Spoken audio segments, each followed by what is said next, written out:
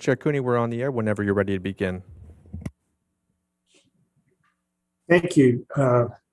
Villalobos. I will call to order the Santa Barbara County Planning Commission meeting of the 11th of May, 2022, and invite everyone to join me in the Pledge of Allegiance. I pledge allegiance to the flag of the United States of America and to the republic for which it stands, one nation, indivisible, with liberty and justice for all.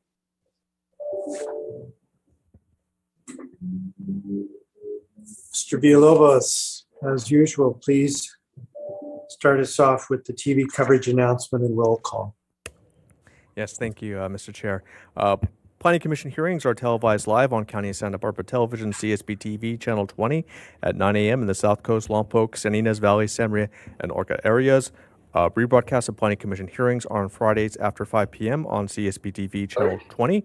Today's hearing will also be streamed live on the county's website and will be available for download. I just want to make a note that the links for both have been updated since the county updated their website, so members of the public may need to update their bookmarks on that. Moving on to the roll call. Commissioner Bridley. Here. Commissioner Park.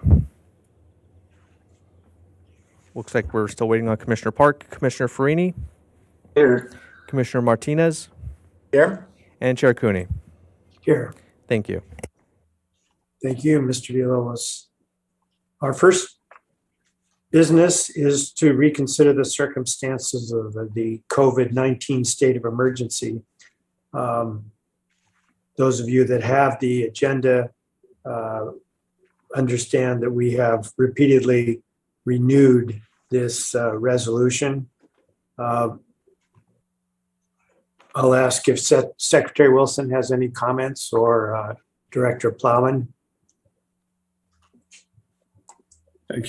Chair Cooney and Commissioners, I don't have any comments right now.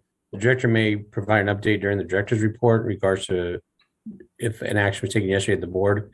However, just as a recap, we did make a motion last hearing to go back into person on June 8th, which will be a Santa Maria hearing. And we will have to make this finding on May 25th, just so that way we can remain remote until the 8th. So that's just the recap that I have, Chair Cooney. So today, I don't think we have any action that we need to take on this.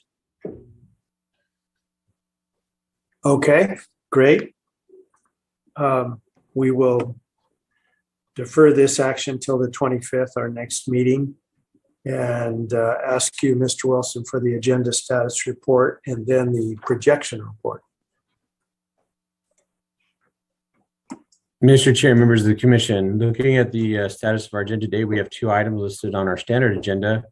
The first item is the continuance of the El Capitan site improvements. Staff is ready and prepared to present on that. And the second item is a ordinance amendment for the land use development code in regards to the cannabis regulations. And that will be presented by Karina Venegas in the Long Range Planning Division, and they are ready to present on that today as well. I can move on to the projection report, Mr. Chair. Please do. Our next hearing will be on May 25th, and that has two items: the Montecito Ranch recorded map modification, as well as the appeal of the cannabis operation off of Winchester Canyon Road. And then following that, June 1st, we have three items scheduled: appeal of signs at the fuel depot in Summerlin, appeal of another cannabis project on Casitas Pass, and then another appeal of a cannabis project on Foothill Road. And both of those are in Carpinteria. And then we will, as we just talked about, are targeting going in person on June 8th in Santa Maria, and that has one item projected at this point, which is a reclamation plan review by the Commission. And following that, we don't have anything else projected out. We'll be working with staff to update the projection report into June and July, so the commissioners can make summer plans if necessary. Very good. I'd just like to flag that I'll be out of the country during the middle part of the month of June, planning to be back the day before the June 29 possible meeting. So if we're looking to cancel a meeting, it's immediately prior to the 4th of July weekend. That would certainly be a good candidate. I would be interested in my fellow commissioners' feeling about cancellation of that, whether it's appropriate to do so early so others can make plans, or whether we wait a little further into May, such as our May 25th meeting, to look at the future again. Commissioner Bradley. Well, on that topic, I would actually encourage us to cancel the meeting now so that everybody, including applicants, have a chance to plan for it. You're talking about canceling the meeting of June 29th? Yes. Okay, that seems like a good idea, and I would make that motion. But before we vote on it and we get a second, I wanted to ask Mr. Wilson, the Buell Flat Rock Company item, that had a fairly major environmental document that staff got out to us some time ago, right? Like 3 or 4 weeks ago, was it right? Am I thinking the same one? Because I downloaded it and I haven't opened it up, but Mr. Wilson. No, I'm Chair Cooney and Commissioner Bradley. I don't have an answer for that. It's a reclamation plan, and maybe Mr. Villalobos would know if that was sent out early.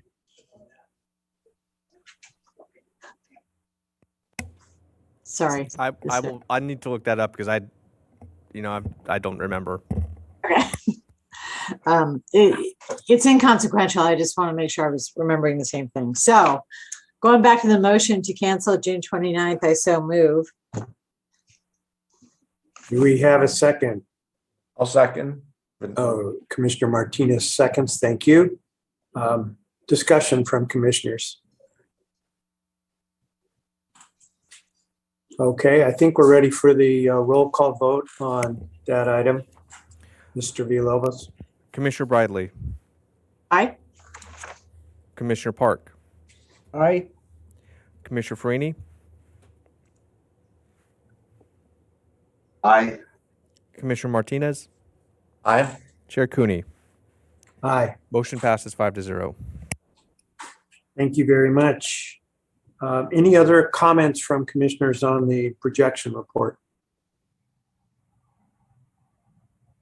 All right. So we'll move next to public comment.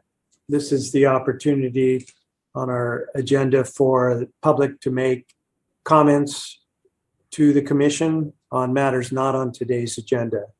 We will, of course, be taking up public comment on each of the agenda items, but beyond that, if anyone has comments, Mr. Villalobos, are you aware of any members of the public who'd like to comment? Mr. Chair, I believe that our speakers all signed up for items on our standard agenda, but as typical, I will give anyone present the opportunity. If you want to speak on any items not on today's agenda, just raise your hand and I'll call on you. And if you're on the phone, hit *9 to raise your hand. I'm not seeing any hands, Mr. Chair. Thank you, Mr. Villalobos. So we will move to Planning Commissioners' informational reports. Do any of the commissioners have reports for the meeting today? I don't see any. I would like to just bring to the commission's attention a recently issued decision of the California Court of Appeal. The case is Darby Keene, K-E-E-N, versus the City of Manhattan Beach. And the essence of the court's decision is that Manhattan Beach's ban on short-term rentals required Coastal Commission approval. So the city's short-term rental ordinance is in jeopardy as a result of that decision. I think everyone realizes that Santa Barbara County has a different situation, and perhaps Ms. Plowman would like to include that in her report. But if any of you would like to see more information about this case, just let me know later on. Ms. Plowman, any comment on the county's short-term rental ordinance? Sure, Mr. Chair, members of the commission. So we actually did adopt a short-term rental ordinance that was not approved by the Coastal Commission. And so we have been sent back to the drawing board to draft another version for the coastal zone area. And it is in the long range work program currently. They found our proposal too restrictive because they believe that short-term rentals provide a lower cost option for visitors in the coastal zone than hotels. And in some cases that's true, and maybe some cases it's not true, but that is their position on it. And so there are other coastal areas that have adopted successful short-term rental ordinances that have been approved by the Coastal Commission. So we've been looking at those. We did have to postpone this effort because of all of the work we've been having to do around the housing element and other state mandated items. In the interim, though, people have been allowed to continue, those folks that were having short-term rentals, because we don't have a ban on it in the coastal zone. And so there are some that are still operating and paying taxes. Any questions? Great. That's exactly what I was looking for. It's kind of an update on what appeared to be a revision to our short-term rental ordinance in the coastal zone. Right. Yep. Okay. I don't see comments from any of the rest of the commission. So we can next go to our minutes. We have one set of minutes before us, our meeting of April 27th. The commissioners reviewed that sufficiently to move forward with approval or revision of the minutes.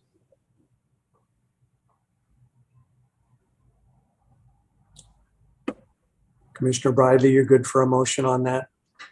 Yes, I would actually move. I didn't find any corrections needed, so I would move as submitted to approve. Second? I'll second. Thank you, Commissioner Martinez. Any further discussion? I would add, I didn't find any corrections at all either. It's a little frustrating, but I read through it twice. Very good job, Mr. Villalobos. Thank you for all your care with our minutes. If you'll read the roll call, please. Commissioner Bridley, Aye. Commissioner Park, Aye. Commissioner Farini, Aye. Commissioner Martinez, Aye. Chair Cooney. Aye. Motion passes 5-0, and thank you. You're more than welcome. That brings us to our director's report for the rest of your report. Ms. Plowman. Yes, thank you. So with respect to the board action yesterday regarding COVID, they did vote to suspend the testing of unvaccinated staff. We had been testing unvaccinated staff for several months, going back to last calendar year. I can't remember the exact date that we initiated that. It had been a fairly successful program because we were catching cases of COVID. And so it did work to help protect other members of the staff and potentially members of the public. So, but that has been suspended at this point, and that will not be going forward. Just one more step of a return to sort of a more normal climate in the office. In terms of other board actions yesterday, we had Key Site 3 at the board in Orca, and the board did end up denying or upholding the appeal by the applicant, or I'm sorry, no, general plan amendment. So the board ended up approving that project. Oh, And there were some changes that were made to it in the process. One of them was providing additional parking at the trailhead. So that was a request of the board, and they agreed that they could probably provide another 15 or 20 trailhead parking spaces.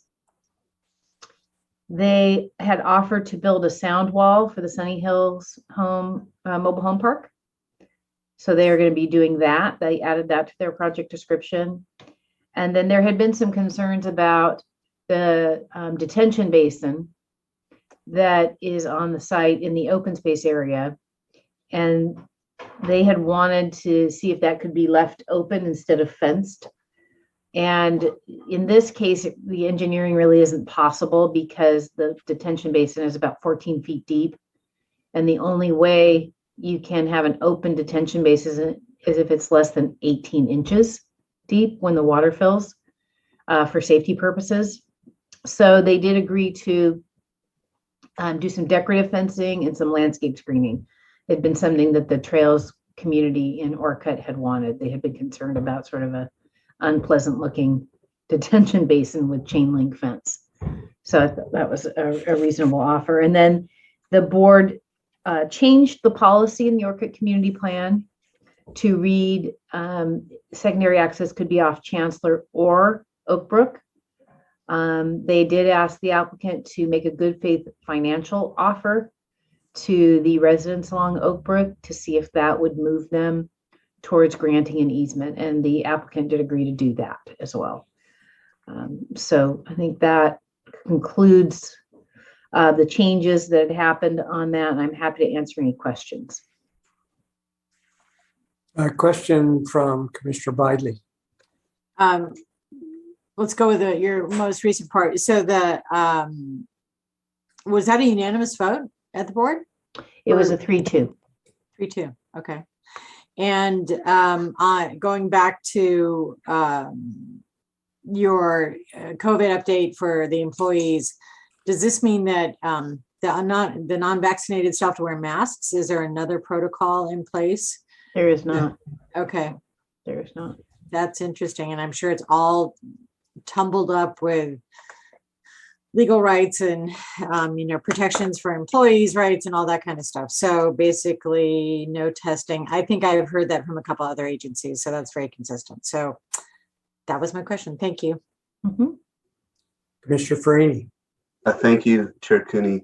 Good morning, Director Plowman. On that Key Site 3 vote, I believe it was 3-2 for the project, and That's the correct. 2 North County supervisors voted against it. So they did side with the 5-0 vote of the Planning Commission. Oh, no, Correct. it was 4-1. Commissioner Was it Farini, I 4-1? actually voted for it. I'm sorry, I was your thorn in your side. Yeah. Oh, okay. I thought Sorry. it was 5-0. I No. thought you were agreeing with us more. I do agree with you most of the time, right? See how quickly I forgot. I'll have to put that notch on the barrel. Sorry. I'll wear it around my neck. Okay, so the project still does not have secondary access. Is that what you're saying? No, the project has secondary access off of Chancellor, Okay. but they have encouraged the applicant, and they wanted to make sure that they changed the policy so that it could be either or, so that if they were able to obtain access through Oak Brook, that they could use that, or they could use Chancellor if there was just an absolute barrier along Oak Brook. Okay. So that was the decision. It was to leave it flexible. I see. Okay, and then one of the things that we were concerned about was the vehicle miles traveled, that the project was more of a entry-level type housing because of their size, and that project would be seen mainly as employees from South County living up here, and then a lot of vehicle miles traveled. We went over that a few times during the hearings. Was any of that addressed by? Yes, yeah, Commissioner Freeney through the chair. There was a lot of conversation about jobs, housing balance, and where jobs are, and whether this was the correct site for that. There was also a lot of talk about the board's previous action and direction to the developer. And I think there was respectful debate about it and understanding about the concerns that Supervisor Nelson had about the site, but also some concerns about what had been in the Orcutt community plan, what had been part of the MRO and the housing element, and sort of a commitment that had been made by the county to change to allow some housing of a higher density on that site. So I think it was a good dialogue that happened at the board, but there was an acknowledgement that indeed there needs to be more housing in South County to address this issue. There was also some discussion. One member of the public came to talk about the housing prices in Orcutt and how bad it has gotten. How I think he said somebody was looking for a house between maybe it was 600,000 and 800,000. Maybe it was between 5 and 7. He said there were only 5 houses that were actually for sale within that range, and everything was over that. So there was some talk about the need for some additional housing that might be a little bit more affordable, even to the people that are looking in Orcutt that may be working in the Santa Maria area, or maybe working at Vandenberg or something like that. So there's an acknowledgement, I think, from the South County board members that there is a dearth of jobs in North County, and there needs to be more housing development in South County, and that's reflected in the new RENA numbers. The SBCAG divided the numbers up and made sure that it was divided between North and South, so that we have to put the bulk of the numbers in the South County, and I think that's reasonable. It'd be interesting to see how that plays out. Thank you, Director Clement. You're welcome. Thank you very much, both of you. And Commissioner Park. Yes, I wanted to touch on what Commissioner Freeney was just talking about, and then a little bit more about what Commissioner Briley was just talking about, and relating to Key Site 3, and then ask for some further information. One, I just note, and speaking of people commuting to work from one part of the county to another, our GHGs in this county keep going up, whereas in almost every county they keep going down. And an obvious culprit there to look at is where our jobs are and where our people live. But moving on beyond that, I think Commissioner Briley pointed out there were some planning issues on Key Site 3 where she disagreed with others, and I respect that, and I kind of agree with her. But there was also some legal issues that Commissioner Cooney and I focused on, which was, supposedly there's secondary access on Chancellor, and the applicant believes there is and wants there to be, but the owners of properties through which that easement goes through say there's an overburdening issue, meaning that the easement was never contemplated having a massive tract development exiting through it. And it just raises an interesting thing. How do we in the planning world accept access or not when we know there's some legal issues? And this is one with this board approval. It's headed to the courts. They'll be arguing for years about this validity of the easement there on Chancellor. So my request there is I'd like to get periodic updates on where that project is going. Is it actually getting built? Is it getting its permits, or is it mired in the courts? If you have that kind of information at P&D, Director Plowman. Another request, and this is more general, but you're pretty good at understanding my general requests and eventually working with them. I really appreciate it. From time to time, I just want more information on something that's not related specifically to a project right in front of us. It's just how we can do a better job.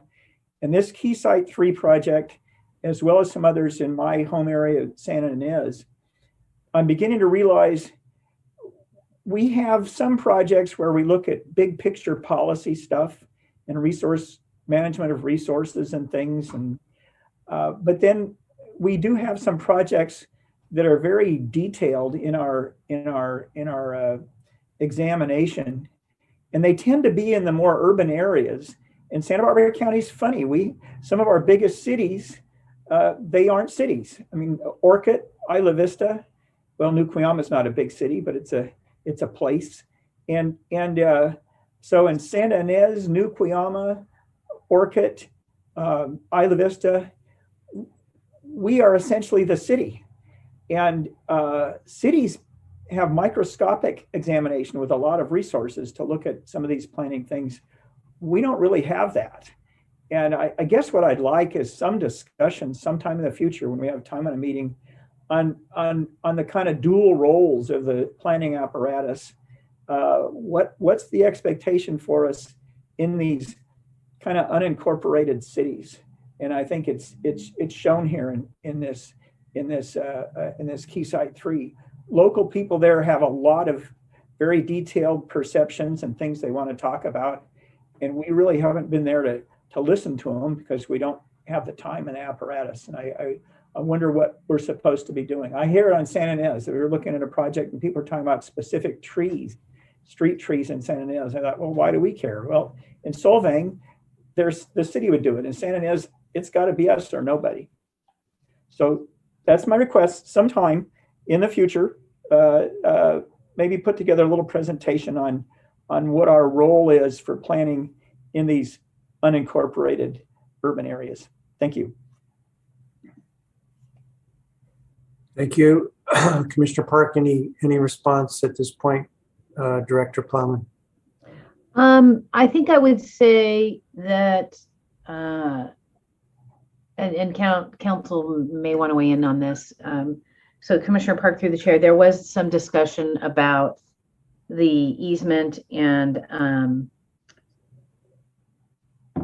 that it is a private easement and that any issues associated with it is a private agreement that has to be sorted out, and that may or may not go to court. But we had determined internally that easement was sufficient to approve a project on it.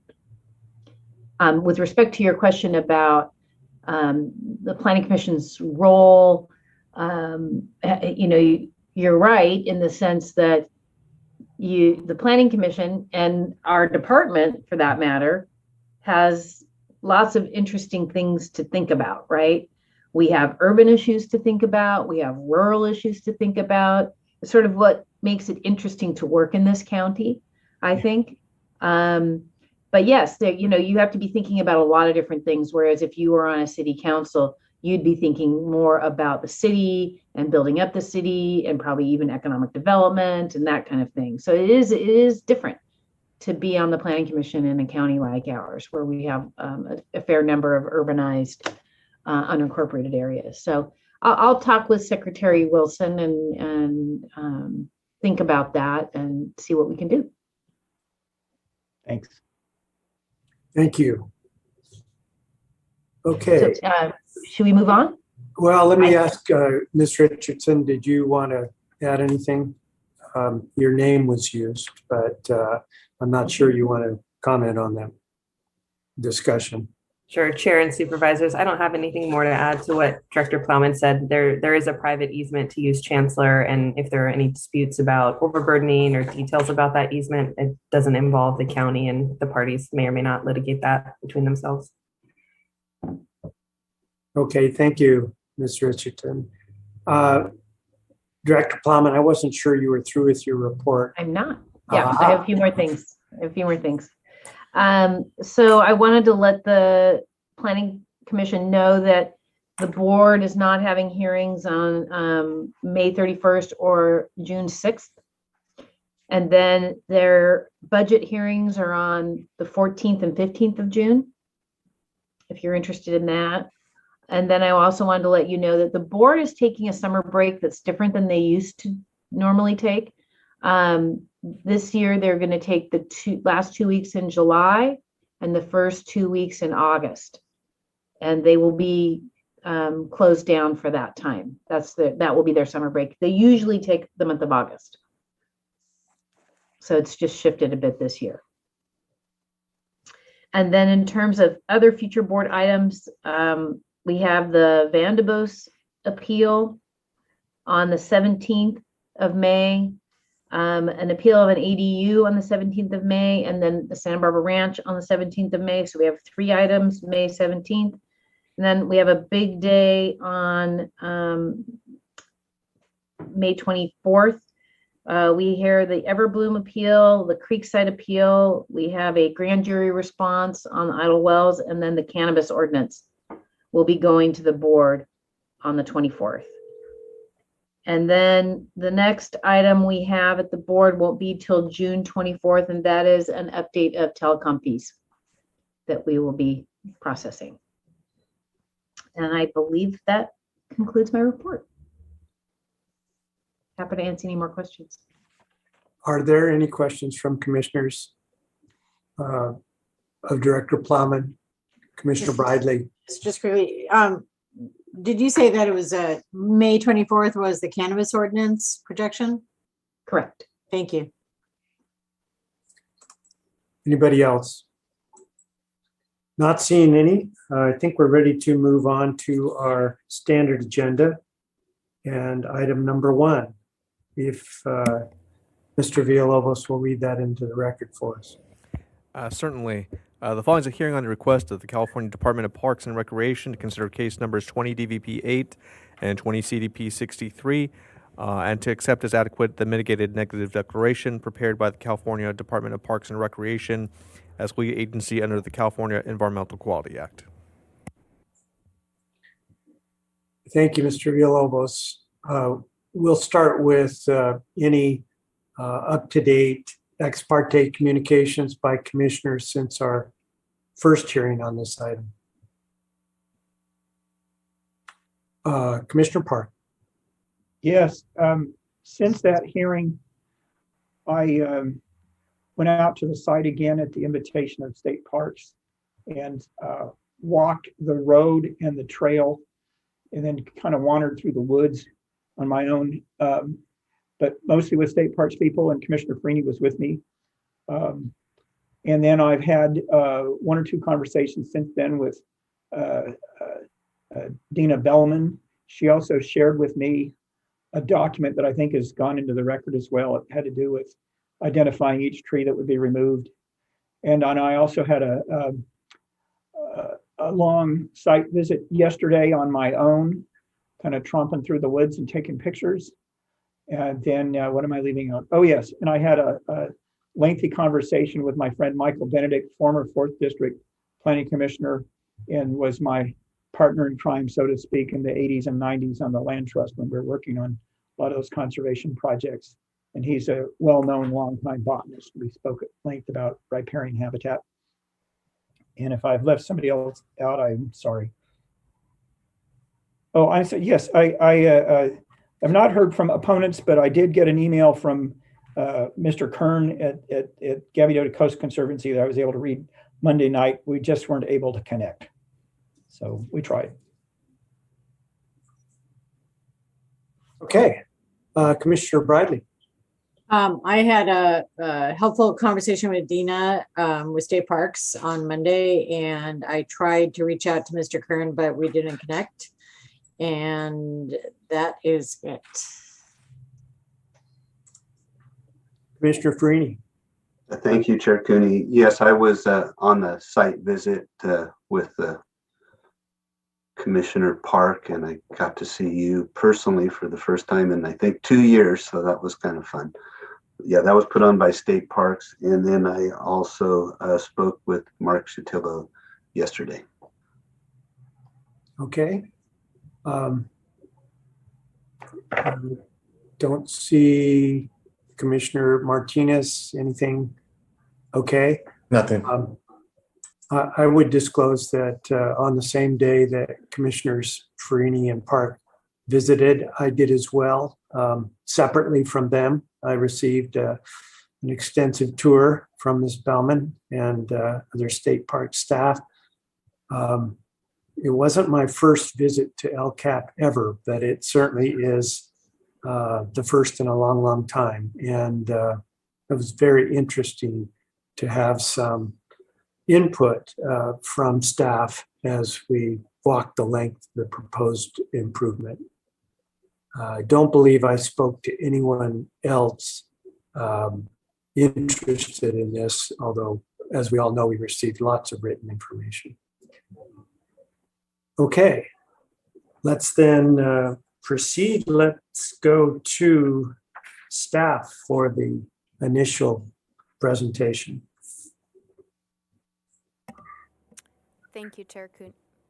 Thank you, Chair Cooney. Members of the commission, I'm here today to give a quick refresher on the entrance improvements project on this site and to talk about what's occurred since the last hearing on April 6th. Oh. Welcome.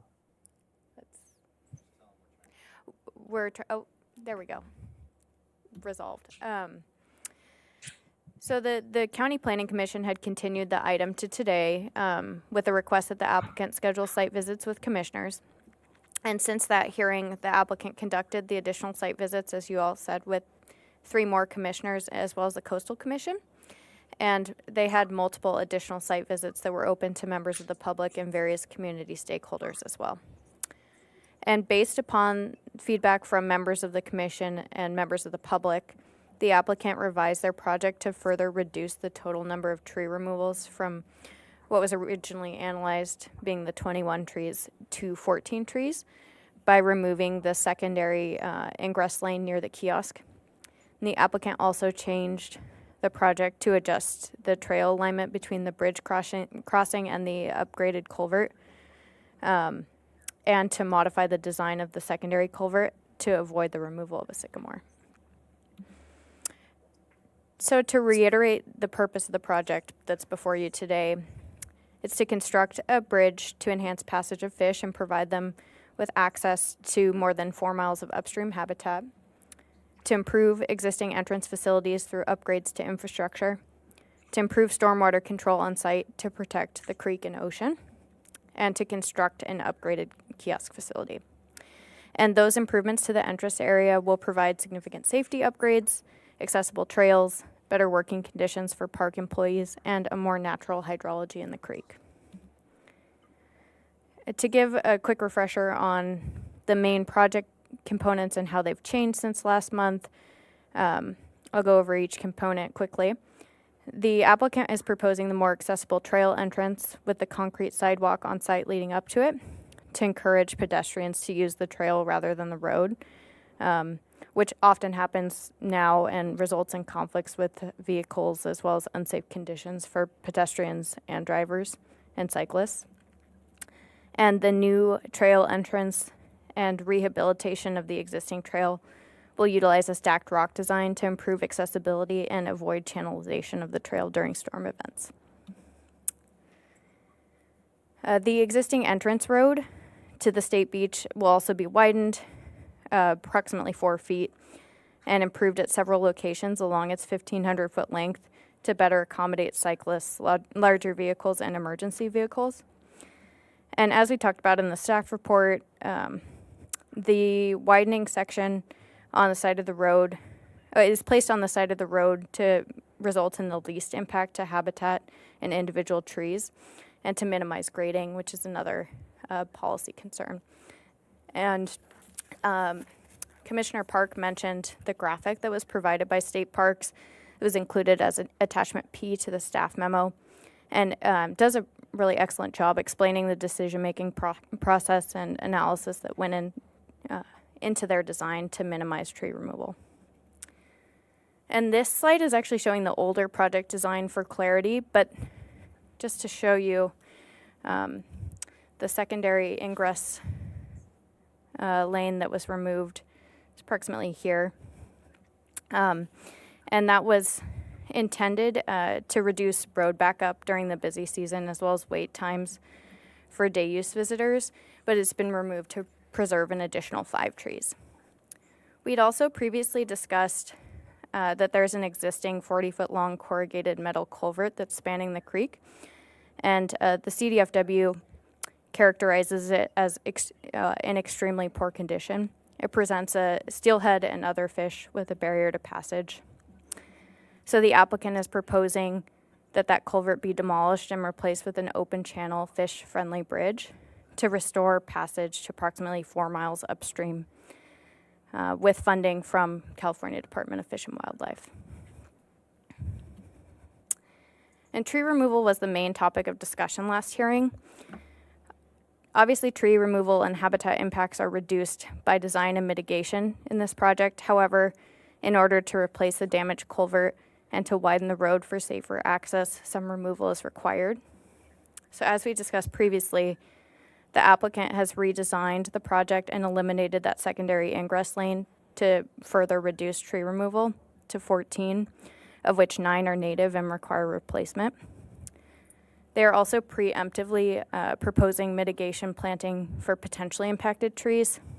So for the removal of 9 native trees and potential impact to 25 native trees, the applicant is proposing a total of 228 replacement trees. And in addition to the mitigation for tree removal, the project also includes restoration of temporary impacts to habitat at the project site in place. And the project will also permanently impact approximately a ½ acre combined of sycamore oak, riparian woodland, and coast live oak woodland. And that will be replaced with more than 1.7 acres of habitat restoration, which is in excess of the required 3-to-1 restoration ratio established by the Gaviota Coast Plan.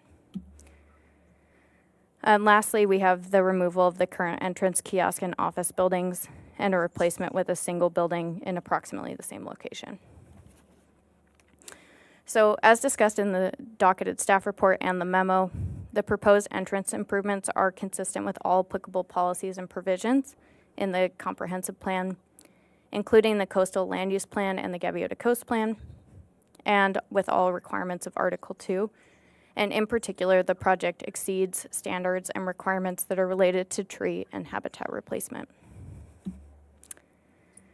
As we discussed last hearing, the environmental impacts for the project were analyzed in an MND that was prepared by State Parks as the lead agency for the project.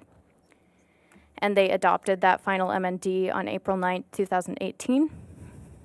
They included application of mitigation measures to reduce potentially significant impacts to a less than significant level, and that MND with all of its avoidance, minimization, and mitigation measures is included as attachment C to the staff report from the last hearing. So your commission's motion should include the following: to make the required findings for approval, to consider the environmental effects of the project as shown in the MND prepared and adopted by State Parks as the lead agency, and determine that none of the conditions requiring a subsequent MND or EIR have occurred, and approve the project subject to the conditions that are included as attachments B.1 to B.3 in the memo dated May 3rd. And that completes staff's presentation. Staff is available for questions. We also have the State Parks applicant team available, including the district planning chief, the project manager, the civil engineer, and natural resource specialists, and they will be providing a presentation as well and are available for questions. Thank you, Ms. Reese. Really excellent report as always, and setting the stage for the discussion to come. Questions of Ms. Reese by Commissioner Farini first. Thank you, Chair Cooney. Yeah, Ms. Reese, yes, thank you for the excellent presentation. One of the things I noticed on the site visit was a lot of trees were being crowded out by more aggressive growing types that looked like they were hurting these trees, like the sycamores and the oaks being crowded out by by eucalyptus. So you brought up 200 plus trees as a mitigation measure. Is that a hard number, or does the commission have some latitude in adjusting those numbers so that they don't cause overcrowding? Chair Cooney, Commissioner Farini, the replacement of trees, 60% of them are proposed off-site. So the biologist could best speak to the carrying capacity for the locations that those trees are proposed in, but there are policy considerations in the Gaviota Coast Plan regarding the replacement ratio. But I think the key word you said is policy consideration. It's not a hard and fast rule.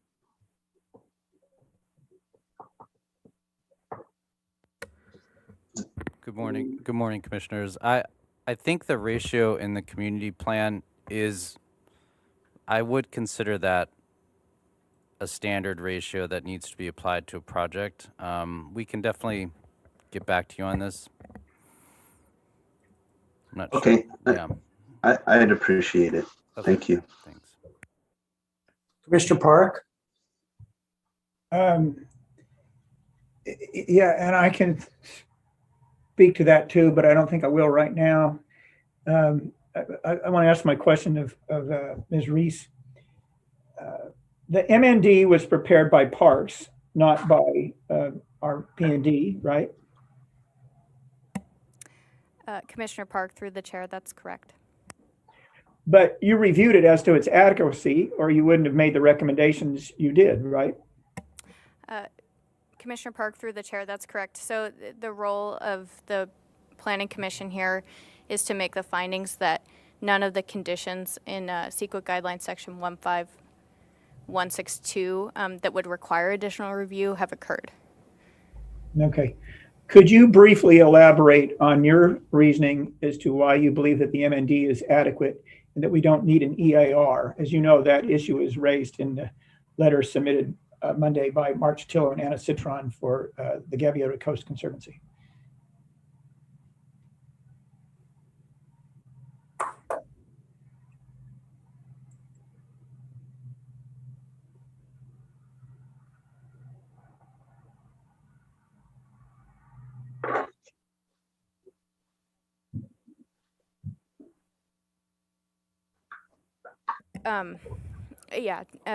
Commissioner Park, through the chair. So if you refer to the findings that we prepared in attachment A, the main components of that CEQA guidelines section is that either there are significant effects that weren't discussed in the prior document, or significant effects will be substantially more severe than what was previously analyzed, or mitigation wasn't found to be feasible, et cetera. So in the finding we prepared, we established that there aren't significant changes to the project as compared to what was analyzed previously, and that the previous environmental document is adequate for the project as proposed today.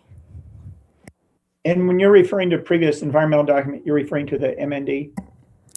Correct. Okay, thanks. Chair Cooney, if I could get back to Commissioner Farini on his question, I'm ready, if you're ready. Of course. Okay. So, Commissioner Farini, the policy NS12 protected trees from the Gaviota Coast Plan, it does include the word shall. So, where development encroachments into the protected zone of trees results in the loss or worsened health of the trees, mitigation measures shall include, at a minimum, the planting of replacement trees on site at a ratio of 10 replacement trees for every 1 tree removed. So we would recommend that the word shall is a requirement, that they have to do at least that ratio. Okay, thank you. Okay, any further questions of Ms. Reese? Not seeing any. We're at this point. We'll have another chance, but let's move to the applicant. Ms. Bellman. Good morning, Chair Cooney and Commissioners. Thank you so much for the opportunity to present for you today. Shannon, when you're ready, we'll pull up the first slide. And not to lose any time, I can kind of just begin.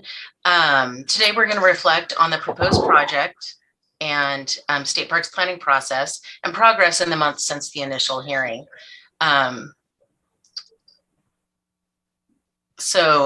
In response to the comments we heard at the last hearing, State Parks chose to remove the second ingress lane from the project, as Shannon mentioned, thus reducing the number of potential trees to be removed by 5.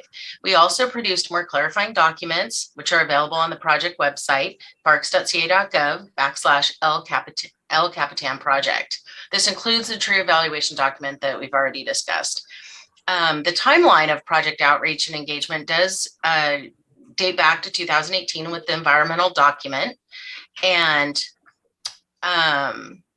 in 2019, as the executive director of Gaviota Coast Conservancy mentioned in the initial planning commission hearing comments, State Parks and GCC executive director met and did discuss the project. So this project was submitted to the county in August of 2020. It went before CBAR in 2021. There was an article in the paper in 2021 about the anticipated closure.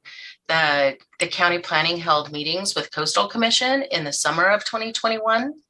Our project website went live on the State Parks webpage in June of 2021. We resubmitted our project in January of 2022 based on all of the requirements and requests. It was called complete in February of 2022. The completeness noticing went out in February 2022.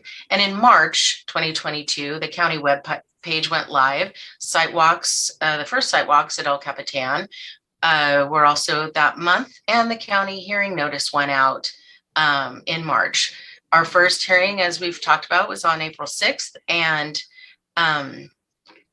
was postponed to today. And then April 20th through 28th, State Parks conducted project site walks. In total, we conducted about 15 site walks and spoke with approximately 90 people. These represented different agencies, public officials, stakeholders, state park staff, contractors, and the public. And we really want to thank everyone who was part of that and participated. As we've discussed before, this slide right here is our mission. It's at the forefront of our planning process for any project, activity, or operation.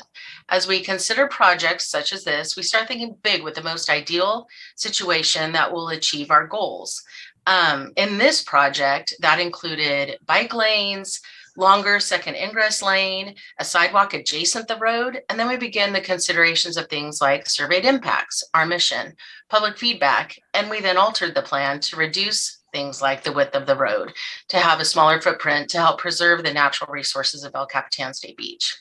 We place a high value on stormwater treatment to reduce pollution in our waterways, to protect our natural resources.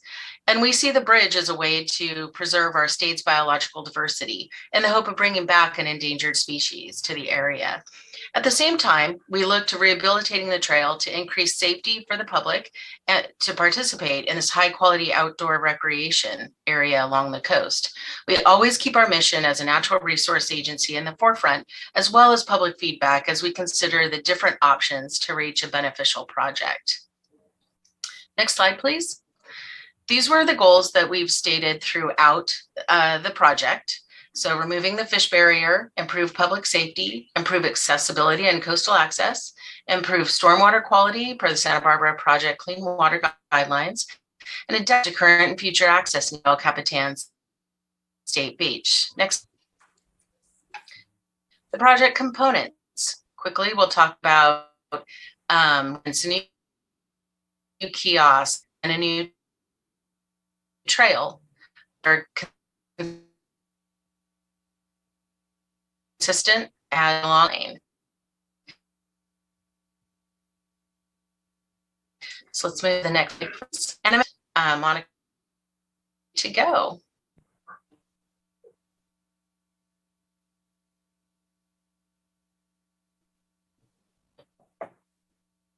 So in this section, we will discuss our process. Oh, sorry, could you go back one slide? We will discuss our process for determining which trees would be removed, construction protocols and monitoring that we implement when working in proximity to trees and other sensitive resources, and some specific examples of how we protect trees during construction. In developing this project, a tree survey was conducted, which identified approximately 156 trees within 60 feet of the road and trail. As we evaluated impacts and applied constraints, we made different decisions throughout the planning process to reduce the impacts of the project to what was proposed to this commission, which included the removal of 21 trees.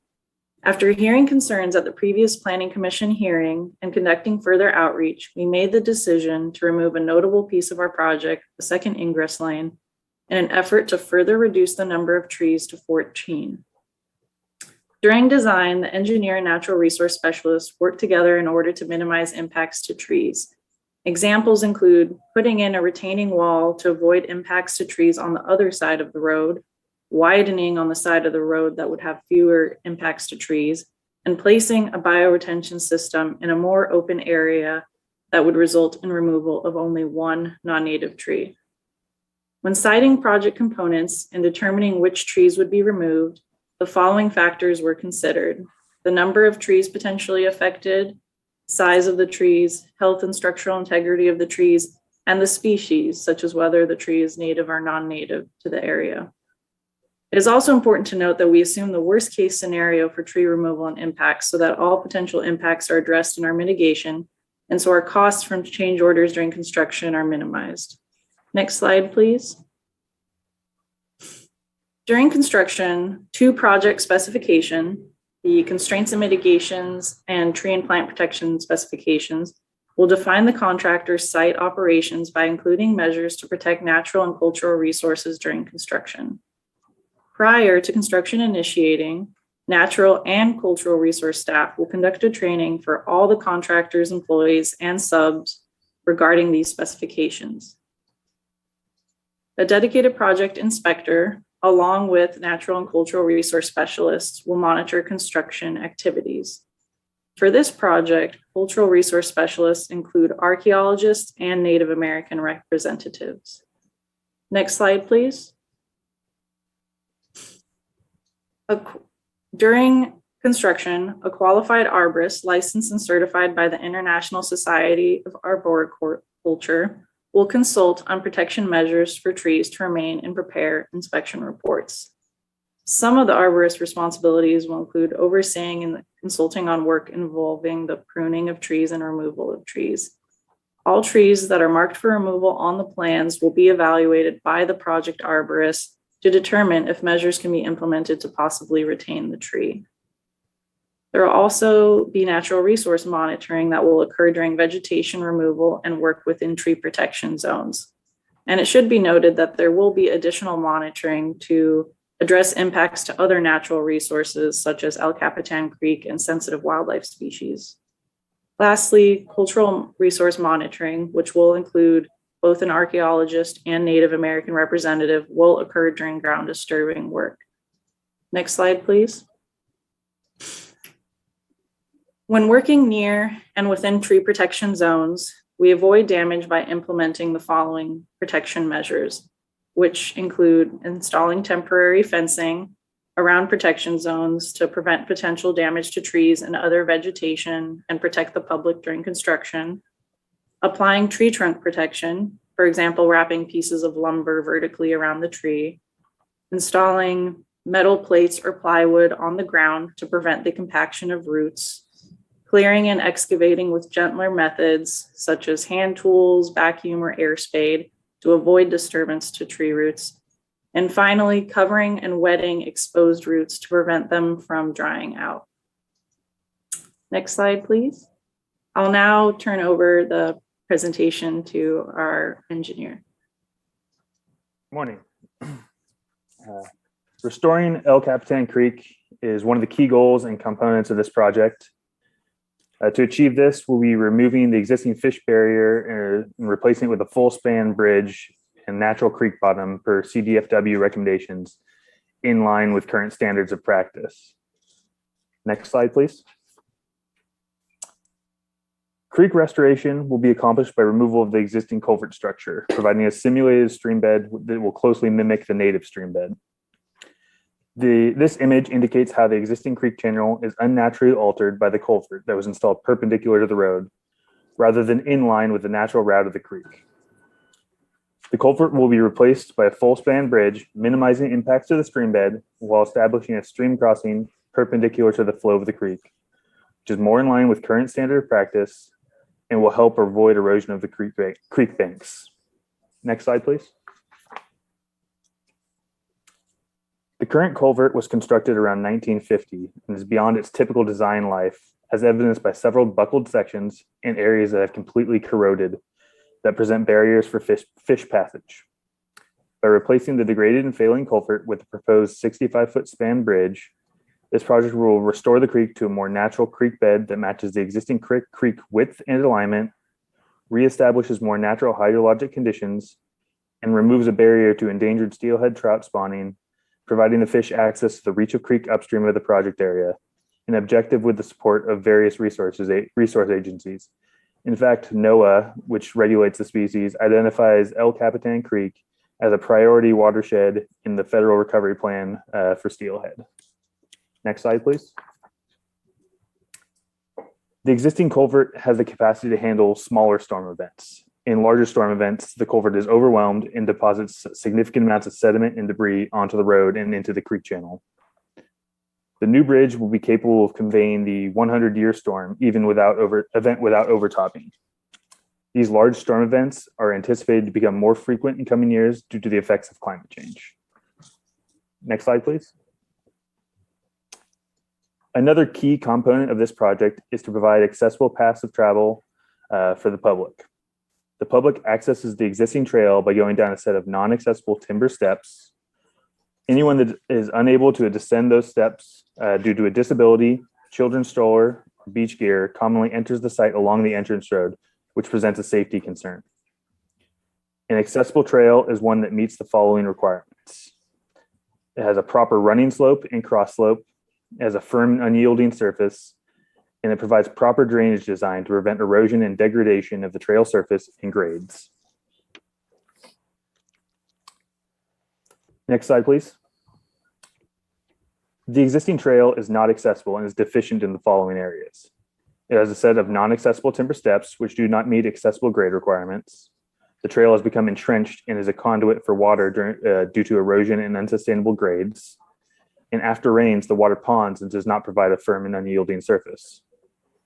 The new accessible trail will be constructed to address these deficiencies. The proposed stacked rock trail design will provide an accessible trail resistant to erosion and entrenchment. The picture on the right shows the nature trail at El Capitan State Beach, which is situated further to the south of our project. The nature trail was in similar shape to the one we are proposing to rehabilitate. It was reconstructed using the same stacked rock methodology over 12 years ago and is still in excellent condition. Next slide, please. Stormwater runoff from roadways can contain pollutants such as oil, rubber, and metals, as well as sediment, which, left untreated, may enter waterways or groundwater. One of the project goals was to collect and treat stormwater runoff in accordance with county standard of practice prior to discharge to the creek or infiltration into groundwater. Next slide, please. The stormwater treatment was designed to comply with Santa Barbara County Project Clean Water Guidelines. Water is collected from the roadway and directed to bioretention areas near the roadway midpoint and at the entrance kiosk. These bioretention systems will reduce the sediment and pollutant load from roadway runoff that enters the creek. And with that, I will turn it back over to Dina to continue the presentation.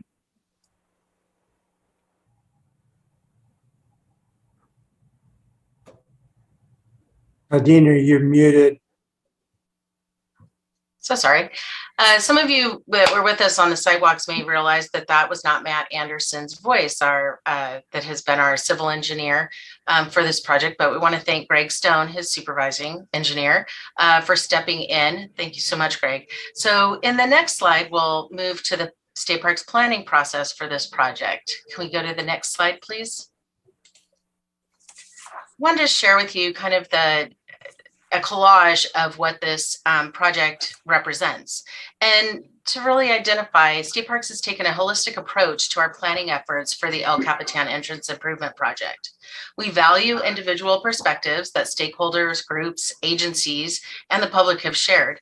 Additionally, we must balance all the opportunities and constraints to find a project that is beneficial to the overall habitat and visitor safety.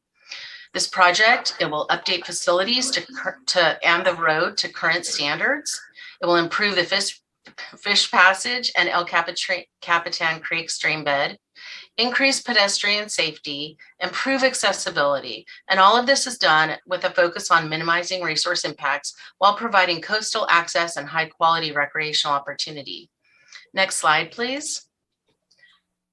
Wanted to share again this slide that identifies all of our outreach and communication portals. We continue to update the website and have a number of social outlets that will be used currently and to communicate during the project. Next slide, please.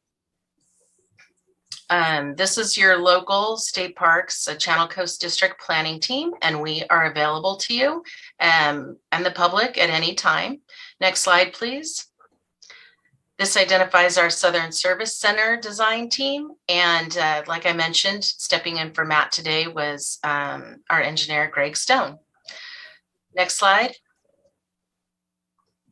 Thank you for the opportunity to give you an update today. And we look forward to answering any questions.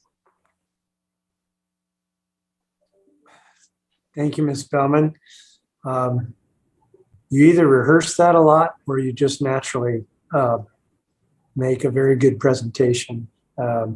So we got a lot of information in a short amount of time, and I'm sure commissioners have questions. If they could hold them for just a few minutes, I'd like to take our first break. Or over an hour into the meeting. Let's come back in 10 minutes and we'll start again. That would be at 10:20. Thank you.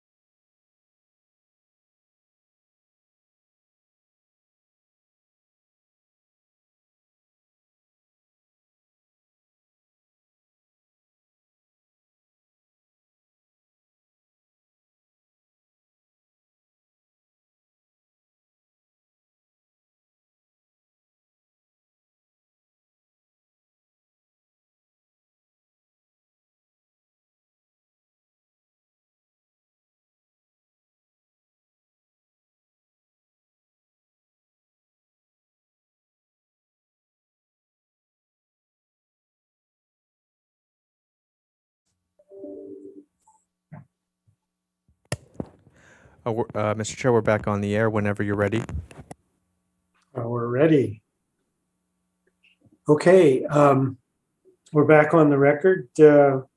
Our item number 1, the LCAP improvement planning. And we heard from Ms. Bellman and Mr. Stone as the civil engineer sitting in today, and Monica Stepacek, the environmental scientist. Questions from commissioners?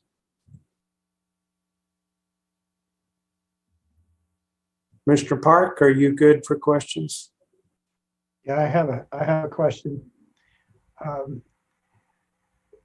To summarize a point that's made by some of the opponents of the project,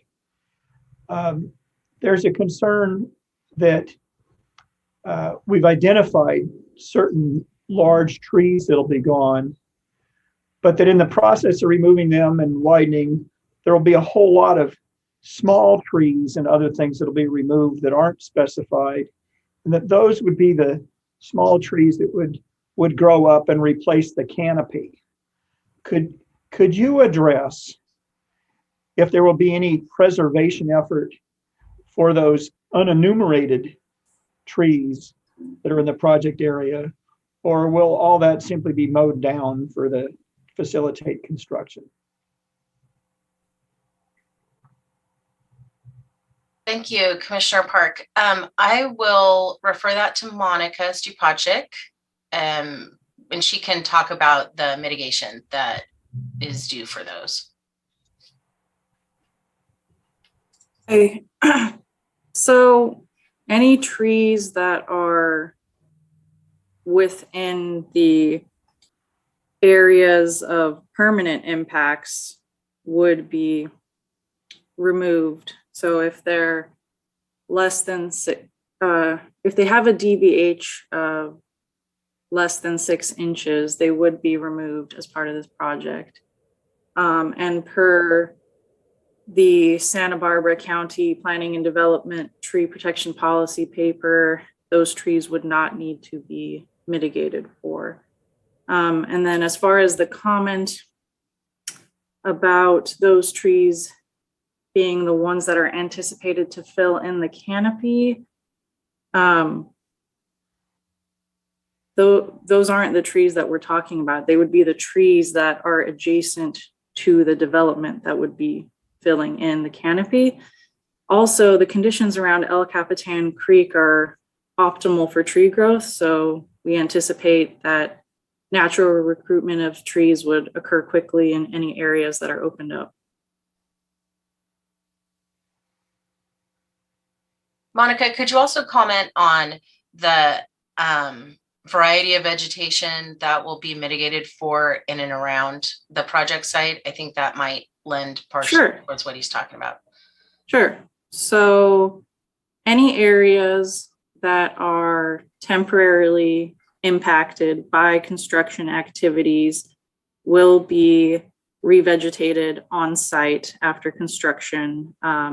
And, you know, depending on the area, that'll be hydro seed with native plants, or container plants, or like along the creek, upstream and downstream of the bridge. We're planning on putting in willow pole cuttings. And these will all be native plants that are from the area.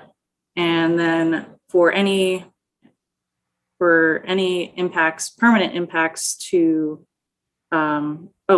regarding temporary impacts for trees, any trees that we think may be impacted by construction activities, but you know, they may not, the health of those trees might not actually, you know, degrade post-construction, or they may not die as a result of construction. But any trees that we think could be significantly impacted by construction, based on percent encroachment into their critical root zone. So 20% for oak, 20% or greater for oak trees, or 25% or greater for other native trees. We will be mitigating for those by planting box trees within the campgrounds areas at El Capitan State Beach, and those will consist of oak and sycamore tree plantings. And then for any permanent impacts to understory vegetation, so plants and shrubs, as well as removal of trees, native trees, those will be mitigated in two areas along. So one is along El Capitan Creek on the north side of Highway 101, but still within El Capitan State Beach. And that will consist of tree plantings and understory native vegetation plantings, as well as along a riparian area at Gaviota State Park. Was there anything else, Dina, that you wanted me to cover regarding mitigation? We can go back to Commissioner Park and see if we've answered his question. Sort of, but not exactly. I mean, because I can read the project documents and read what you've just said. I'm asking sort of a different question, and let me be really specific. Go to your tree map that you've prepared, and it shows the whole road, and it illustrates one thing that, you know, you're not uniformly widening the road 2 feet on each side. You're doing 4 feet over here, and then there's a spot where there's, you know, switches to the other side of the road. And you've done that for a logical reason, to avoid damaging trees and so forth. I understand that. So if we look at, for example, the area that's on the west side of the road near tree number 3, which is an oak tree that's going to be removed, and that's right below where the trail takes off. Okay. So you're going to widen the road 4 feet there. I mean, we're going from 20 feet to 24 feet. Our construction zone is going to go out how far? I mean, the road will be 4 feet wider. Is a construction zone going to wipe out everything 10 feet from the current road on that side? 15 feet? Is it going to wipe out everything between the road and the creek? I mean, and the trail? What will be wiped out there? I don't want to hear about what boxes will be planted here and there and what species. Just what's going to be gone. Okay. Greg Stone, the engineer, let me have Greg talk a little bit about that approach. So generally, we provide the limits of construction beyond our area of work to allow the contractor to work in there. We will have natural resource monitor and arborist on site to minimize the amount of trees we need to take within that construction zone. We do account for impacts in that area, though. Speaking to the specifics of what will be removed in there, outside of the trees that have been identified, I can't speak exactly to that until we get on the ground and are doing the construction. But that's why the construction zone extends beyond that actual limit of work. So would it be helpful if we identified it in feet, Commissioner Park? Is that? That would, yes. That's what I'm asking for. Okay. I just want to picture what's going to be gone. And I think you've got a lot of folks who've expressed a concern that we've been focusing on individual trees, but they're going to be very disappointed if they see a giant swath of vegetation removed. So Greg, can you identify, I think that it differs as we go down the road, but maybe it does. I'm trying to pull up there's a note on the plans that does identify that, and I'm trying to verify that. I believe it varies between 2 and 3 feet beyond the limits of improvements generally along the length of the road, and in certain areas it will need to be larger than that depending on the type of construction. And but the general idea is that 2 to 3 feet beyond the limits of improvements. And I think from my understanding and recollection of the plans, I think the larger area is near the bridge. As we approach the bridge, I think there's a wider approach. Monica, I think one of the questions could be, does the revegetation of the understory include the mitigation for these removals? So you're just talking Just specifically about, are you talking specifically about trees or trees and I other think vegetation? it sounds like we're talking about all vegetation that would be removed as part of the construction footprint.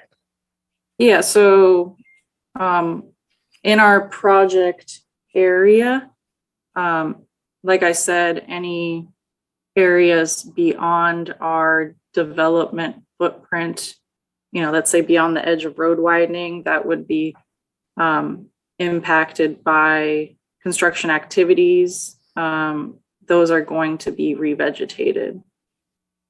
And is that quantified by acreage? Is that quantified by specific tree, bush? So that is quantified by acreage, but there's also specific numbers of the specific numbers identified for the number of trees and shrubs and plants in the mitigation plan and where exactly they would be going. Okay. Greg, were you able to find a more definitive answer on the widening? We don't enumerate in feet along each area of the roadway, but like as I said, between 2 and 3 feet outside of the limit of work is what our notes call out. There are certain areas where the grading needs to taper, or they need to work against the slope where that does exceed the 2 to 3 feet. But up by the retaining wall. That's actually a little bit further down the road around station 300. It does flare out to allow for some grading to occur. But that is captured within the project limits. And as Monica's saying, that's an area that is, if disturbed, set to be revegetated. Okay. And let me suggest an answer to this question for anyone to think about as they walk down the road. As you walk down the road, you can see which trees are going to be taken out, but you can also see a lot of large specimen trees that won't be taken out. And, because they're not being taken out, pretty obviously that area is not going to be cleared of all the understory and everything else, because if it was, it would take out those big trees. So in a sense, by looking at the big trees that aren't being taken out, it gives you a sense of the boundary of the construction zone. It's just sort of a common sense way of doing that. I'm kind of comfortable with how it's going to work in that way. Okay, thank you. Thank you. Mr. Bridley. I had a couple questions for staff. Did I miss my opportunity? Or maybe, what, they can actually wait until after public comment. So specifically for our applicant, I have a couple of questions and I'm going to try to do them in an organized way. Dina, can you repeat for me again how many site visits you had and how many you had since our last hearing? Because I know that was a concern. Okay, since the last hearing, we conducted, I believe, 14 different site visits, and that encompassed approximately 80, nearly 80 people. Okay. Some people came multiple times. I didn't discern that when I counted the whole list. That's okay. That sounds good. That answers that. And then the loss of the oversized vehicle ingress lane, what that means is you're basically going to have the same kind of traffic flow in and out, but the trail is going to hopefully draw people off the main road width with their baby strollers and surfboards and everything. So it's still going to be improved largely because of the trail now, not because of the oversized vehicle lane, right? Correct. And I think also just widening each lane and bringing it to current standards, by widening each lane by 2 feet, we can do a better job at sharing the road with cyclists. The speed limit on the road will be reduced from 15 to 10 miles an hour. Anyone who visited, I think they've noticed that can be a concern as well. And all of the typical regulatory, like share the road signage will be in place. Okay, that's good. And that always helps, but we know that people are going to be people, but especially on the egress lane. I'm out of here. Anyway, so and the one other question was, I think maybe it was Mr. Stone. You talked about the stacked rock example closer to El Capitan Beach. That is that subject to any kind of creek overflow? So in other words, it looks really great and it's been there for 10 years. The question is, does that have the impact of, stormwater overflow like your trail next to this entry road is going to have? I would say that it doesn't experience the same magnitude of it. It is still adjacent to the creek in some areas, but it doesn't have the same kind of slope and runoff that you would see on the portion we're proposing to rehabilitate. But it does experience some, and I do think that it's going to provide a good solution for our rehabilitated trail. Yeah, I mean, I like how it looks. It looks very natural. And so is that something that State Parks has installed in other similar locations? I mean, I know you're in this district, but does it seem to be the preferred engineering solution for this kind of a thing near creeks? Yeah, we have a dedicated trails crew who will be doing this installation, and this is one of their proposed methods, and they're kind of the experts at doing this sort of thing, and they've had success with it kind of all over the state. Okay. And my last question, hang on. I wrote them all over the place. Sorry. This maybe goes back to Dina. So what percentage of your budget is allocated toward the fish passage component of this? And can you remind me what kind of grant you got for that? That it was a pretty substantial thing, right? It was, and if our project manager, Jim Engelke, is on the line, he can also back me up on this. But for the bridge, the CDFW did provide us and support us with $1 million grant. I think for some of the creek restoration, there may be some other funding that goes into it as well. But we did get that $1 million grant from CDFW to do the culvert replacement with the bridge and the restoration. Okay, and what is the overall project budget? I mean, what percentage is that it's probably, is Jim? Yeah, this is Jim Engelke. Hi, and yes, the overall budget's a little bit north of 4 million. We don't like to give specific numbers because it's out to bid, but the grant funding attributed to the fish passage was about 25% of the project. Okay, that's really good for me to understand, maybe the public's in terms of context. And then my last question, and this goes back to Dina, I'm sure. What kind of outreach have you had with the Coastal Commission? And I ask that because my personal experience doing public works projects in the coastal zone, they are quite serious about fish passage improvements in anything they touch, anything they review. And so there's really hardly any way you can get around it if you have, an out-of-date culvert, or if you're trying to do a very, very low bridge even. For example, for a tiny, tiny bike lane in Goleta, you have to do fish passage. So my question is, what has been your mandate from the Coastal Commission, which is obviously going to have an interest in this, or already has? So actually, I'm going to share this response with Shannon, because during the evaluation of conformity and plan review, she was the initiator for the meetings with Coastal Commission. They did, however, come out for a site visit in April. And so we had a long site visit with them and talked through a lot of the processes. But Shannon, if you want to go into any discussions you guys may have had. Sure.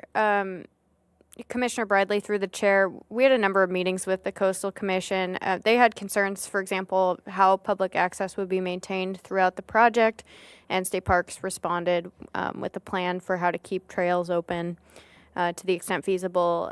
They were comfortable with that plan. So we've been in, continuous communication with the Coastal Commission. We have regular coordination meetings with them where we've had check-ins on this project as well. So specifically, Commissioner Bradley, I haven't heard any concerns about our project regarding the fish barrier. I think they were supportive of it. They didn't indicate that they had any issues with it. So I don't want to speak for them, but we thoroughly went through the project and site walk, and had a good discussion about all the parts, the components. So I felt that they had a thorough understanding of what we were doing. Right. I think it's probably the reverse, but I'll save my comments for deliberations. That's okay. Thank you for the clarifications. That's all I had.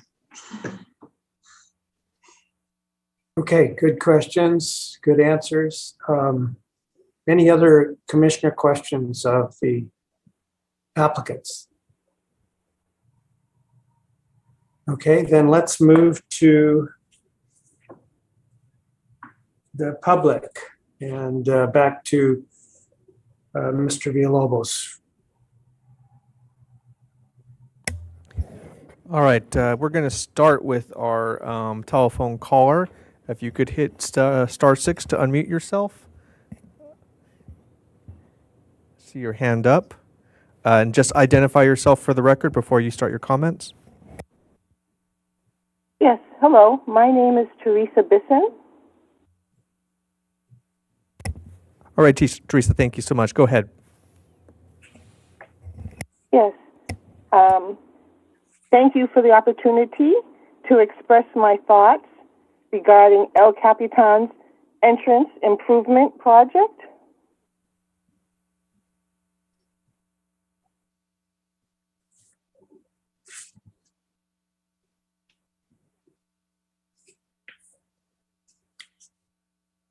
Teresa, are you still there? I'm sorry. I would like to preserve the character of the entrance road to El Capitan by not cutting the trees down by the roadside that canopy over the entrance road, then paving over it. I support Javiota's Coast Commission Doug Kern's 10-page letter submitted for this meeting, which requests and reflects thoughtful revisions be made, which would greatly reduce the number of trees to be removed by the state park's current plan. Thank you. Thank you very much.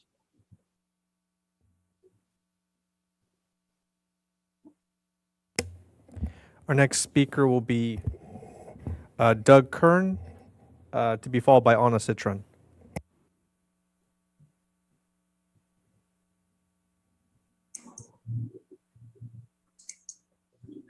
Good morning, Chair Cooney and Commissioners. Can you hear me?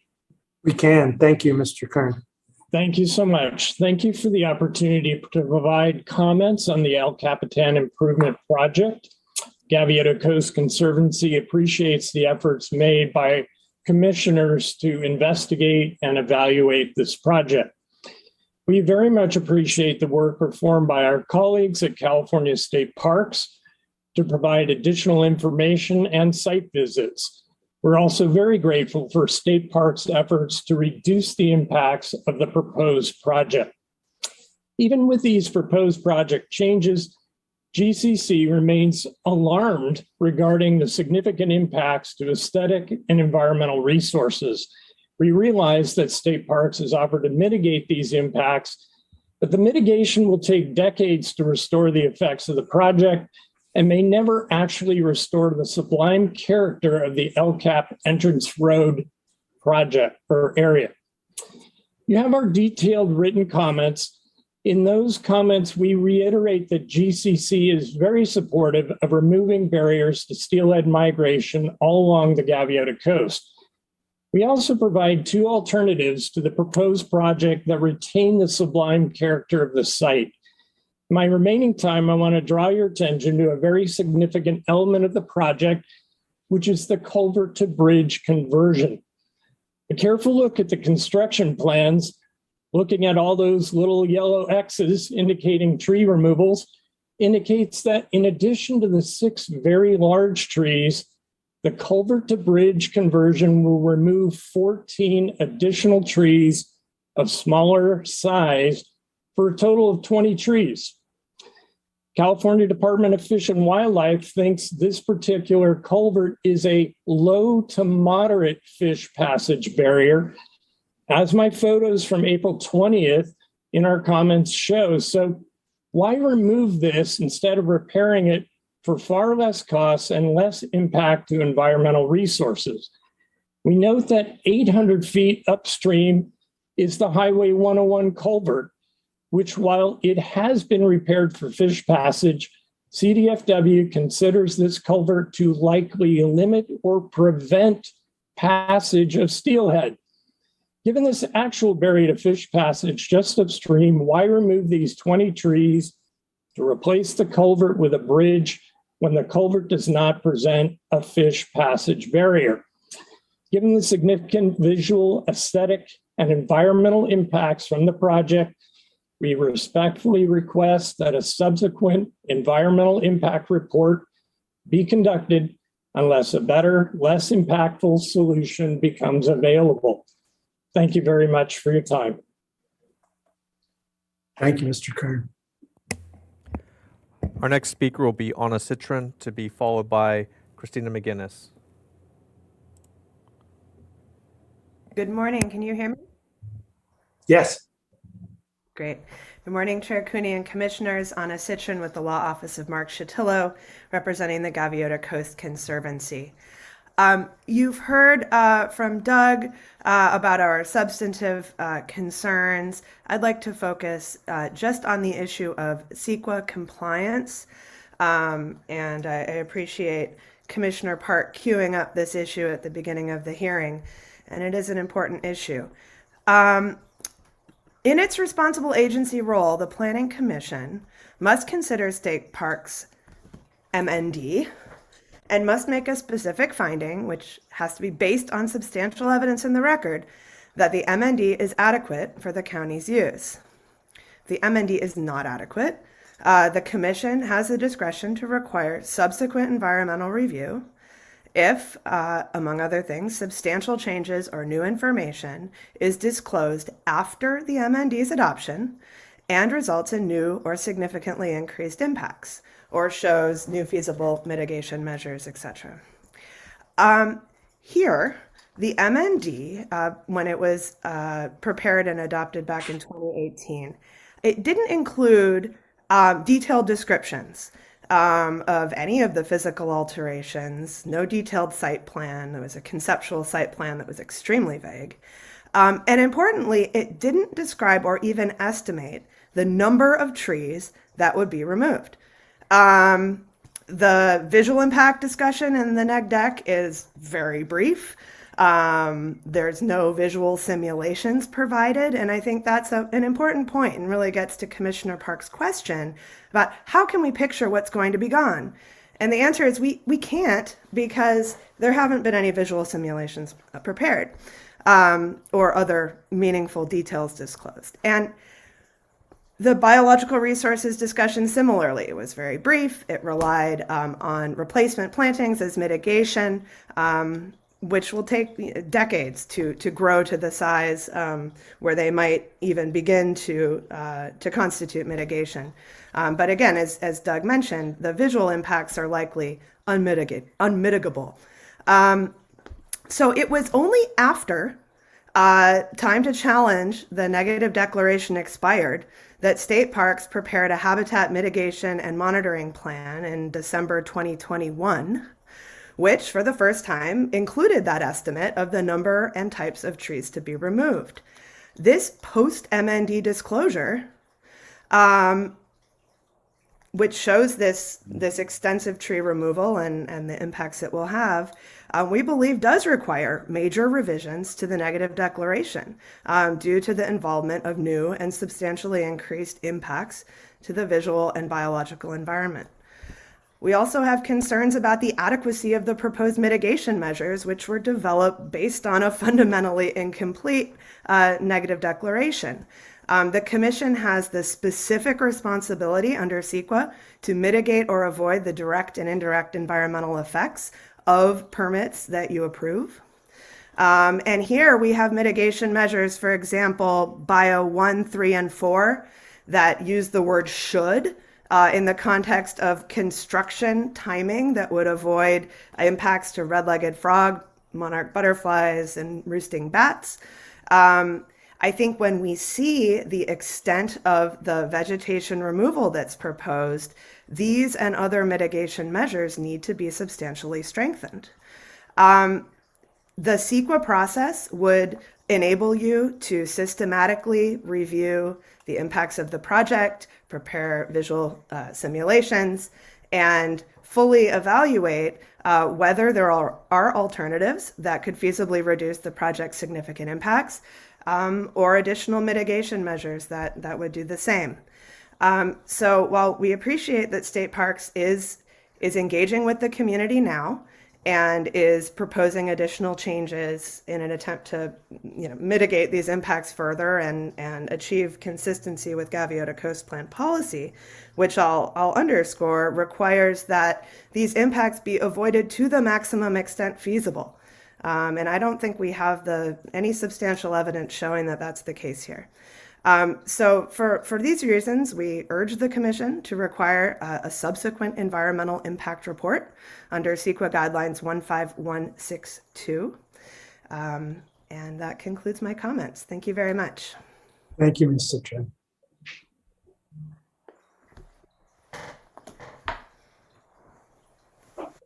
Next speaker. Our next speaker will be Christina McGinnis.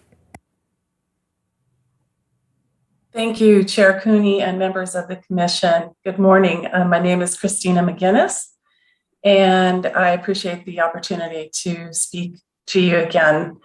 As I mentioned during the last hearing, I'm a former member of the board-appointed Gaviota Planning Advisory Committee, and we met for years to create a plan to protect the Gaviota Coast. And I'm also an environmental planner, and I've worked in the field for over 30 years and have taught the subject at UCSB. And first, I just really want to thank State Parks for taking the time to conduct site visits with concerned members of the public. And while I appreciate that they've removed the second lane around the kiosk, I still believe that there are significant issues with the project. And the Gaviota Coast Conservancy letter outlines them. And I do agree with their analysis. And I do think that there is another approach to the project that would reduce significant biological and visual impacts that they've introduced. This alternative should be further explored and would avoid many of the impacts the project is incurring as required by policies that exist in the Gaviota Coast Plan. I don't think that the 2018 MND is acceptable for or adequate for approval by the county, as it does not address or comply the existing protection and avoidance policies that are in the plan. And there are other options available that would achieve the project goals. And in particular, I'm very concerned with the over excavation for the road widening that would be required and the impact that it would have on the root zones for the large heritage trees and the removal of numerous uncounted smaller trees in the corridor. The offsite mitigation proposed would not be addressing the onsite impacts that would result from the project. And it's not following that particular GCC policy or GCP policy, sorry, that was read earlier during the hearing that requires that trees shall be replaced on site. After GCC conducted further research regarding the upstream conditions for steelhead, it was discovered that there is an offsite upstream barrier that seems to preclude steelhead passage. And the environmental impacts of the 65-foot span bridge would be significant. Doug Kern, the executive director of the Gaviota Coast Conservancy, has spent a significant amount of time investigating the culvert and has a lot of experience with fish passage projects. And as detailed in their letter, it is possible to repair the existing culvert to allow for steelhead passage without having to significantly alter the entryway tree canopy or require tree removal. This is the alternative that should be fully explored before the project is allowed to proceed. I also think there should be a consideration to a more coordinated approach with the private El Capitan Canyon campground, such as offering them a shuttle for their guests to avoid having to navigate the dangerous path under the freeway and across the freeway exit, even before they enter onto state park's property. This private campground has greatly impacted the use of the state park, and the pedestrians who enter are not charged any fees, but it is state parks who must handle the trash and other safety concerns that arise. I just hope that you consider this when weighing the impacts of any future expansion requests from that private campground. I appreciate you considering the comments, and I think that I can speak for all of us that we really want to work together with state parks to develop the best possible outcome for this incredibly special place. And I hope that you can all see the benefit to taking the time that is needed to explore the options available to reduce the project impacts as outlined by the Gaviota Coast Conservancy. Thank you so much. Thank you, Ms. McGinnis. Thank you.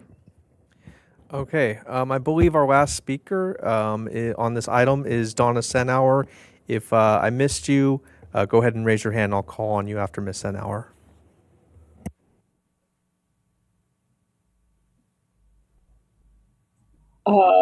Yes, am I on, David? You are. Welcome, Yes, Ms. thank Senauer. you, Chair. Thank you, Chair Cooney. I preface my remarks with the understanding that I'm speaking as an individual and in no other capacity with any other organization or commission. I thank you for this opportunity to be here today to offer my comments.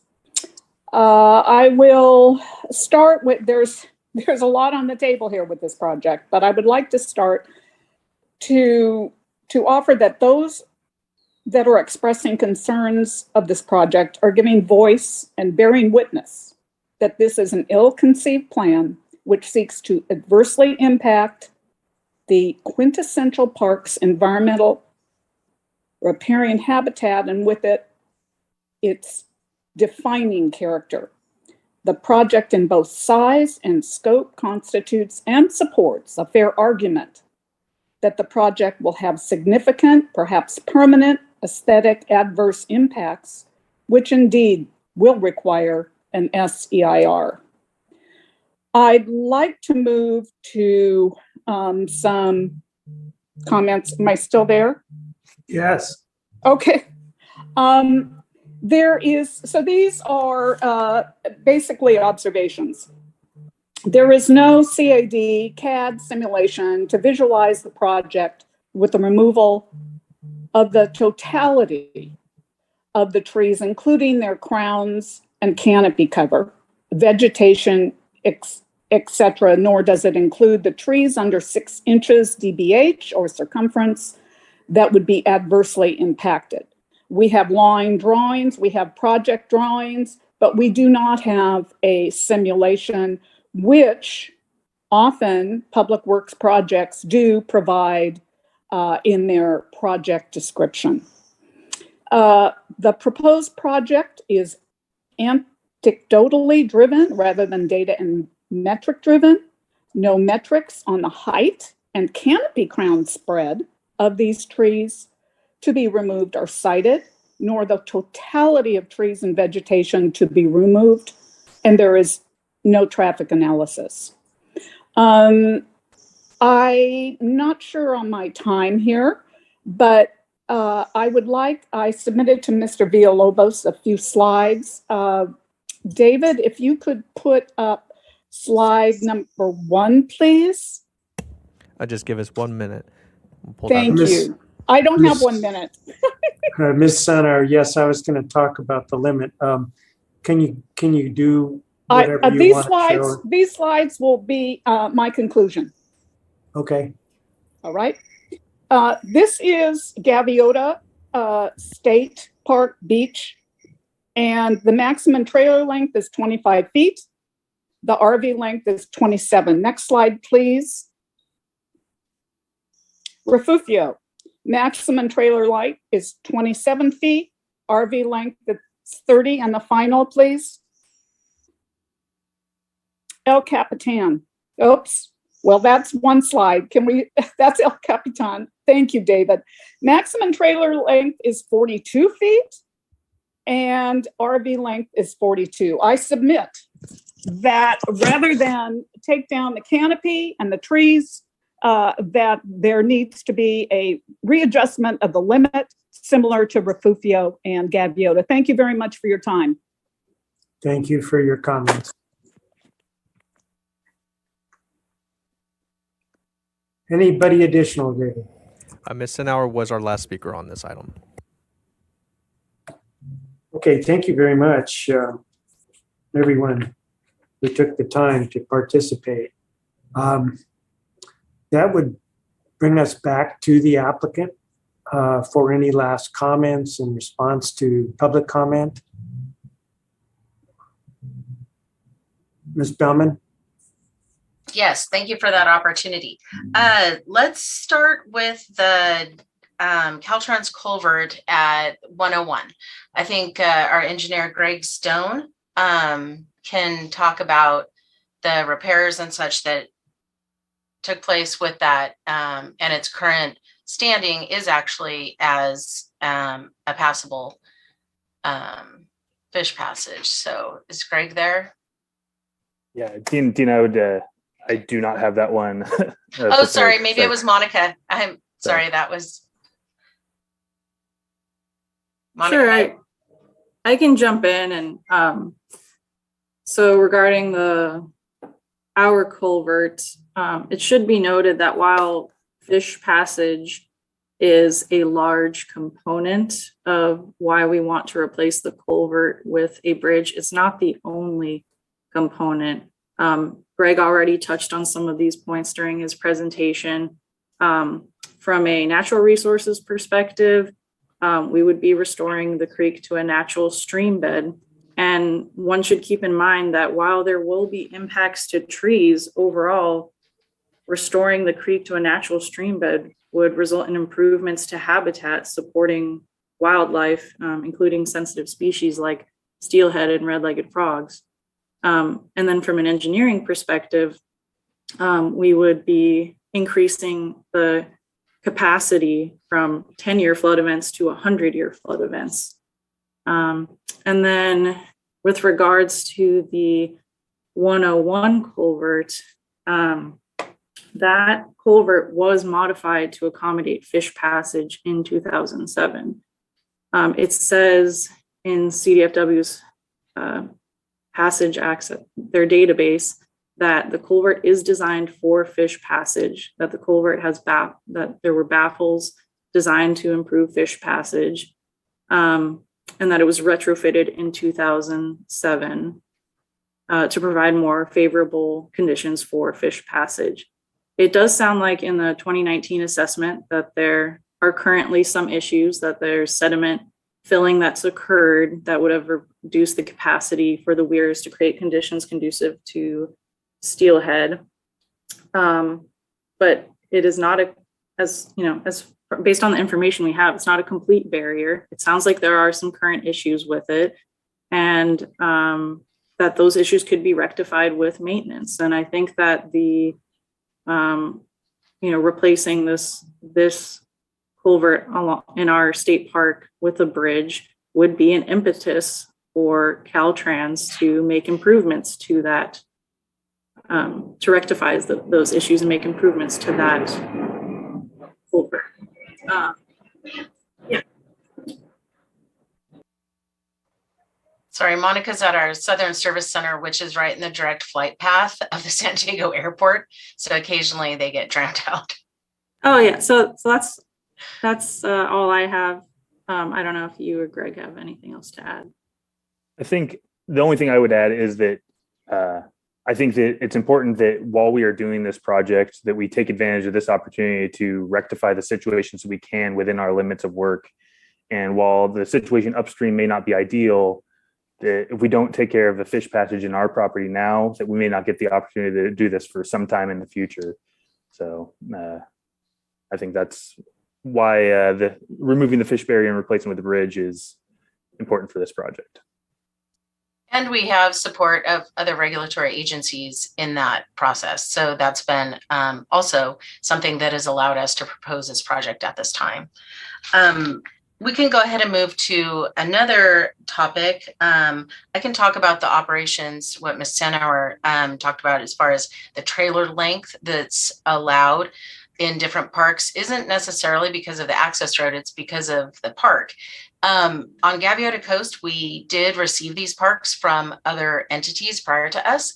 So when they were built, it was back in the 40s, 50s, 60s. And so some of the sites are just don't allow for larger vehicles. There are parts of El Capitan that are newer and do allow for a larger vehicle size. And by that, we talk about length. And those are not, or they are consistent. What we allow in the park is obviously consistent with current modern standards of what the roads allow. Obviously, people can't drive on a road with a vehicle that's larger than what's allowed by those authorities. So bringing our road up to current standards would provide for access by those vehicles which are allowed to traverse on any road. So I just wanted to make sure we understand why some of the limits on trailer size at some of the different parks are because of the actual campsites, not because of the entrance road. Let's see. I think I'll just touch on the canopy for a moment. And we lost one of our folks that could speak to that, but Monica is here if we want to talk about the replacement canopy. And, I'll reiterate a piece that was in our presentation, but in the survey, when, the road was surveyed to 60 feet within the road area, there were 156 trees, I believe, that were identified in that swath as you come down the road. And our project proposed originally 2019 to 22. And then as those were further surveyed, we settled on there were 19 removed. And then when we removed the second ingress lane, that reduced the number to 14, which is what we're proposing at this hearing today. And so, when we look at the totality of those trees that were surveyed, which are those above 6 inches, and we look at the number that we're proposing, we feel like we've done a pretty diligent job of reducing those impacts and reducing the aesthetic impact. We also know that a number of those tree canopies are going to really succeed. Right now they're being powered out by a lot of the other trees in the area. So Monica, I don't know if you can speak to that for a moment. Sure. So one thing to keep in mind is that the locations of the tree removals are spread out in small quantities along the entire length of the roadway. Another thing to mention is with regards to the tree canopy is in terms of natural resources, the habitat value of the tree canopy directly adjacent to and over the roadway is not of great habitat value, due to its proximity to the road and the trail where there's disturbance from vehicles, bicyclists, and pedestrians.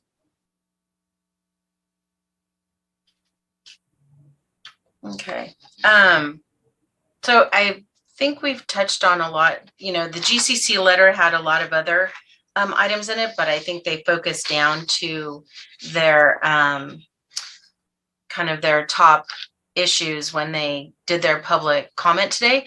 I will mention that's a theory, and everybody saw it in the tree document. Commissioner Park, I know you spoke to it, but when we talk about where the bio-retention system is located, there are areas within the project where it is really conducive to put these different pieces.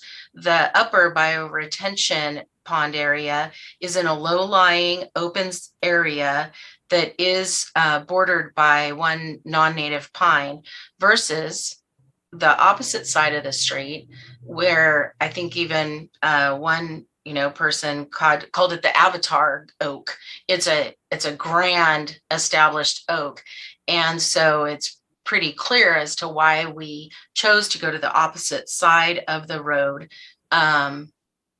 to work on removing and adding to the road, taking from the opposite side from that majestic oak. But that's really the story of every scenario as we approach each tree that comes down, as we start at the top of the road and work to the bottom.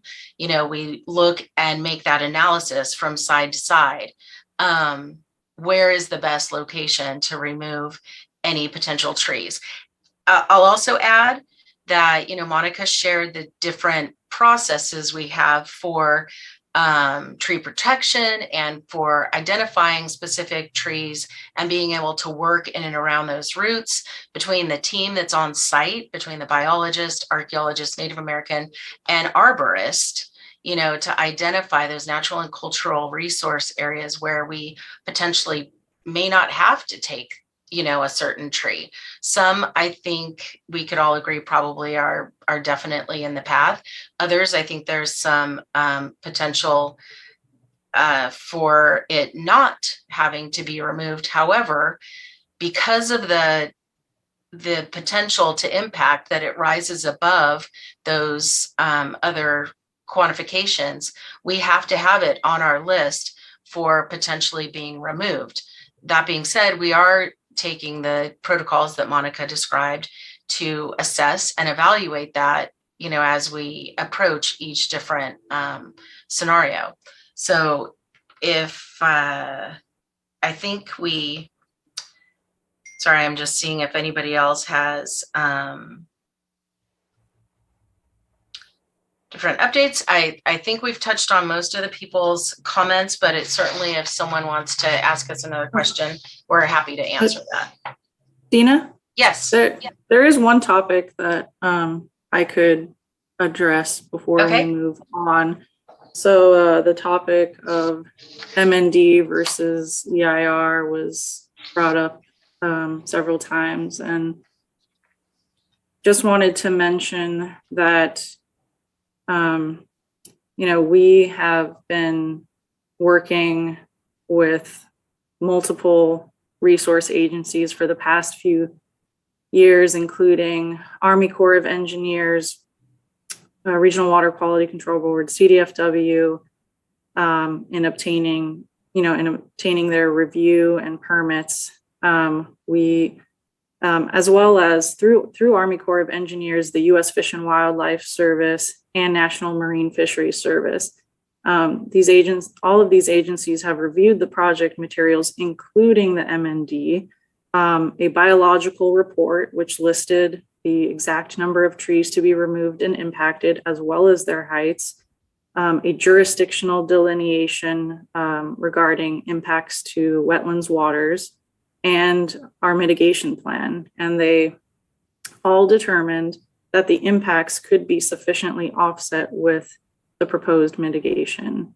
In addition, based on input from these resource agencies, there are a multitude of measures that we are incorporating into the project to avoid and minimize impacts to resources and ensure that impacts remain below significant.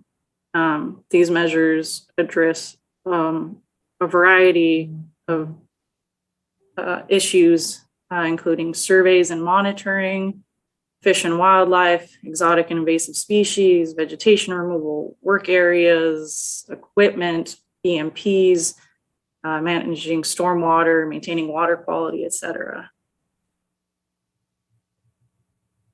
Yeah, I think we need to wrap up. We are going over old ground and appreciate all this additional input. But, unless there's something new that your staff wants to mention, Ms. Baumann, you've done a great presentation and we can review it in a few minutes. We're happy to answer any questions. Thank you so much for your time. Are there any additional commissioner questions? I see Mr. Engelke's hand is up. Maybe he's going to add something. We don't have to. I want to be conservative with your time. So you're going to override his hand up. Okay. I want to be respectful. I know you guys, you have a big agenda today and we're over the allotted time already. Sorry. No problem. Thank you for your consideration. So just want to ask if any commissioners want to ask additional questions of park staff while they're before us. Don't see any. So thank you again for your presentation. We want to go to county staff for any comments in addition before we turn this back to the commissioners.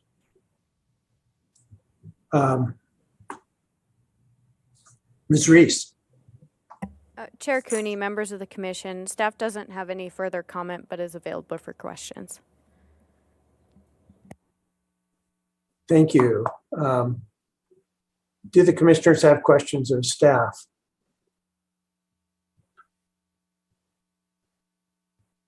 There is Commissioner Bridley.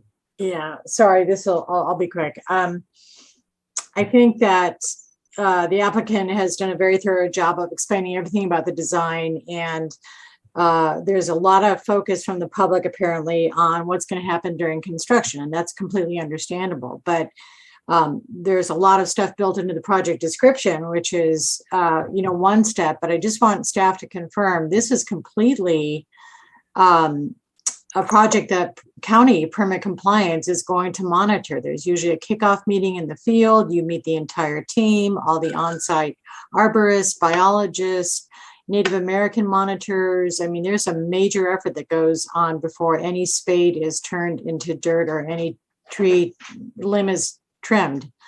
So I just want to confirm that even though this is a state agency project, county permit compliance is fully on board with the monitoring of construction, right?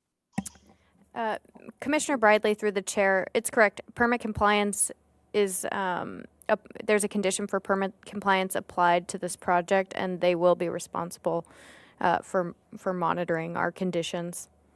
Okay, and it just popped in my head. Does this require a grading permit? Is county building and safety going to be there for a grading permit?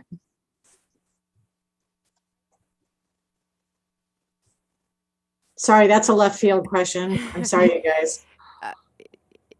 Commissioner Bridley, through the chair, we would have to consult with building staff on that. Okay, wait, in other words, it might be one other inspection layer at the county, right? But it depends on the quantity, I understand. Okay, so I think that was the only question I had of staff at this point.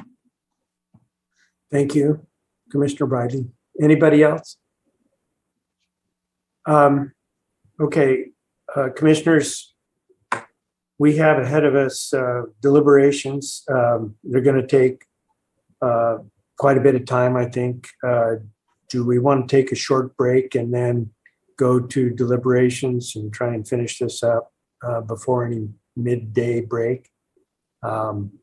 Or do you want to just truck on through at this point? Anybody? Commissioner Park?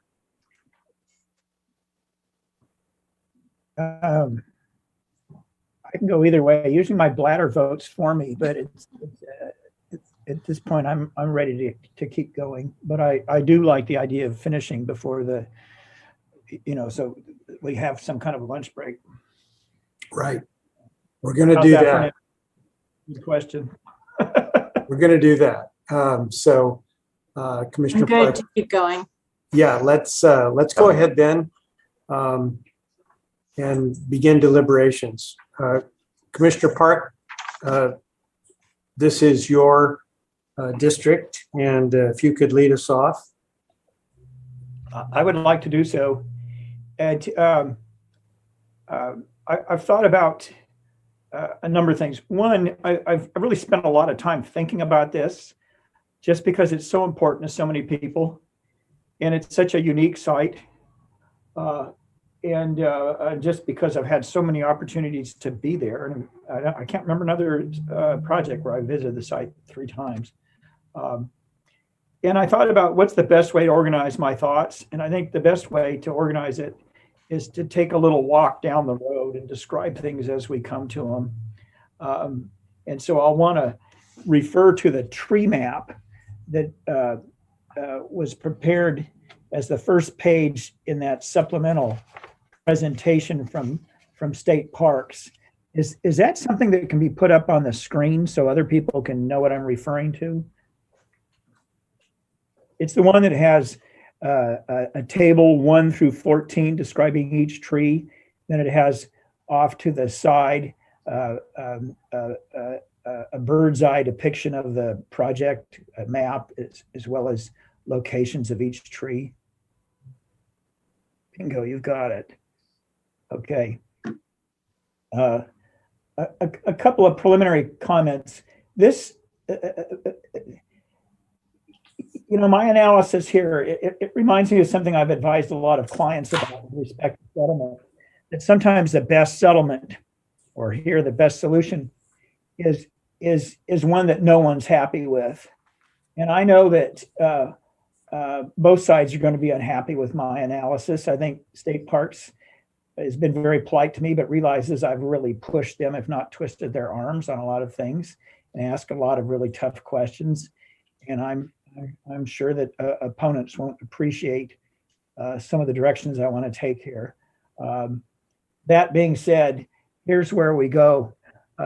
Another preliminary comment I have is that my background, my interest in conservation has always been on habitat as a whole, having priority over specific individual organisms.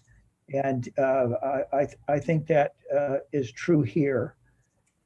Another thing I want to bring up is just coincidentally, I've had a long time interest in Juglans californica. That's the Latin name for the Southern California native walnut tree that's impacted here and is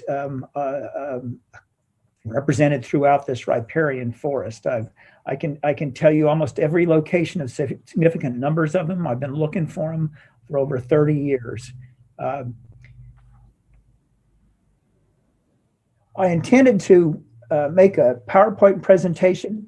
I took a lot of pictures for that. I couldn't find my little hub that allows me to connect my camera to the computer, so I'm going to just do it by referring to State Parks as pictures. As we go down the road, we notice one thing, and that is the elevation changes and so do the vegetation. It's changing because as the elevation changes, we descend from what's primarily an oak woodland into a kind of a transition woodland, which has got walnut trees, as well as sycamores, as well as oaks. They all thrive in each other's presence. And we're not only descending in elevation, we're descending in proximity that is getting closer to the stream, El Capitan Creek. So we're in more and more riparian habitat. And the first thing we see is trees 1 and 2, which are eucalyptus. They're beautiful, but they're weeds, and they don't belong there. If they need to be removed for this widening project, there is no loss. In fact, I would hope they'd be removed even if this project got denied. As we continue down the road, we look to our right, and we see a very large grove of another species of eucalyptus. They are historically had some use by monarch butterflies. I hear that no one's seen monarchs there for more than 10 years. Monarchs thrived, of course, in California before eucalyptus ever arrived on the scene. In general, when we're looking at suburban projects and other projects, we want to preserve our eucalyptus trees as potential overwintering sites in hopes that the monarchs will return. Here, I have some real concerns because this is an important riparian habitat, and that's not a place where we need to have eucalyptus. They just happen to be there, not because they were native plants, but because somebody planted them there 40, 50 years ago, if not longer. It's a eucalyptus desert. That is, if you look underneath it, all you see is poison oak and dead walnut trees, dead oak trees, and a lot of downed branches. There's a word for those branches in the parks vernacular. People call them widow makers because they fall. When I was out there yesterday in the high winds, I was listening to things falling out of the eucalyptus trees and wondering if I should even be there. And that's going to be a concern when they run this path through that eucalyptus desert. When we talk about the environmental impact report issue, I understand the issues raised by Mr. Chitillo and Ms. Citron. I don't disagree with them, but I don't agree with them enough, given the small scale of this project, that I feel I need to do something about it. I was well advised when I joined the Planning Commission, use my legal skills, but don't try to supplant the county council and act like I'm the attorney for the Planning Commission or anyone else, whether it's an applicant or an opponent. So I want to take a practical look at the CEQA issue, not really the ins and outs of the legal issue there. So I'm addressing to whether we have practical impacts, and I think we can talk about this as we move down the trail. I would love to see those eucalyptus forests disappear. That's a bigger project.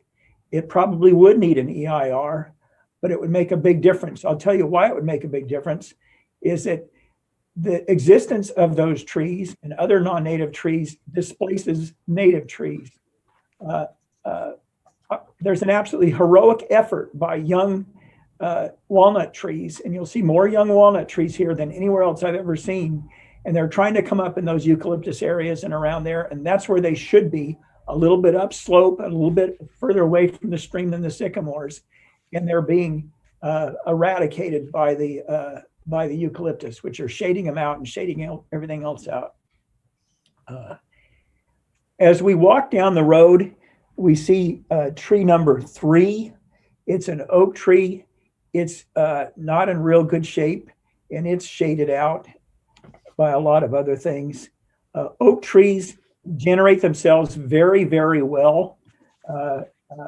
Frank Davis, who's kind of a local expert on those, been a professor at UCSB, talking about this for over 30 years, and he's now head of that research project at Sedgwick. And he's told me that, you know, the obstacles to regeneration of oak trees are ground squirrels, cattle, non-native weeds, Mediterranean grasses, and the lack of water. Where here you have a lot of water, you don't have much in the way of grasses because they're shaded out. Who knows about the ground squirrels? And you don't have cattle.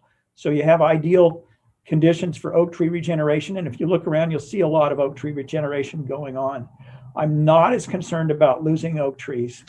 Okay, we get down to, we're walking down the road and we see a larger oak, number 5. It's a lovely oak. It's a big one. It's a big piece of the canopy. I hate to see it go, but it'll get regenerated. We look at tree number 6. It's a pine tree. It doesn't belong there. It is right now shading out some oaks in front of it and shading out walnuts that are just downstream, even though there's a whole lot of little walnuts that are trying to come up. The world will be a better place if that tree is gone. We go further down the road to trees 7 and 8. They're cypress. They also don't belong there. They're not a native tree here. And they're shading out other trees that are native trees. The issue has come up, is it a better thing to save the culvert and not remove the bridge? My answer on that is a resounding no. Culverts are bad. Culverts are bad because they're basically dams with holes punched in them. They're easily clogged. The surface of culverts, especially these metal ones, is very shallow. So if things dry out, fish can't really pass through them. Yesterday, I rode 4 miles along the Santa Ynez River just below Gibraltar Dam. And one thing I noticed, and I've seen this over and over again everywhere, is really most natural streams are a series of small pools that connect with each other. And a culvert prevents that from happening. It's just a uniform surface, and it doesn't work as well for the fish. Now, aside from the fish, though, I think we need to look at the orientation of the culvert, because the culvert is simply a 90-degree angle on the road. It's not oriented in some way that matches where the stream is. If you go on the upstream side of the culvert, and I went there yesterday, I even went through the poison oak to get down in the creek and took pictures of it. On the upstream side of the culvert, on the bank, that's the right bank, the one on the side towards the ocean, it's already being scoured out. It's being scoured out by water that would otherwise have a natural stream bed there, but it's hitting the concrete at the culvert, and it's now scouring out that side, and it's cut into the roots of existing large trees, and those trees are going to fall in. It's not good for the environment. It's not good for those trees that are there. It's not good for the recreation facilities there, because as we all know, we get these episodic events in Southern California, huge floods, and they hit something like this and they'll rip it out. And if that happens, who knows when the park facilities will get restored. It will take years to rebuild it. State parks provides an important niche in public recreation here in between county parks and national parks. But state parks has variable budgets, as all these park employees know, and sometimes they're flush with money and sometimes they aren't. And if we hit a cycle of some extraordinary rainfall and it pushes out this culvert, washes it out because it is a dam, and we hit an area, a time when state parks doesn't have any money, who knows when LCAP will be reopened. If you doubt me on that, go up to Upper Oso campground in the National Forest. I rode up there on Sunday and took pictures. I rode up on my horse because you can't go there by road anymore. The road was washed out during the extreme rains in February 2017. It actually caused the creek to change course, washed out the road to this beautiful, elaborate equestrian campground. And that campground is like a sci-fi movie where it shows Mother Nature taking over. In these 4 short years, and the road hasn't been repaired since, the campground's essentially disappeared, and vegetation's coming up through the parking areas, the camping and everything else. I don't want to see that happen.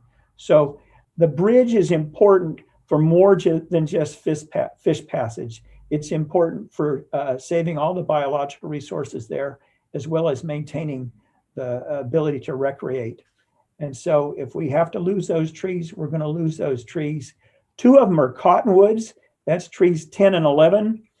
Jesse Allstott wrote a very nice series of emails, both for the last hearing and then this one. She couldn't be here today. She wrote in her email. She mentioned that cottonwoods are rare on the South Coast. They're rare because we've eradicated most of our riparian habitat. In riparian habitat, they're common. And next to trees 10 and 11, if you're looking at them to the right, are 4 or 5 more big cottonwoods. And right behind trees 10 and 11 is the grandmother of all cottonwoods. It's a very large one, and it'll fill in that canopy. And it's not being affected by this project. So I'm not worried about the loss of the cottonwoods. Tree 12 is a sycamore, and that one I am worried about. It's a very large, beautiful sycamore that provides a lot of the canopy. But the problem with moving the road to avoid that one is the road would then have to go towards the other side. On the other side is an equally big sycamore and also a sharp cutoff. You can see it on the drop off. You can see it on the topographic map. And so if you move the road over to that side, you'd have to put in a retaining wall. As you know, when you put in a retaining wall, you have to put in some substantial footings, especially a retaining wall that would push back a road and support the road with all the weight it'll get on it. When you put in footings, you dig deep into the ground, and you don't just provide a vertical trench. You now have to go out horizontally to provide for the L-shaped footing, the horizontal piece, and it would really affect the big tree on the other side. So if Parks makes that determination, better to take out tree number 12 as opposed to the one on the other side, I can live with that. Commissioner Park, could I interrupt just long enough to find out how much more time you'll need? Well, I'm down at the end of the road, so I'm just about done. Okay, fantastic. So figuratively, 13 is a walnut tree. It's the only walnut tree being taken out, just like 12 is the only big tree being taken out. And we need to give some credit to Parks because the trees that they eliminated from elimination are largely those big sycamores, and I appreciate that. That walnut that's there, you can see the pictures of it. It's spindly. It doesn't take up much canopy. The best way to mitigate the loss of that walnut would be to get rid of the eucalyptus to allow the young juvenile walnut trees that are growing the riparian forest to grow. But that's a different project. We can live with the loss of that one walnut. There's a lot of walnut in there that'll replace it.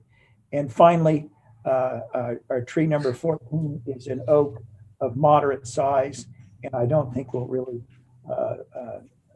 be that concerned about losing it. So all in all, Parks has been responsive to our efforts to minimize the damage here. They've removed that other lane. They've revised the tree plan. I think go to back to something else I've advised clients, and probably Mr. Cooney has as well, that sometimes you have to declare victory and admit that you've won, even though you don't get everything you want.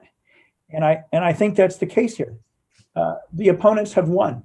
They've gotten a much better project, and they've been successful in their efforts. And because of that, I will support the project. I'd love to see some support for parks preparing a reforestation plan that will eliminate those unnecessary eucalyptus trees and allow the native trees to, through natural recruitment, to do the best mitigation possible for the loss of those. Thank you. Mr. Park, great job. Okay, who's next? Commissioner Bridley. Thank you, Chair Cooney. I won't need more than 5 minutes. But I have complementary and supplemental perspectives that will enhance what Commissioner Park just started out with, a very cogent argument and very detailed. As you guys know, my background is in city planning. I've been doing it for 35 years, and for about 20 years, I've worked on some complicated public works projects that are very similar to what we see today with state parks. What I think is missing in maybe some of the public's appreciation of what state parks has come for is the incredible layer of state and federal agencies that they have to go through to make everybody happy. I just mentioned the county and the Coastal Commission, but between Fish and Wildlife, Army Corps of Engineers, California, they are Regional Water Quality Control Board. If anybody thinks this thing isn't going to be carefully reviewed at such scrutiny, then they need to take an internship with state parks and understand how to get a project done. What they've done so far is they've actually given up a major element for the success of the park, which is removing the RV lane. And I've had to do that on some of my capital projects too, with the city of Goleta and a couple others. So that's part of the collaborative process. I would, echo back to what Commissioner Park said. Sometimes you don't get everything you want, but I think this is a very good project. And I really, really appreciate State Parks' provision of this attachment P. The detail in the tree map that Commissioner Park just walked through is very helpful for me, and also I think for the public. Some of the comments that we heard in today's hearing, I really want to just address head on. One of them was the need for an addendum or an environmental impact report for this case, and I could not disagree more. To me, that actually is a playbook back from the 1990s where you use CEQA at every chance to delay a project and pay consultants to do something that is unnecessary. Again, this is going to have 5 different agencies getting final permits. We are talking about an applicant that is a state resource agency, and I am pretty sure they have more experience than a lot of us in the hearing room. They have an incredible team, and I, believe that they can do a good job on this. So to suggest that you need to have an additional environmental impact report or an addendum to the MND to address the development of the project, it's already, what we have is a mini MND addendum walking through just by the conditions of approval and their tree plan. So I really disagree with the whole CEQA argument strongly, because I think that area has been abused by opponents of projects for a long, long time. And I'm very familiar with CEQA. I just read 15162 in the beautiful book that the county sent us all. So I disagree with that. The other thing that I wanted to focus on is just the balancing duty of the Planning Commission. You have a case here, and Commissioner Park touched on it a couple times, where they've got grant funding from CDFW. They have a budget from the state. God bless them for giving it to, this district to be able to do this project. But in general, when we look at our state parks and many public places, we don't have money to maintain them or improve them. So the fact that State Parks is poised now with money, the ability to do this, an excellent plan, 1,000% oversight than what a lot of people in the public today are assuming is really going to happen by the time they turn dirt. I can't see any reason not to approve this today. In fact, I fully support it, and I would make a motion even if Commissioner Park doesn't beat me to it. And I think that there's nothing we can add to the conditions that would enhance anything, again, because of these other agencies that are going to make it very demanding for this applicant to deliver the project. So overall, I'd say thank you for the State Parks Department for having patience, the incredible outreach, way more than most of the projects that we've seen before our commission, from 100, 200 unit subdivisions down to cannabis cases. State Parks is, set the bar as high as it can go. We're at the platinum bar, right, Commissioner Park?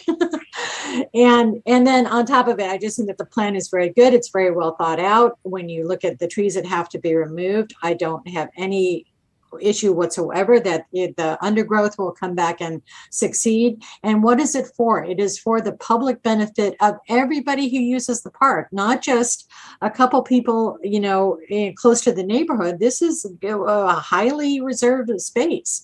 I mean, the entire state of California and the country want to come to this place. So let's make it safe. Let's have access improved by the ADA compliant off-site trail, off-roadway trail, and the fish passage is a critical component to all those state and federal agencies that they're going to have to get through. There's no way they can't do that. Those are my comments. I support it. Thank you. Thank you, Commissioner Bridley. Commissioner Farini? Are you ready? Thank you, Chair Cooney.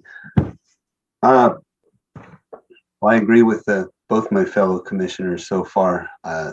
My only wish is that something could be done for those eucalyptus trees.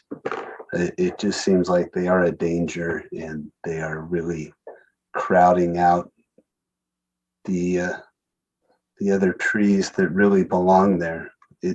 It's unfortunate that we can't do anything with the 10-to-1 replacement and just look at more of an enhancement on what would happen if those trees were taken out. Other than that, I think it's a great project, and it'll serve the majority of the public well. Thank you, Commissioner Farini. Commissioner Martinez. Thank you, Chair Cooney. Obviously I'm the new guy on the block, but I'm finding it even harder coming behind other commissioners who have so much to say about it. But I really have nothing to add other than to comment that when I first saw this project and the app and the paperwork that was behind it, I looked at it and I realized from the beginning that this was a very well put together. Every aspect that I was looking for was there, clear, concise. Listening to what they've had to say, even in the follow-up, I just think it added to my original impression, which was this is a good project. I like the project. I think it's for the public benefit. I realize that there's some ins and outs that you got to suffer in doing something for the future, but I still support it and support it even more from what I've heard and read. Very good, Commissioner Martinez.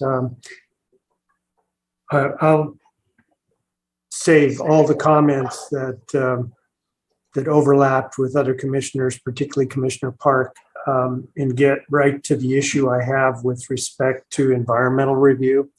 A number of the commenters raised the issue of the adequacy of using the mitigated negative declaration for this very sizable, important project. I looked at the MND with the idea that it was prepared by the applicant. This is not a typical private property MND that was prepared by the county or a consultant for the commission, but another state agency. And so I looked closely at it and to the questions of whether we have received anything that would indicate there's a substantial change in the in the conclusions of the MND that we could rely on to require an environmental impact report. I'm sorry that the environmental impact report itself as an idea has, as Commissioner Bridley noted, become a tool to delay a project. And throughout the state of California, even across the country, projects are held up often to no avail. The project doesn't get better, it just takes longer and costs more. But I'm a very strong believer in environmental review, and I think there were cogent arguments made by the Gaviota Coastal Conservancy and its supporters. One could conclude reasonably that an environmental impact report should have been prepared before this project was brought to us.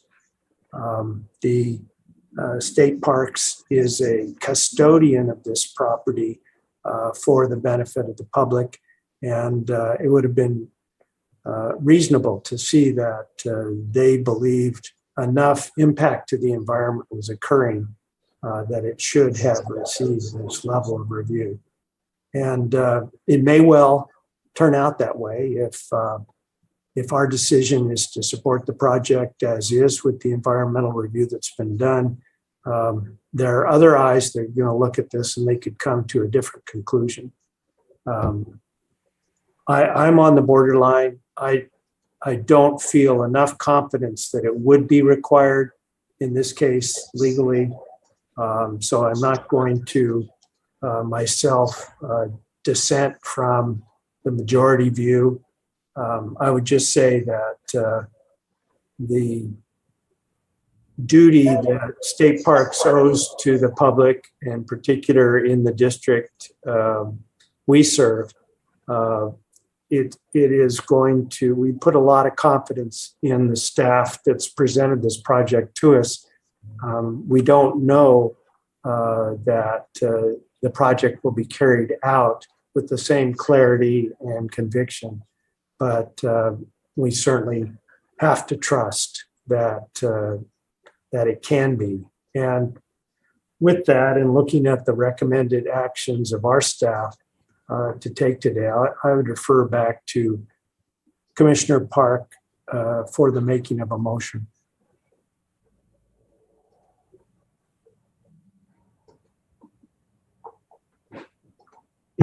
Unless any of the other commissioners have other comments, I'd like to go ahead and speak to that. I called on you, yes. Yes, okay. And I appreciate your comments about being on the borderline here. I just reiterate, if it was a much larger project and I felt that we weren't getting into the guts of the environmental issues by our analysis and discussion, I think I'd probably go in the direction of asking for an EIR. Here, it just kind of feels like, if I'm putting on my planning commissioner hat, not my lawyer hat, that we can go ahead. So I do want to move for adoption of staff's recommendations. Unfortunately, I've lost my printed materials, so I'm not looking at them. But that is, we approve the project and adopt the findings that are recommended, including the findings that there's been adequate environmental review. And if I need anything else in the motion, I hope that Secretary Wilson tells me. And then beyond that, though, I would hope that Parks and the GCC and anybody else will pay attention to my comments about improving this wonderful resource with a reforestation plan that deals with the eucalyptus and the natural recruitment of the trees that belong there. And that we see some discussion of that and hopefully some movement there. I think that's frankly much more important in its environmental impact than this particular project. And I hope that the subject doesn't die with my comments. Thank you, Commissioner Cooney. Yes. Commissioner Park, I see the staff has put its recommended actions on the board. Can you see those? I can. Okay, so maybe you should be sure to include the guts of each of those recommendations. I will do that. And so let me elaborate on my motion that we adopt the recommended actions as stated on this slide, that's making the required findings for approval of the project as represented in the staff memorandum, and that we consider the environmental impacts of the project as shown as the MND that's been prepared by Parks, and declare that none of the conditions in the secret guidelines requiring a subsequent MND or EIR have occurred, and that we approve the project subject to conditions of approval that are included in the attached addendum in the staff memo. Okay, perfect. Thank you. Commissioner Bradley, is that sufficient for your second? If you unmute, we can hear you. Yes, that is great. I would love to second that motion. Thank you, Commissioner Park. Okay, we have a motion and a second. And if there are any other comments from commissioners, now's the time to make them. Not seeing any. Mr. Villalobos, please call the roll. Commissioner Bradley. Aye. Commissioner Park. Aye. Commissioner Farini. Aye. Commissioner Martinez. Aye. Chair Cooney. Aye. Motion passes 5-0. Thank you very much, Mr. Villalobos, and thanks to everyone who participated in this hearing, members of the public, the staff of state parks that we got to know much better through this process, and the detail of our own staff watching the entire project and providing additional information wherever needed. Ms. Reese does a wonderful job, and this is a fine example of that. So we are going to go to item number 2 after a lunch break. Can we do it by 1 o'clock? It's a few minutes before noon. Come back at 1 o'clock, commissioners? I'm good. Yes. Okay. Yes, that sounds good. Is good for staff? Mr. Wilson? Mr. Chair, that'll work for us as well. Okay, good. We'll start promptly at 2 with item number 2 on our agenda, the cannabis ordinance. Probably at 1. 1, yes, Yeah. right. We'll finish it 2. Finish it. Thank you. Good point. All right, thank you.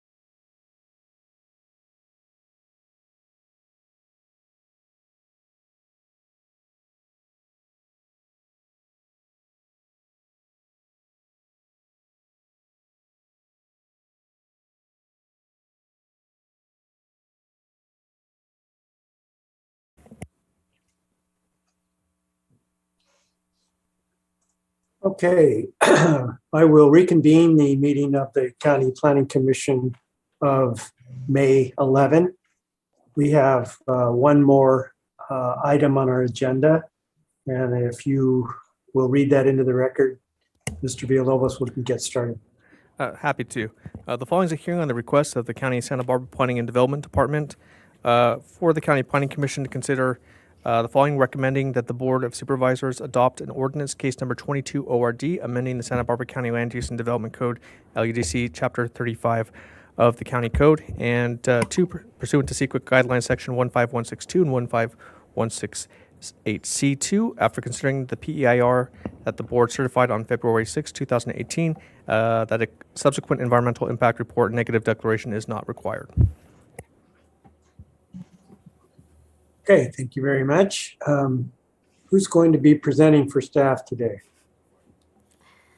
Good afternoon, Chair Cooney and Commissioners. My name is Karina Venegas, and today I will be presenting the proposed cannabis land use ordinance amendments to you today. Welcome, Ms. Venegas. Thank you. At the September 14th board hearing last year, the board directed Planning and Development staff to develop land use ordinance amendments to change the commercial cannabis cultivation permit type in the inland agricultural and industrial zones. As part of this effort, your commission is to make a recommendation to the board on the proposed amendments with the intention that they may afford county decision makers greater discretion when considering proposed commercial cannabis projects. Pursuant to the board's direction, staff prepared LUDC amendments that would require a conditional use permit, known as a CUP, instead of a land use permit, also known as an LUP, for all commercial cannabis cultivation, which would apply to outdoor, mixed light, indoor, and nursery uses in the agricultural 2, industrial research park, light industry, and general industry zones. Some differences of the CUP and LUP application process are that a CUP is overall more expensive and may require additional processing time. A CUP would require additional findings to be met for approval, and as a result, a CUP would afford decision makers greater discretion, and a CUP would require a public hearing where the decision maker is the Planning Commission and not the Planning Director. The proposed amendments include a provision that would limit the applicability of the CUP requirement only to new operations or applications that have not received final approval prior to the effective date of the ordinance, and to existing operations that propose changes that do not qualify as minor changes under the LUDC, such as changes that would result in a new adverse environmental effect, the need for additional mitigation measures, or changes that substantially deviate from an approved or issued permit. Proposed new operations that have not yet received final approval would need to apply for a CUP, or their existing LUP applications, if complete, would be converted to a CUP application and proceed through the CUP approval process, which includes a public hearing. The proposed amendments clarify that commercial cannabis cultivation operations permitted with an LUP do not qualify as non-conforming uses because they are lawfully existing with the approval of a discretionary permit that was required by the LUDC and remain allowed by the LUDC in their current location. To avoid disincentivizing existing operators from making beneficial changes, such as changes to improve odor control systems, and as stated in the last slide, existing operators could propose minor changes, similar to other LUPs, so long as those minor changes do not substantially deviate from their approved plans, do not change the use or scope of development, and do not result in a new adverse environmental effect or the need for additional mitigation measures. Listed on this slide are the existing LUP project applications that are currently on appeal to the Planning Commission. As of May 10th, there are 7 projects currently on appeal that could be affected by the new CUP requirement.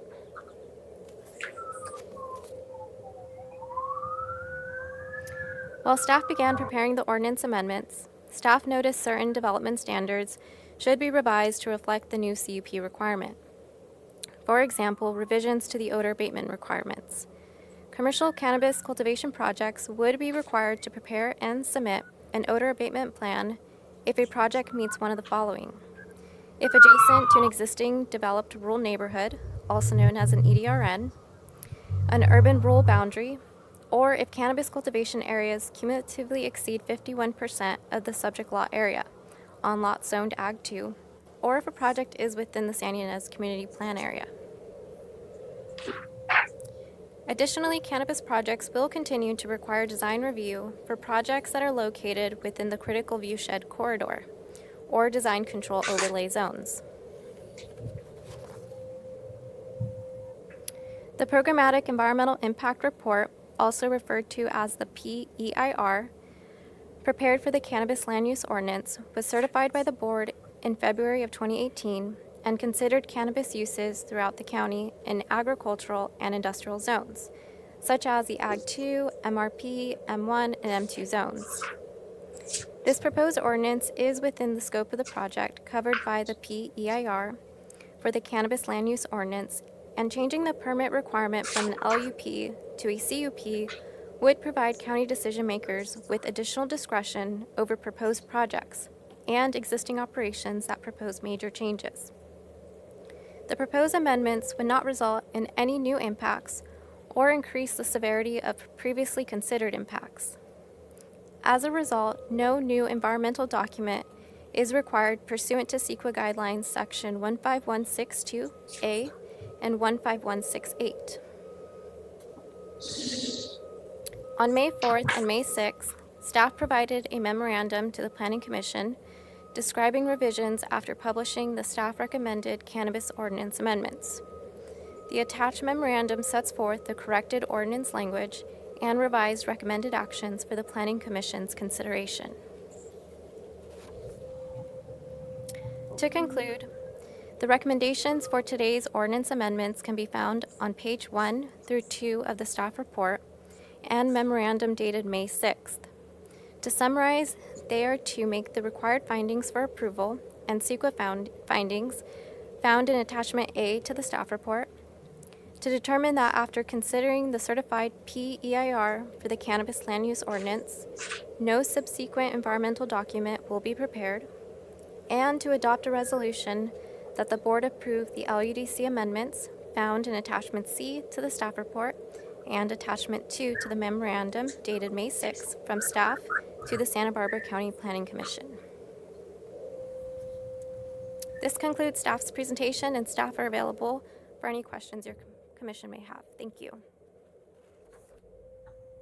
Thank you, Ms. Venegas. That was very concise, but certainly there will be questions. Do we have any at this point, commissioners?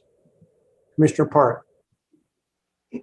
Yeah, and I'm going to mention some things that I might want to discuss later as potential changes. I don't want to beat them to death now. That's not the appropriate time. But just I want to ask if it's easily done. So if we wanted to allow something like indoor cultivation in an industrial zone, that's just a change in the table, right?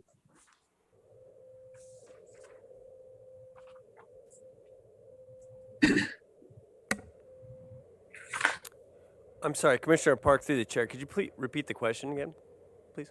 Yeah. If and thank you, Mr. Clement. If for example we wanted to allow indoor cultivation in an M2 zone, that's basically just a change in the table. That's easily done within what you've prepared. Commissioner Park, through chair. Well, it's already allowed in the industrial zone, but yeah, so that probably isn't a good example of what maybe you're trying to get at. If that makes sense. Without a CUP. I mean, we're going to require CUPs, but so if we said it's allowed without a CUP. I see. Yeah, so that's a simple change. It's a fairly straightforward change, yes. What you always got to keep in mind, though, is there are indirect changes that can result, and we just always want to double check to make sure that none of those will occur, or if they will occur, we're going to plan for them accordingly. So, for example, with this change, we found that initially we just changed the tables, but then we found that because there were standards elsewhere in the code that were also going to be incongruent with those changes, we had to make those changes to make it all consistent with one another, if that makes sense. So I don't know. So Depending on this specific change, it may have indirect changes elsewhere in the code, if that makes sense. So in degree of ascending difficulty, my questions. So, and if we want to require OAPs for every project, every CUP project, instead of just where there's 51% or more coverage or next to an EDRN, that's not a particularly hard change to draft in, correct? No, Commissioner Park, through the chair, that one's fairly innocuous. Okay, now here's one that is hard for me to articulate, and I think it's going to be harder, but it's probably smart for us to do. This is set up so that anything that hasn't received its final approval yet it's going to be subject to this change in the ordinance. And I can see, wearing my lawyer hat, that's probably a pretty smart way to go, just for being compliant with the law and providing equal treatment. Nevertheless, with my nicer planning commissioner hat, I'm hearing a lot from cannabis people that say that's unfair, that's terrible, and they've got a point. You know, that they've done a lot of work going down one direction, and then now the rules are going to change, and they've been kind of complaining about the rules being changed for the last couple of years. Is there a way we could present the board with like both alternatives? I mean, they're going to make the decision anyway, but it'd be nice if both are worked up so that and both get discussed here, and they have an A and a B. Does that make sense? Yes, Commissioner Park, through the chair, that does make sense. Yeah, I don't see why you couldn't do so. You'd just be throwing two recommendations and then saying, hey, board, pick one of these two. Unless county council sees a problem with that, I don't think there would be, because you're just making a recommendation. You're not the legislative authority on it who actually decides which of the two options they select. Because I want to make it clear, what we have provided is just a recommendation. You and the board are not wedded to what we've recommended. You can go with something else. What we just advise you to do is try to make that as clear as possible in your recommendations. And if you want to give them options, please do so that we don't have to come back to your commission because they don't consider you don't consider one or another thing that they want you to consider. So before taking action on something. So you have a lot of discretion on that. Last thing, I like the bow tie.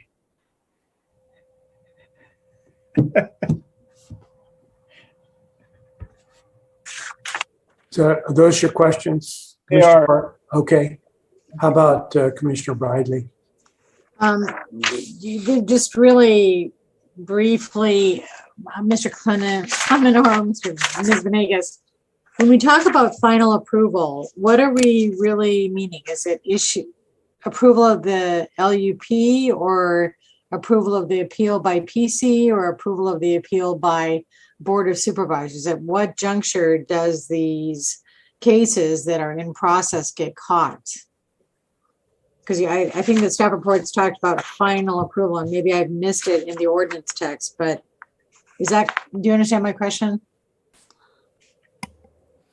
Commissioner Briley, through the chair, just give me one moment. I'm going to pull up a slide and discuss that a little further.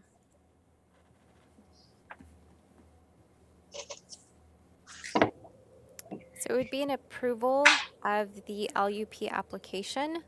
So currently, the staff report as it's written, it would address applications without final approval prior to the effective date of the ordinance. So those LUP applications that have not received a final approval, it would be final approval prior to the effective date of the ordinance. And that would be for those LUP applications.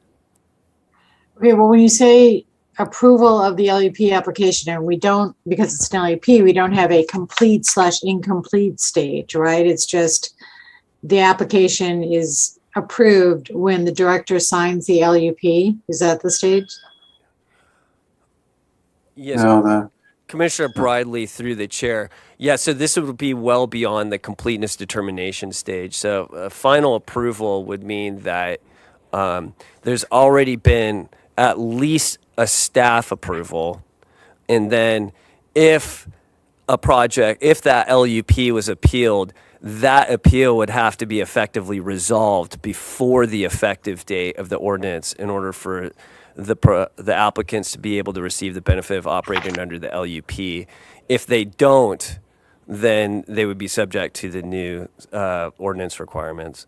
And I should also say, if let's say there's an approval of an LUP and it's appealed and then it gets subject to a court decision, the ultimate court decision will render whether or not the project would be subject to the new ordinance requirements or the old ones. That is, if they prevailed, they would be subject to the LUP for which they applied. If they did not prevail, then they would be subject to the new CUP ordinance requirements.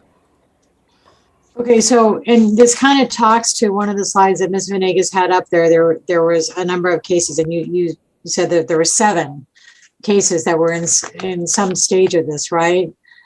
So any one of these who's put in a bunch of time through their LUP process and is on its way to the Planning Commission, or even after we take action, I appealed again to the board, they would have to stop what they're doing and go back and do a CUP application, right?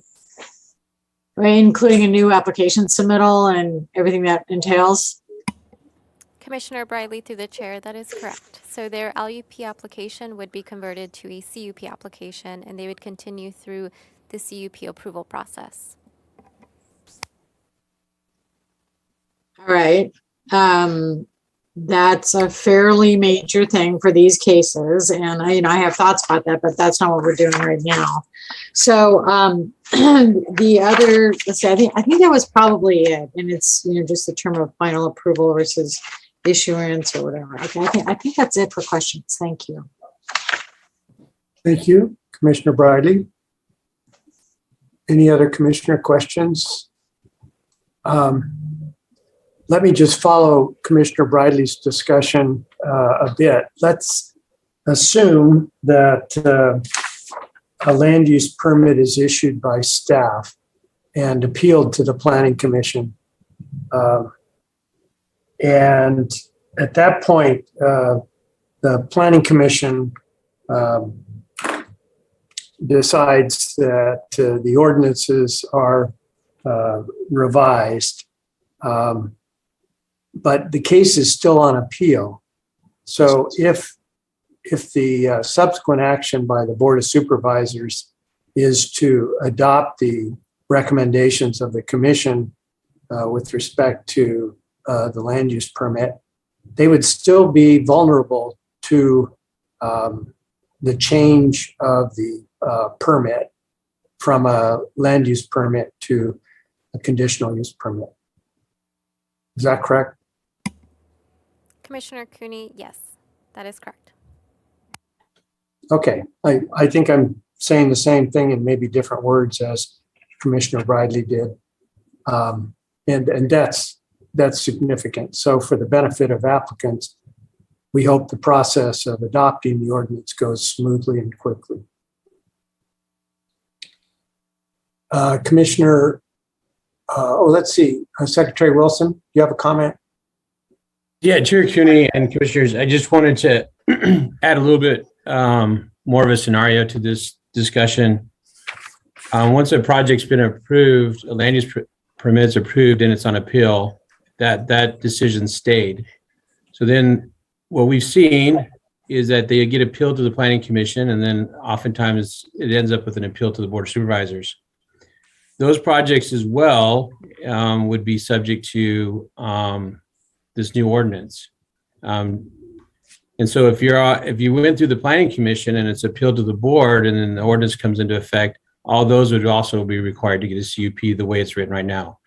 So I don't know if we have the number of those projects that are on appeal to the board. There's 7 on appeal to the Planning Commission, but I don't know if Ms. Venegas has a number of those that are on appeal to the board as well. That would also potentially be captured by this. So I just wanted to add the full picture of like the full approval process. And so that this is a good discussion that we're having as far as what do we do with this interim projects. Commissioner Farini? Okay, well, I think all three of you have brought it up very well, but it seems it's kind of scaring me. So I guess I have to put it in my own words, or as somebody told me one time, you can put 9 farmers in a burning building and you get 10 opinions on how to get out of there. So, Mr. Wilson, I'm gonna kind of defer to you for a minute. The project has gone through the process. It's been approved by the Planning and Development Department. But if it's appealed, even if it won on the appeal, it would have to go back to a CUP, or if it lost on appeal, it would have to go back. So if you prevailed with your LUP through the whole process, are you good to go? Or do I still have to go back to a CUP process because I missed the date window? So, Commissioner Freeney, through the chair, if I understand your question correctly, when we're talking about final approval, we're talking about that final action and then post the appeal period. So if you've gone through, the director's made a decision and it's not appealed, then you've got your final approval. If it's been appealed then to the Planning Commission, then that approval stayed and the Planning Commission makes a decision.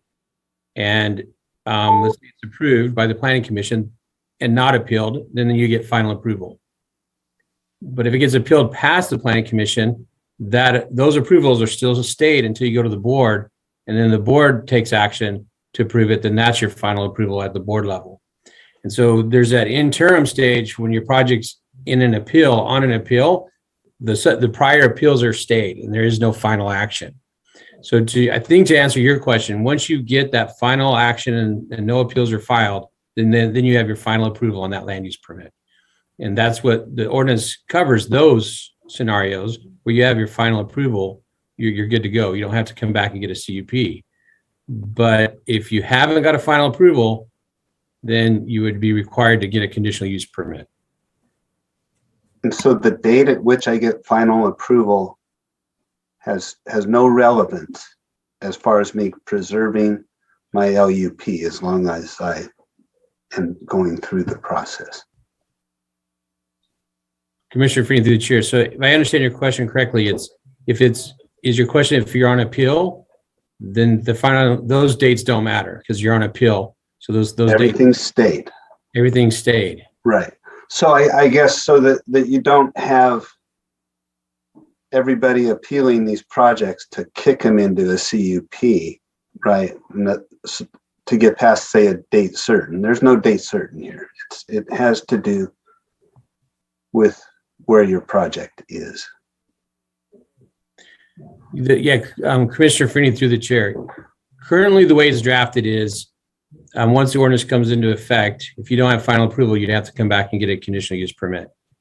And what Commissioner Bridley and Commissioner Park has introduced is, what do we do about those projects that have been approved but aren't on appeal? Yeah. And do we want to address those, or what is the commission's discussion on that? Okay. Thank you. Mr. Bridley?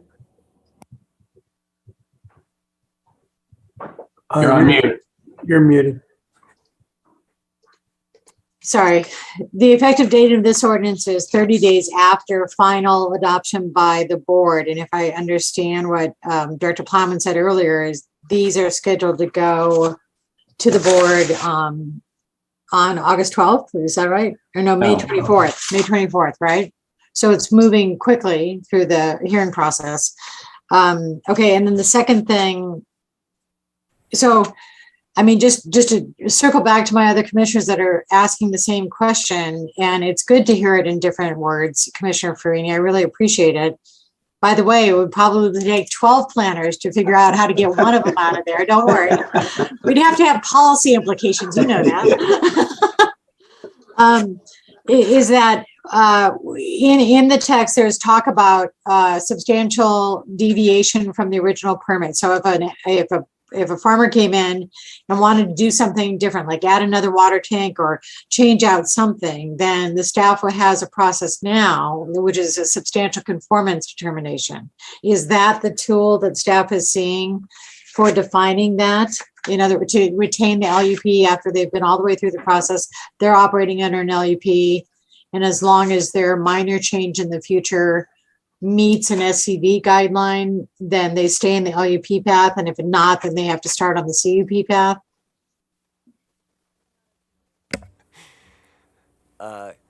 Commissioner Bradley, through the chair.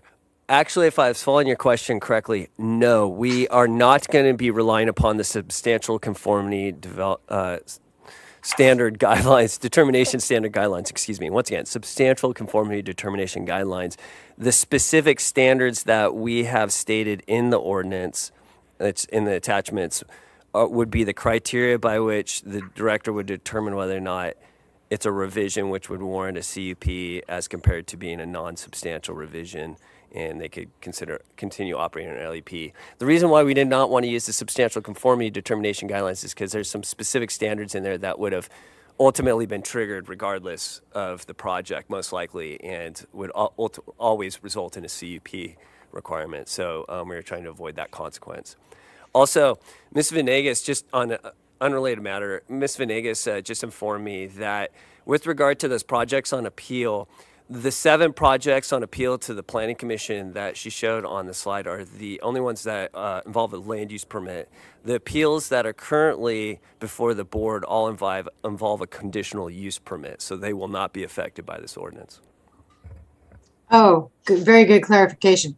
So in that model, which is the thing that I think some of us are concerned about, you have these 7 cases that are going through the process and they're on appeal to get to us. It's been hard for a lot of people to finish up with that calendar, and staff has done the best they can, I know. But then if they don't get through us and possible appeal at the board by 30 days from May 24th, then they have to go back to the beginning of the process as a CUP. Commissioner Bradley, through the chair. I wouldn't say back to the beginning of the process. We've consulted Okay. our development review staff, and there'll definitely be an increased fee deposit, and they have to pay for the hearing. But with regard to the application submittal requirements, it's not a whole lot different. They might need additional information just to determine whether or not they could support a recommendation of approval given the new specific findings for a CUP. But short of that, the plan requirements, all those are mostly the same. Okay. Gosh, I thought there was one other thing. I can't believe it, but now it's escaped my mind, and you are probably all grateful for that. So that's it. Thank you. Commissioner Park. No, maybe you dropped your question. Sorry about that. Let me call on Deputy County Counsel Brax. Thank you, Chair. I also just wanted to mention in response to Commissioner Bradley's question that the 30-day effective date is the default for most ordinances, but the board, one option for the Planning Commission and the board is to extend that effective date out sufficiently enough for the 7 pending appeals potentially to get through their land use permit process. That's another potential way to address those 7 that are in that sort of in-between zone at the moment.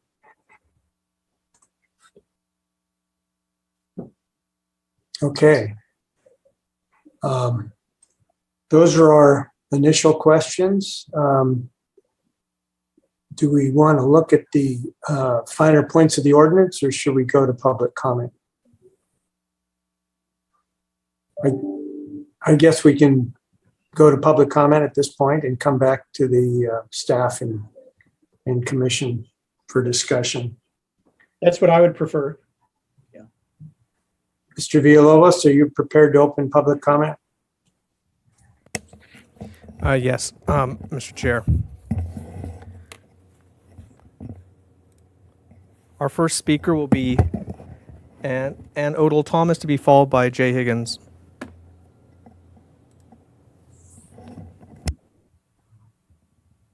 Good afternoon. Can you hear me? Yes. Wonderful. Dear members of the commission, my name is Anodil Thomas, and I appreciate the efforts of the Planning Commission to increase the oversight of cannabis farming in our county. This is long overdue as we are already experiencing the ill effects of the proliferation of cannabis plantations throughout the county.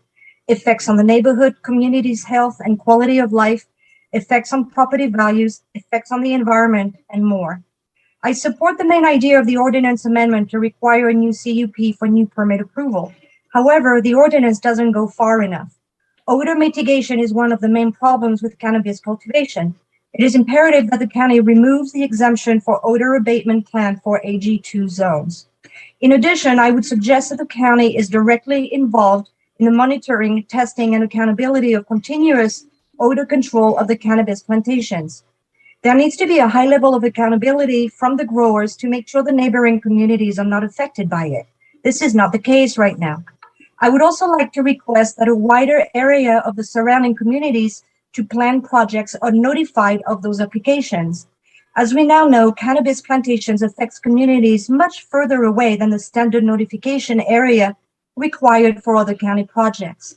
Neighboring communities need to be informed and have the chance to express their thoughts on each project instead of being left in the dark and then suffering from the consequences at a later date. Finally, I would like to request that the Planning Commission recommends that the similar ordinance amendments are suggested to the Coastal Zone Commission. Coastal zones are now also being considered for cannabis plantations, yet do not have the same kind of oversight over those projects as what is being considered in your amendments. Thank you for your consideration. Thank you, Ms. Thomas. Our next speaker will be Jay Higgins, to be followed by Hillary Long. Hello, can you hear me? Yes, we can, Jay. Okay, Mr. Chair and commissioners and staff, Jay Higgins. For the record, this is going to sound ironic, as it always does when people complain about noticing, is I wasn't noticed. Now, I'm here, so I was noticed, but I didn't get an email announcement about this. And I also just tried to open up documents on your website, particularly public comment, and I'm not able to do that. But I wanted to just put generally into the record here my objection to this. I do have a client that is on appeal. My read of the direction by the board on this was to allow there to be a process by which the Planning Commission or the board could fine-tune somebody's acreage request so that they weren't allowed to get away with, acres and acres and acres, or, all of their parcel under cultivation. That did happen, and there's been a number of, with the revision to the ordinances that required anything over 50% to be a CUP. My client on appeal got a land use permit on appeal, but it's only for about 5% of the land. So it's patently unfair to do this to cannabis applicants. At this point, I'm going to write a book about this process that literally 0 people will read, and it's called "Are You Kidding Me?" So just as a refresher, you guys don't need this, and Mr. Wilson, you might want to close your ears, but the changes that this industry have been subject to are substantial. Removal of Ag 1, the hoop ordinance, the change to require CUPs, those things that are a little bit more subtle, but nonetheless well-intended, but introduced obstacles were review of ministerial permit applicants for SDRC and licensing related reviews. Okay, so what that meant was everybody had to go back and talk to EHS, the building department, the fire department. Those reviews are very unusual for land use permits or CDPs. The building department in of itself made a big judgment call that any cannabis related use of a building was automatically a factory or F occupancy, and that required major building upgrades to farm buildings that were previously interpreted to only be a U or storage occupancy. So all of that stuff required upgrades to ADA, fire sprinklers, water storage, potentially structural upgrades. None of that could get done.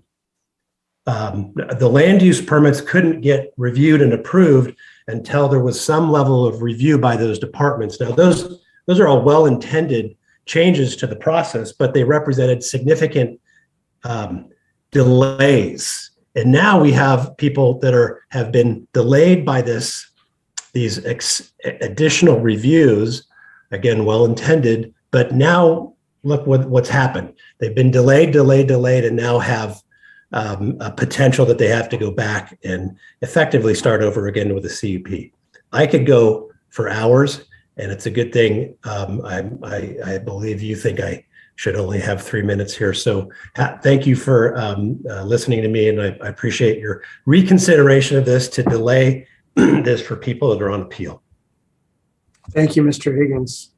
Your comments are well informed, obviously. Next speaker. All right. Our next speaker is Hillary Long. It looks like I need to promote you to panelist. Hillary Long to be followed by Jill Murray.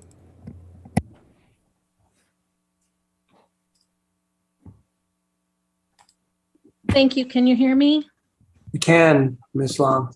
Thank you. Thank you, commissioners and staff, for this opportunity to speak today. I am in awe and appreciation of the level of detail, expertise, and care that go into your roles for our county planning and development. I'm speaking to you today as a 2nd District constituent, a mom vested in the health and well-being of all children in our community and our county. I only just found out about this hearing and a zoning approval meeting for a cannabis grow near me a few days ago, so I'm desperately trying to get up to speed. What an amazing county we live in, the natural resources, ag land, the culture, the arts, outdoor pursuits, open space, world-class university campus, celebrities, and many, many regular people who live and work in our county and keep the wheels turning.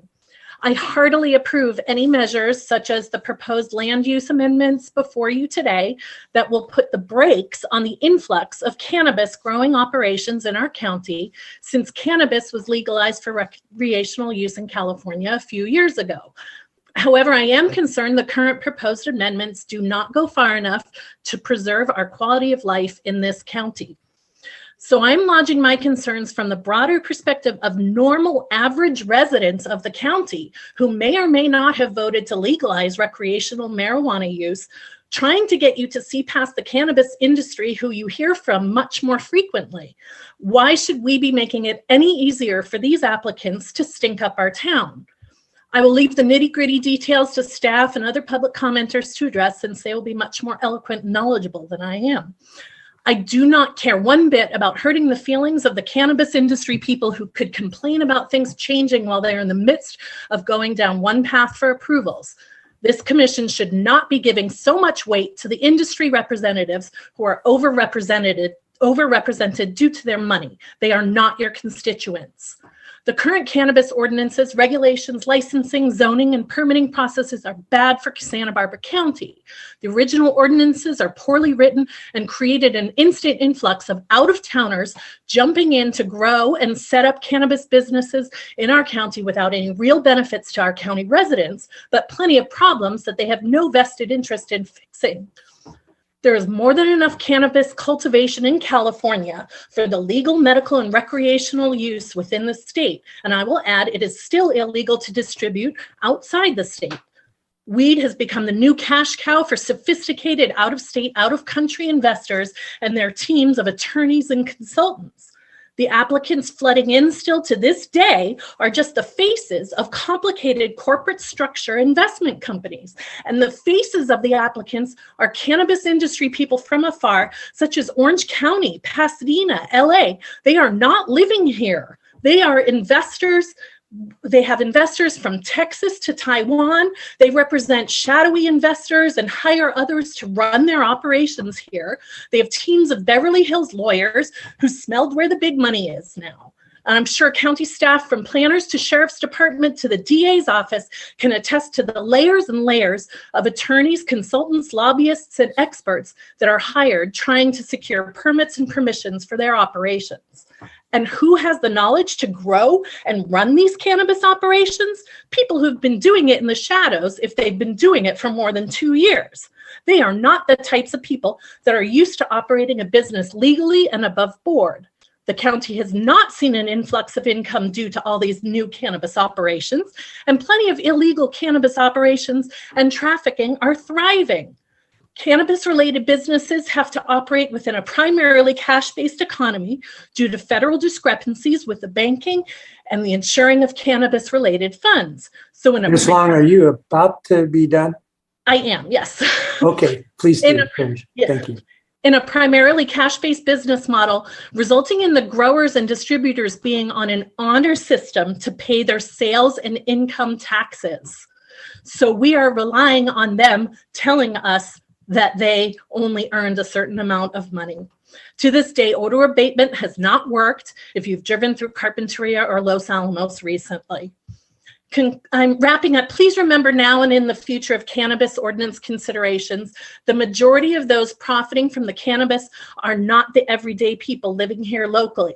There is more than enough cannabis in the state for legal uses. Out-of-towners with their Beverly Hills lawyers and piles of investors are coming into our beautiful county away from where they reside, using our water, smelling up our neighborhoods, tying up our law enforcement, and slashing and burning our quality of life for their own profit. Thank you for remembering those of us who cannot afford teams of lobbyists to preserve our quality of life. Thank you. Thank you very much, Ms. Long. Next speaker, please. Our next speaker will be Jill Murray, to be followed by Teddy Kabugos. Good afternoon. Can you hear me? We can, Ms. Murray, please. Okay. Thank you for this opportunity to comment. I am also a resident of the 2nd District. First, I would like to express support for the effort behind the ordinance amendment. I appreciate the Commission's recognition that more attention to permitting cannabis projects is desperately needed, as demonstrated by frequent appeals. The community of Carpinteria has been significantly impacted by the rapid increase in cannabis cultivation, and the lessons learned must be taken seriously for future projects inside and outside of Carpinteria.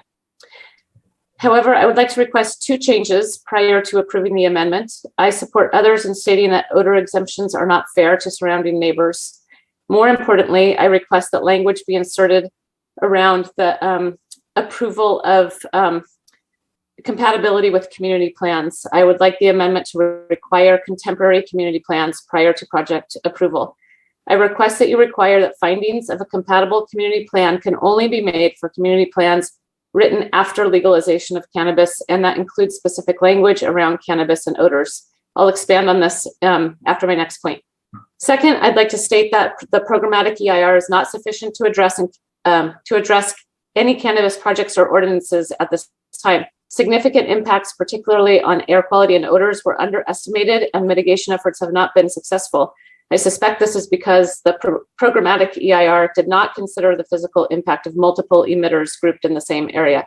The hundreds of odor complaints received since projects have been installed using the PEIR provides de facto evidence of the insufficiency. Third, I would like to strongly request that the Planning Commission request a similar ordinance update for the coastal zone as soon as possible. If there are valid reasons to add CUPs to inland properties, these do not disappear across the blue line of a map. I realize this is complicated by Coastal Commission jurisdiction. Now back to the community plans. When considering the conditional use permits that will arise from this ordinance amendment, I request that the Planning Commission not accept findings that projects are compatible with community plans unless said plans address cannabis cultivation and odors. Communities should be able to determine ahead of time whether or not they want to have the benefits and drawbacks of extensive cannabis cultivation in their area. Residents, county staff, and elected officials put significant time and effort into my community plan, but this was done without any knowledge of commercial cannabis cultivation. Last, I want to address the Eastern Goleta Valley and the Ward Avenue, Patterson, south of Hollister area specifically. This area is slated for significant increases in cannabis cultivation, and the first project was nearly approved by the zoning administrator on Monday. Our community plan, the Eastern Goleta Valley Community Plan, does not contain the words cannabis, marijuana, or odor. It was written prior to cannabis legalization. I request that the residents of this area be educated by the county on the cannabis activity zone shown on your GIS before any additional ordinances, ordinance amendments, projects, or programs that impact this area are brought to the zoning administrator, the planning commission, or the board of supervisors. Due to word of mouth from a noticed neighbor, I just became aware of one project that was nearly approved on Monday. I tried to get up to speed rapidly, and I read a finding that the project was deemed compatible with the land use plans and cannabis ordinance, including compatibility with the Eastern Valley Community Plan. I thought, I remember this making the rounds a long time ago. It must have been updated. I did a search on the plan. I found the plan. I did a search of it. Not a single use of the word cannabis, marijuana, or odor. How can a project be deemed compatible with a plan that's out of date? I then saw on the county GIS that there is a cannabis activity zone of greater than 350 acres with parcels on both sides of my neighborhood. No one in my neighborhood has any idea what we are about to face in the next several years, and we would like to have a voice. Due to my recent introduction to the topic through 1385 Anderson Lane, I only found out about the current ordinance update that we're discussing right now at the project hearing after the deadline to submit a comment. So I speak here at great expense to, I took time off work, and it's not easy. Please update the ordinance to require that projects can only be found compatible with community plans if they have been written subsequent to legalization, the county cannabis ordinance, and the PEIR. If you do work on conditional use permits for cannabis cultivation in the Eastern Goleta Valley, specifically, please do not approve any findings of compatibility until our community plan has been updated. Thank you for your consideration. Thank you, Ms. Murray. So our next speaker will be Teddy Kabugos, followed by Gallery Macon. I thank you, Chair, and members of the Planning Commission for letting me speak today. Really appreciate it. My name is Teddy Kabugos. I'm just calling just with a couple comments regarding this new potential ordinance change. As somebody who, well, first I'm a fourth generation local, and so just to kind of go back on what the woman was saying, it's not just everybody in the cannabis space coming from out of town. That couldn't be further from the truth. But as somebody that's been through this process and knowing how much red tape, I'm just going to go back to some of Jay Higgins' comments and what I completely agree with. I think we can all kind of write a book on this, but all the red tape, the hundreds of thousands of dollars that these applicants and the 7 applicants that are currently potentially have to go back and get a CUP. One of them is a good friend of mine. And I was just attending something in support of his project, only to find out about this just a few days ago. When the cannabis industry, especially in this county, has been just leveled in so many different ways, and the time that it needs help the most, and operators need some type of path forward, to do this right now and this timing, and the timing of this to these people, I just feel this the most unfair thing is it's almost like, is this really happening? Jay said it. I'm trying echoing his words. I can't believe that someone would actually think that is a fair thing to do.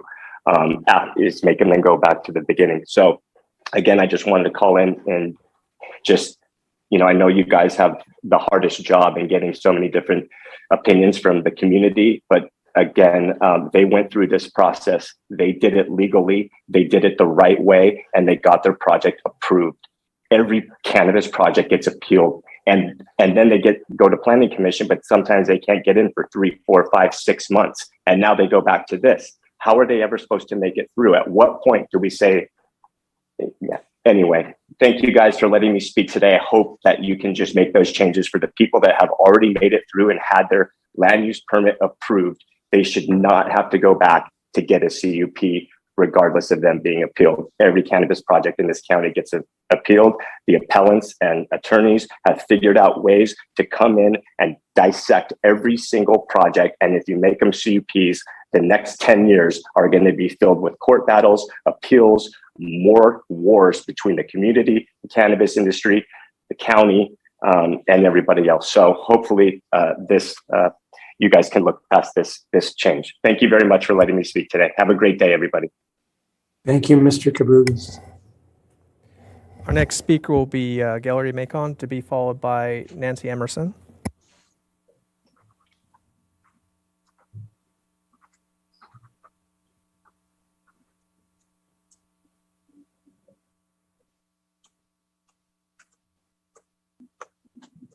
Hi, can you hear me?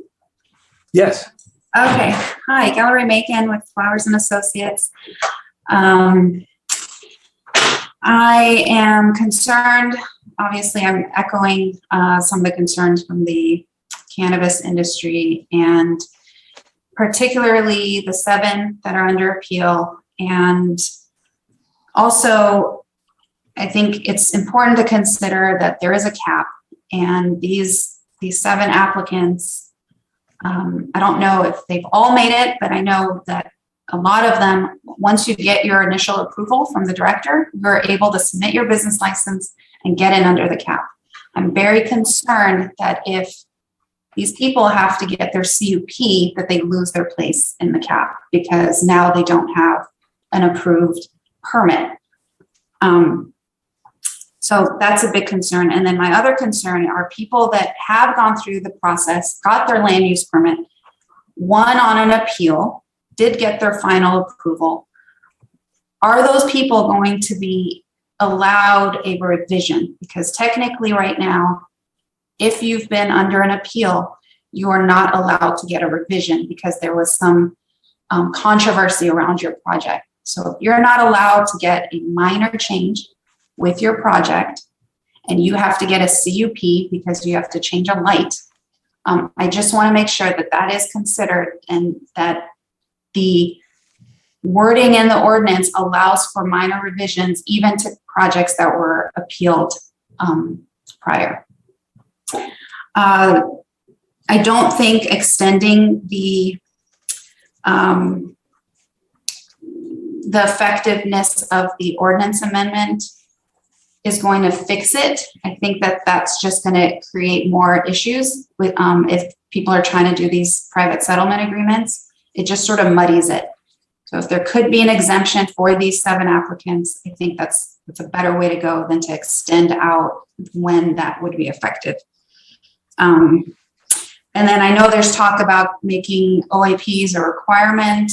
I think that because if it turns into a CUP, you all have that discretion to put in odor abatement systems. So I don't think it needs to be a requirement as part of the CUP. I have all the faith in the world that you great planning commissioners can find a creative way to help these applicants, and appreciate the time. Thank you. Thank you, Ms. Macon. You may be overconfident in our ability, but we appreciate your comments. All right, our next speaker will be Nancy Emerson, and then we'll go to, I'll just go down the list of everyone else who hasn't raised their hand. Good afternoon, Nancy Emerson speaking for WeWatch. This is a San Ynez Valley land use and environmental organization, and we support the much needed cannabis amendments that will now require a CUP for Ag 1 and Ag 2. We are relieved that it includes both new applications and applications in process that have not received final approval. We are hearing the arguments that you're hearing and realize that you need to thread the needle carefully on this subject. But I'm particularly concerned, and it may be just because I have a Mac and the county has PCs, but with attachment C, because as I'm reading it, there are on page 1, it's an indication that all of Ag 1, that where cannabis was not prohibited, and Ag 2 will have a CUP that is able to look at all aspects of projects, and that the ordinance which read that it only applied to EDRNs and rural urban boundaries, that ordinance will be taken, that aspect will be taken care of by this ordinance. But there are footnotes that indicate that it's still going to be just EDRNs and rural urban boundaries, and that the rest of us won't be fully covered. And so would you please look at that and be sure that what we're dealing with is something that is effective for all Ag 1 and Ag 2 beyond that prohibited 20 acres and under. Odor has been a terrible issue, as you know, for the San Ynez Valley, and it's only going to get worse as we get grows taking their acreage in entirety. It would be great if we could have a requirement that odor abatement systems will be required as part of the CUP process. At the very least, I hope that every project will be carefully looked at for odor problems. It would be really helpful if you can find meaningful ways of incentivizing effective systems for the existing outdoor cultivation sites, because they're a problem.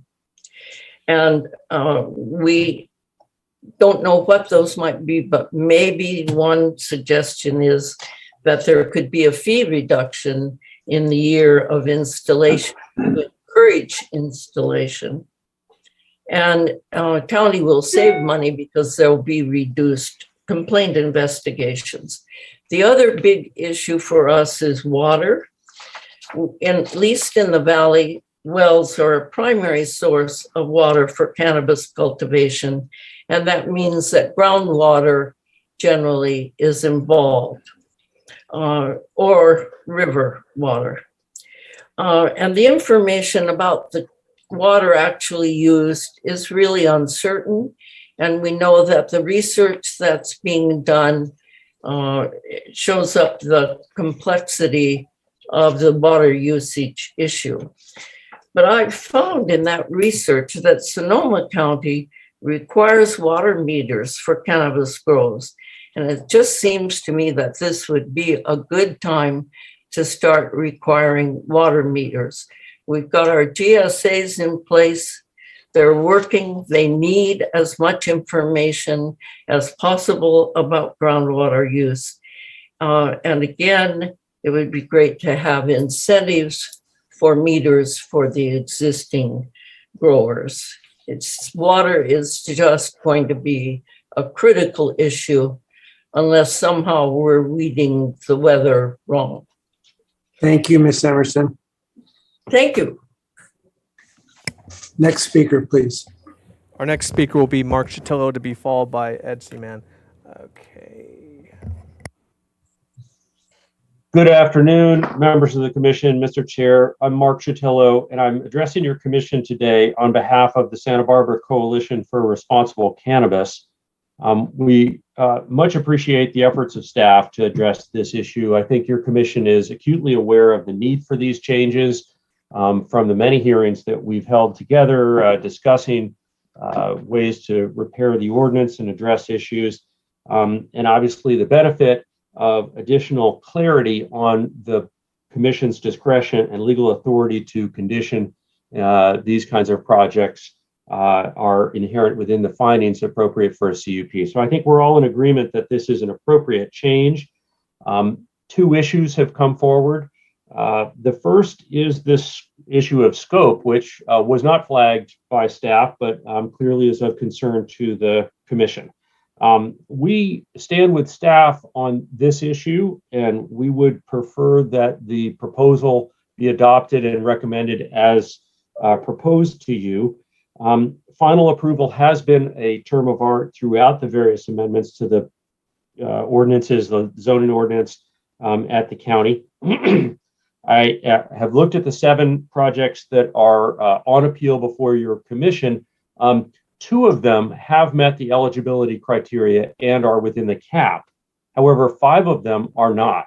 So those are grows that are hopeful that someday they might qualify under the cap, but the reality is their likelihood of being able to secure a business license is close to zero. Well, it's zero at this point and questionable in the future.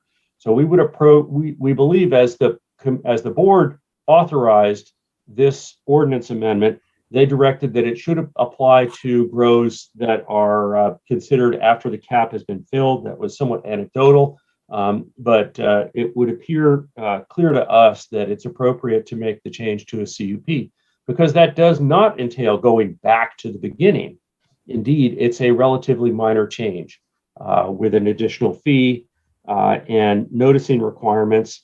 But the fact is that it will not work a substantial injustice to those 7 grows, and will provide the ones that are remaining are ones that do deserve your commission's review under the authority of the conditional use permit components of the ordinance, where you have the discretion provided by the compatibility with surrounding area finding that otherwise does not accompany the land use permit. I would also flag to the commission and note to them that the burden of appeals is significant. Not every project gets appealed. Many are not, but it involves paying a fee close to $700, meeting a strident 10-day schedule, and is a substantial burden, and does represent the fact that these are the grows that do present problems for the compatibility with the community. And I would agree with one part of what Ms. Macron spoke of with respect to the proposal by Council Brax, whom I respect and appreciate, but I disagree that extending the effective date would be an appropriate strategy to address should your commission feel that the 7 projects on appeal need to be addressed. The unintended consequences of extending the effective date of the appeal will be that there will be further projects that are approved with LUPs, which then will be caught in the middle with having to then apply for a CUP post-approval. I think a clear and definitive date, such as proposed by staff, is the one that's preferable. And just briefly, Mr. Chair, on the issue of the odor abatement plans on Ag 2 areas, the experience that we've all had is that odor is the #1 issue. And we are experiencing within our Ag 2 and rural communities, regional odors coming from what is literally the tip of the iceberg of the grows that are going to come forward. So it's important that we use the odor abatement plan process as an expectation associated with the conditional use permit step in order to provide the one tool that we have to be able to control. So, and one comment is that the Planning Commission has discretion to impose odor plans. However, I believe that the opposing council would argue that you will not, if the ordinance that you approve or is approved by the supervisors ultimately states that Ag 2 grows in most instances are exempt from odor control. So I don't think that that's a correct argument, and it is important that your commission step forward and make the changes recommended in our letter in order to be able to ensure that odor abatement plans will be part of every project. Mr. Chair, members of the commission, thanks for considering our concerns. Thank you, Mr. Shitello. Our next speakers will be Ed Seaman, to be followed by Jeremy Stone and then Amy Steinfeld.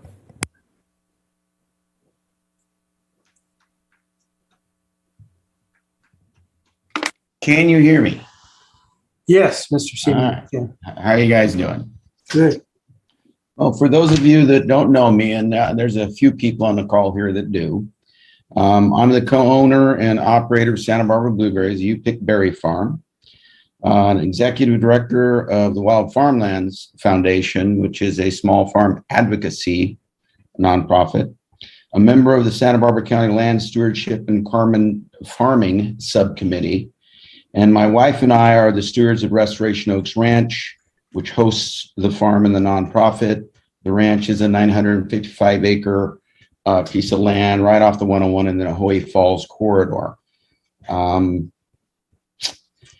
on the call specifically to express my concern about the exempting of odor abatement plans in Ag 2 zoning, which includes our ranch. I think cannabis in general in the county has some real challenges. I'm going to focus on this right now, but I'm pretty sure I'll have an opportunity to talk about some of these other challenges later. when it comes to odor, we may personally be affected by this. No less than 4 cannabis projects are in progress within the wind distance of us in the Nahoe Falls corridor. The first one up is right across the freeway from us. Commercial cannabis odors they're man-made. It's industrial. They're not natural. People travel to San Ynez to get away from industry, not to get into it. So first problem you've got is you got a problem with agritourism and Ag 2 lands that are really profoundly important to the county in agritourism.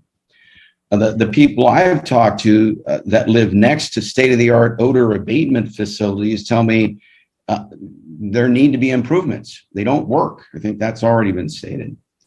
Outdoor grows in Ag 2 areas like our corridor experience shifting winds.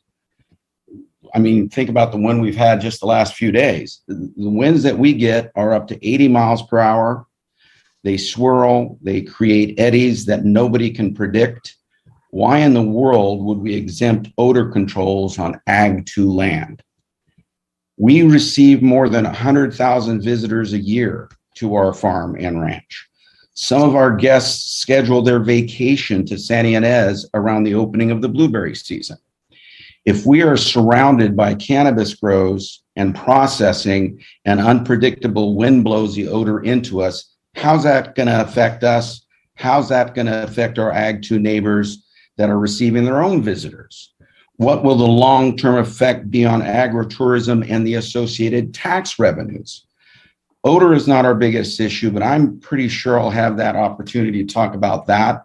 I support the CUP with the exception of this exemption for odor.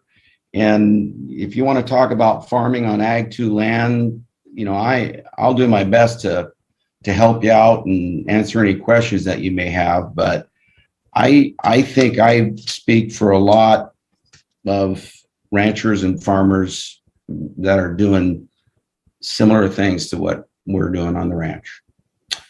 Thank you. That's it. Thank you. Thank you, Mr. Seaman. Our next speaker will be Jeremy Stone. And Mr. Stone, it looks like there are 2 of you in the meeting.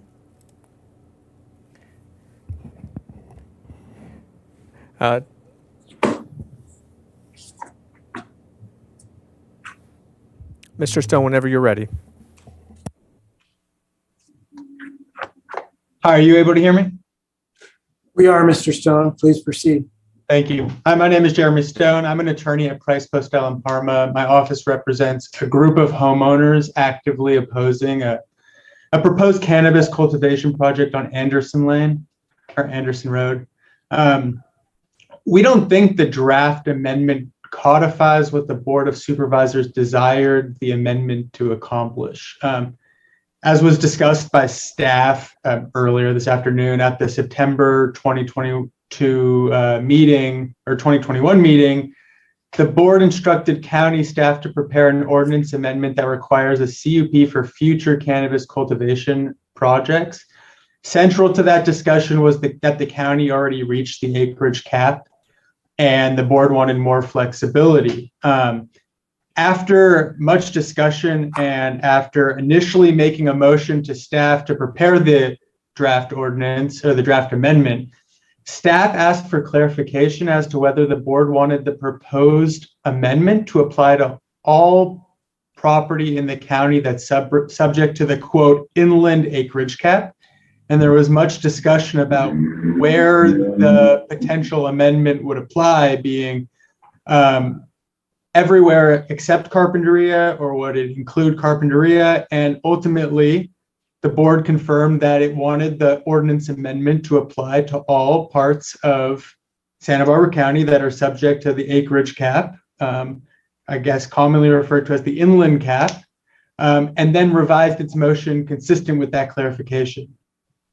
The Board of Supervisors' goal was clear. It wanted more flexibility on all new proposed cultivation projects.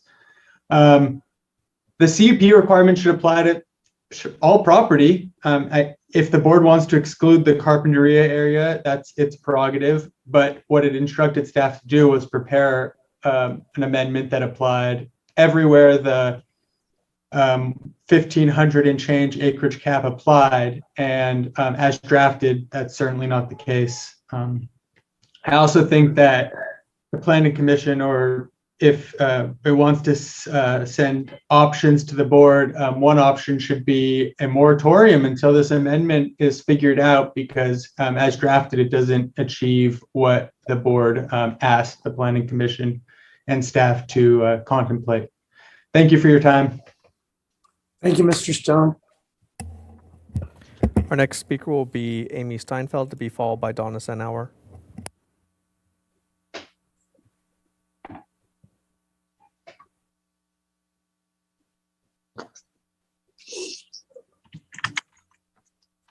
Oh, can you hear me now? We can, Amy. Okay. Good afternoon, Chair Cooney and members of the Commission. My name is Amy Steinfeld, and I represent several local cannabis permittees and 2 local clients who have cannabis LUP projects on appeal. First, I'm here to oppose the ordinance amendment to convert all new projects to CUPs, because this change is just simply unnecessary. As you've heard, the existing LUP process is very comprehensive. It takes most applicants over 2 years. It involves very detailed findings and conditions on every LUP project, and also requires extensive state agency review. Plus, as you know, many applicants have and continue to work closely with neighbors on settlements and good neighbor agreements. Second, while we appreciate the attempt to ensure that all approved LUP projects are conforming, it's still unclear under this proposed amendment what minor changes may be made through the LUP revision process without triggering a CUP. It's also unclear, as Ms. Macon mentioned, whether land use permittees who have previously been appealed may go through the LUP revision process.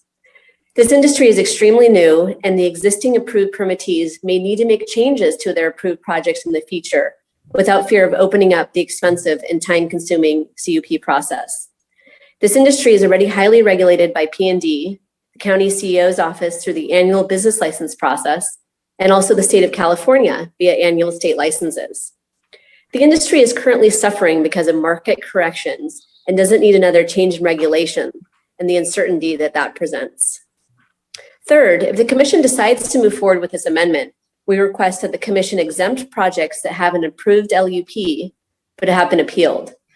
I represent 2 clients with projects on appeal, and we've spent the past several months engaging in settlement discussions with the appellants, and we've made good progress. Instead of rushing forward to set a hearing date late last year, we made the decision to engage with the appellants. For this reason, we oppose the proposed amendment that would require these projects on appeal to be converted to CUPs. It's fundamentally unfair to punish the 7 permittees who have been in the permitting process for years, have spent hundreds of thousands of dollars to meet the county's ever-changing standards, and have actually received their LUPs. It's unjust now at this very late date to convert these projects just because they have been appealed. For this reason, I'm here to ask the Planning Commission to exclude those 7 permittees on appeal from this amendment to ensure that the CUP requirement would not apply to them, or as County Council mentioned, as a last resort, to delay implementation until all 7 projects have received final board approvals. Thank you. Thank you, Ms. Steinfeld. Our next speaker will be Donna Senauer, to be followed by Jay Ritterbeck.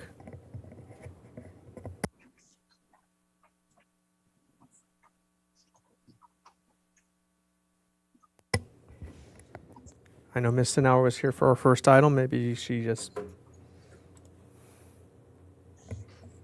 She's not here for this item? Yeah, I don't... Okay. So moving on, Mr. Ritterbeck. Thank you, Mr. Villalobos, Chair Cooney, members of the commission. In general, the city of Goleta is in support of having the previous LUP or current LUP requirement being changed to a conditional use permit.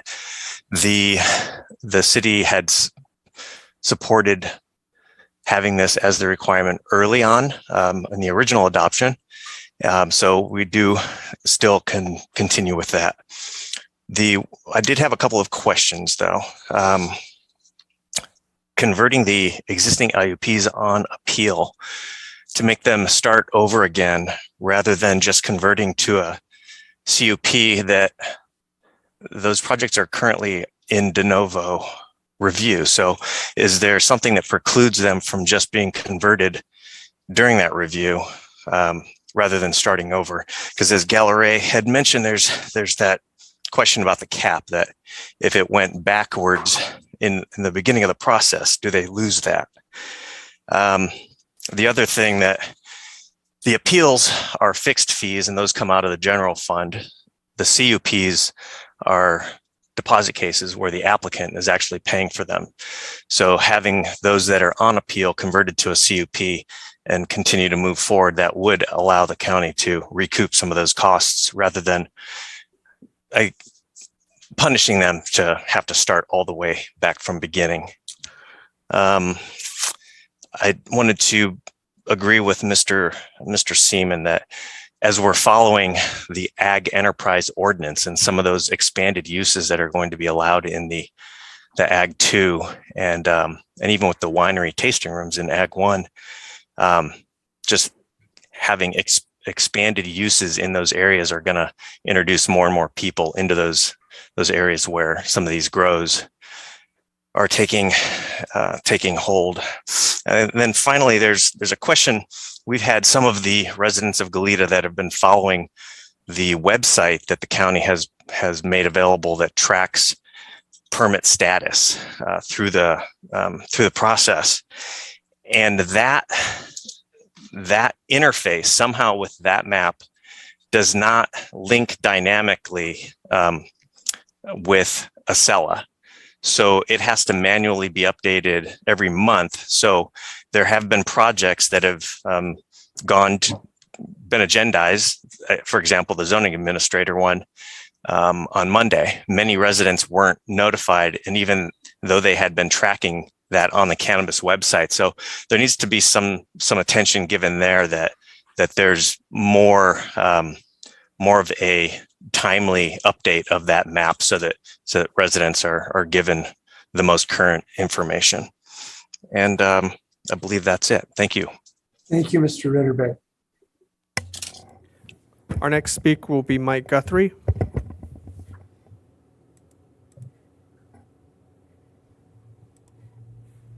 Mr. Guthrie?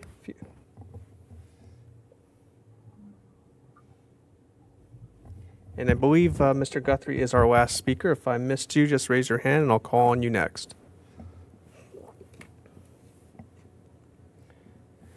Mr. Chair, I don't see. Oh, so the second. Hold on. I don't see Mike Guthrie. Perhaps he left the meeting, but I do want to offer, in case Mr. Guthrie's having issues, you're always welcome to call the hearing room and I can put you on speakerphone. The number here is 805-568-2092, 805-568-2092.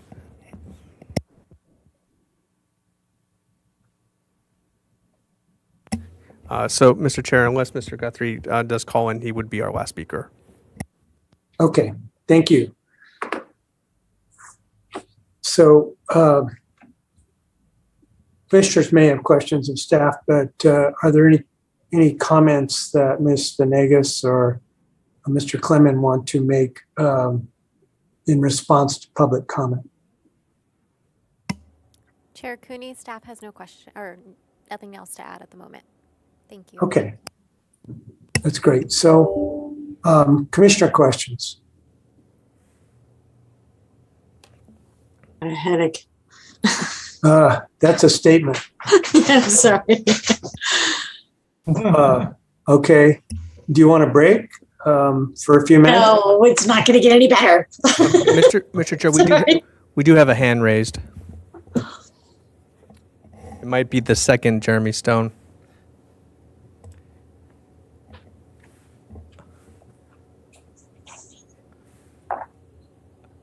Mr. Stone, I believe we already had testimony for you, or did you, is this someone else? Yes, I'm Gerald Pelton. Mr. Stone, our attorney, gave me the link. I had difficulty getting connected with you folks earlier today, so that's why I guess it's coming via Jeremy Stone's email. Okay, my name is Gerald Pelton. I live at 5380 Dorwin Lane, Santa Barbara, California, on the Moore Mesa area. And I want to thank the commissioners and staff for their time and energy in reviewing this amendment. The area we live in here is south of Atascadero Creek and on the bluff. And I'm concerned about our area because it is really, it's in the coastal zone. And as the amendment you're considering, I would hope, or I ask that you include our area, which is north and south of Atascadero Creek and the Moore Mesa area, be included in the amendment and the review, and that a CUP would be required in any application for commercial cannabis cultivation in our area. Thank you. Thank you, Mr. Pelton, for hanging on. Okay, are you clear now, Mr. Villalobos? I think we're clear. Okay. Then we'll go to commissioners for questions of staff.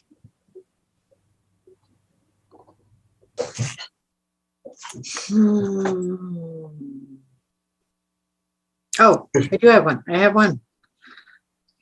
Go ahead. Sorry. What was the thinking about applying CUPs to the M1 and M2 zones? Had staff gotten complaints saying these are industrial zones and they're usually not near adjacent to residences, but I'm having a hard time pulling up the county's land use map. So what was staff's idea about having M1 and M2, or was that the board's directive? And I'm trying to understand the basis behind it, because that's the ugliest land uses we have, right? That's where you put all the difficult things. Commissioner Bradley, through the chair, that was the board's direction. And I don't know if I characterize them as the ugliest lands because they're really I'm sorry. industrial, but no, in all They're seriousness, totally necessary, but they're not, quaint residential neighborhoods. So there's no background about the concept of those being grouped into ag and residential areas. No, there's no direction to only have the CUP requirement apply to cultivation in the ag zones. It's just the direction was cultivation in general, where it's allowed, regardless of the zones, to now require the CUP.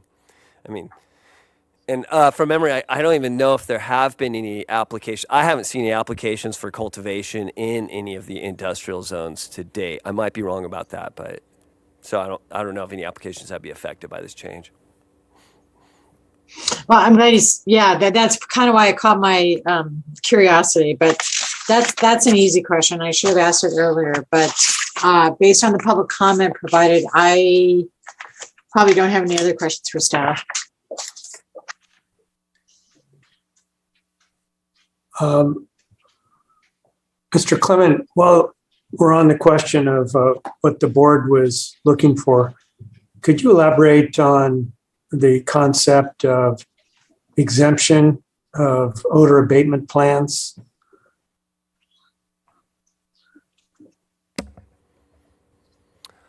Sure. Perhaps if Ms. Venegas could pull up this slide, which talks about odor abatement plans. Yeah, so this is an example of one of those changes where after we made the changes to the table, we could see that there would be some indirect consequences for some of the development standards.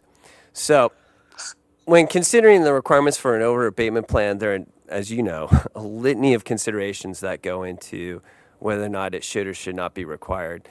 And one thing we're trying to balance is the fact that no two lots are the same, particularly with regard to geographic location, size, and their suitability for cannabis cultivation without creating odors that could adversely affect surrounding residents or other sensitive receptors in general.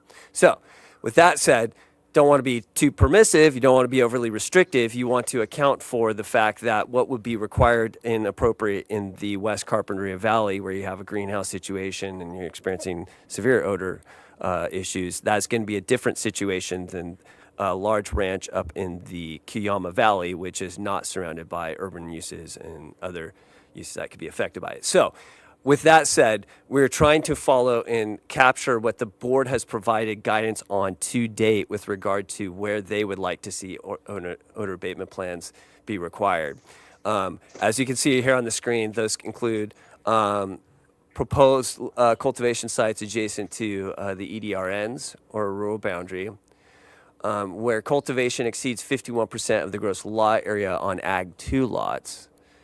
And then finally, because the San Ynez Valley Community Plan already has requirements in it for addressing odors in general, not just cannabis, there's a special consideration in San Ynez Valley.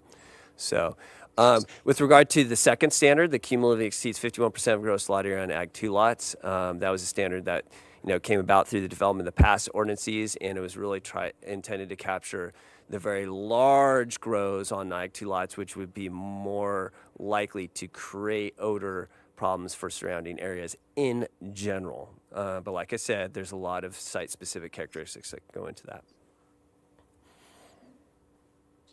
So just to follow that on the slide, if you had property that was proposing to grow cannabis, but none of these exceptions applied, so you had a smaller than 50% property, if the ordinance was amended as proposed, would it be subject to a conditional use permit in the future?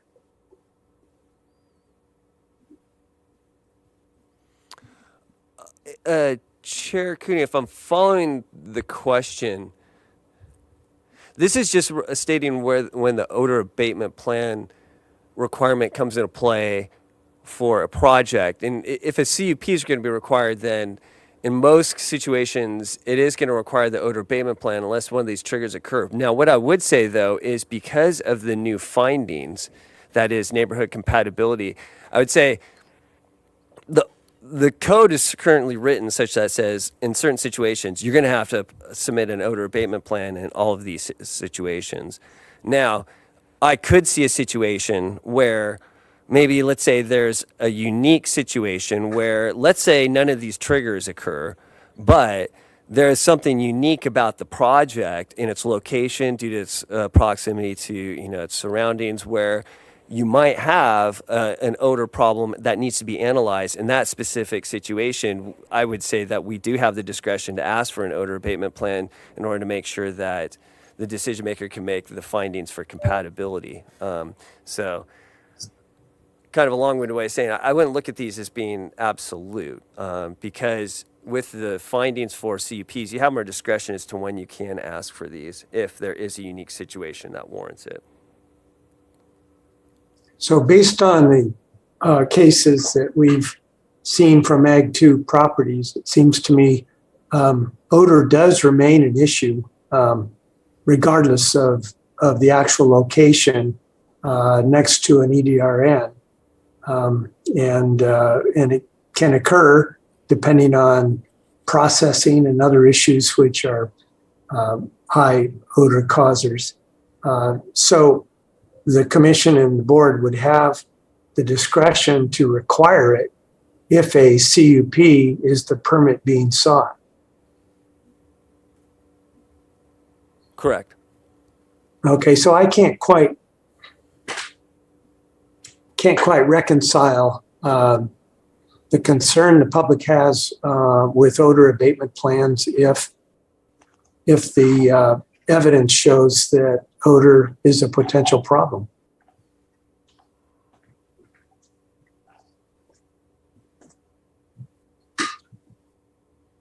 Okay, well, I don't need to go further on that. It didn't seem as though the two requirements were consistent.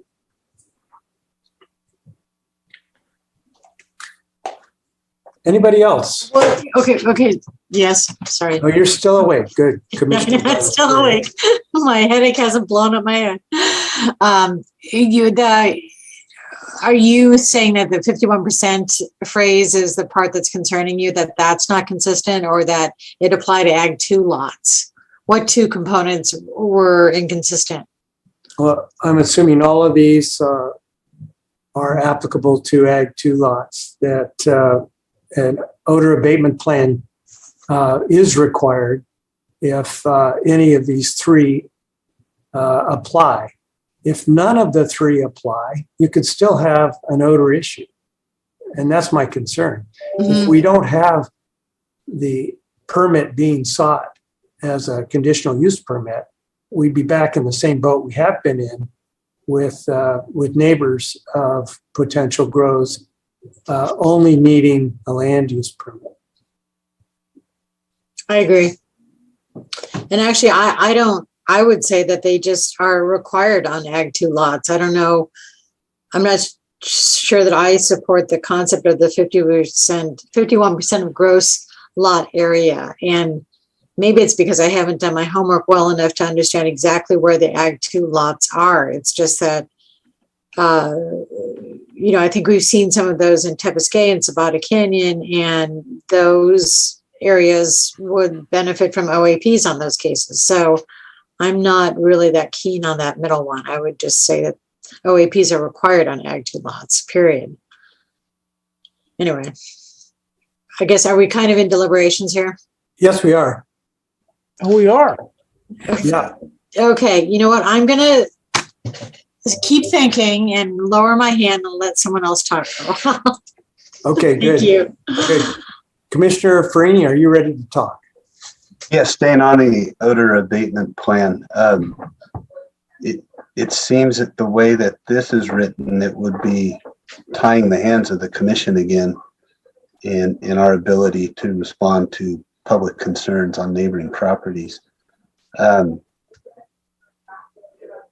So I don't know if I'm missing something, or if Mr. Clemens can help me, but if we have this in there and then we decided we wanted an odor abatement plan, I guess that would be one question. It seems this would prohibit us from doing it if they threaded the needle, if the applicant threaded the needle to fit those. And then two is there a way to require an odor abatement plan, but if it is in Cuyama in the middle of 1,000 acres and it's remotely located, is there a way, how do we have that be a different odor abatement plan than one on Highway 246 across the street from a famous winery? Good point. That's my struggle, Mr. Clemens or fellow commissioners.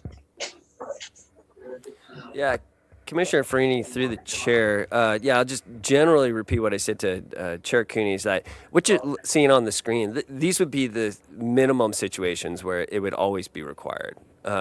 What I was trying to point out is that there may be other situations that are unusual, and because of the unique findings for a CUP that a decision maker has to make in order to approve the CUP, your discretion afforded to you in order to make that finding would enable you to request an OAP, because you need that information to say, hey, this project is going to be compatible with, for example, the legally established uses surrounding the site, such as a winery. So this does not necessarily limit you, but if you want to change the language, it's completely within your commission's discretion to say, hey, no, we would want the OAP requirement to apply to all cultivation, regardless of the size of the lot or the zoning of the lot. You can make that recommendation. I think that was helpful, Mr. Clemens, and maybe to continue on. My concern is that we not limit the Planning Commission's ability to ask for an OAP on any project, right?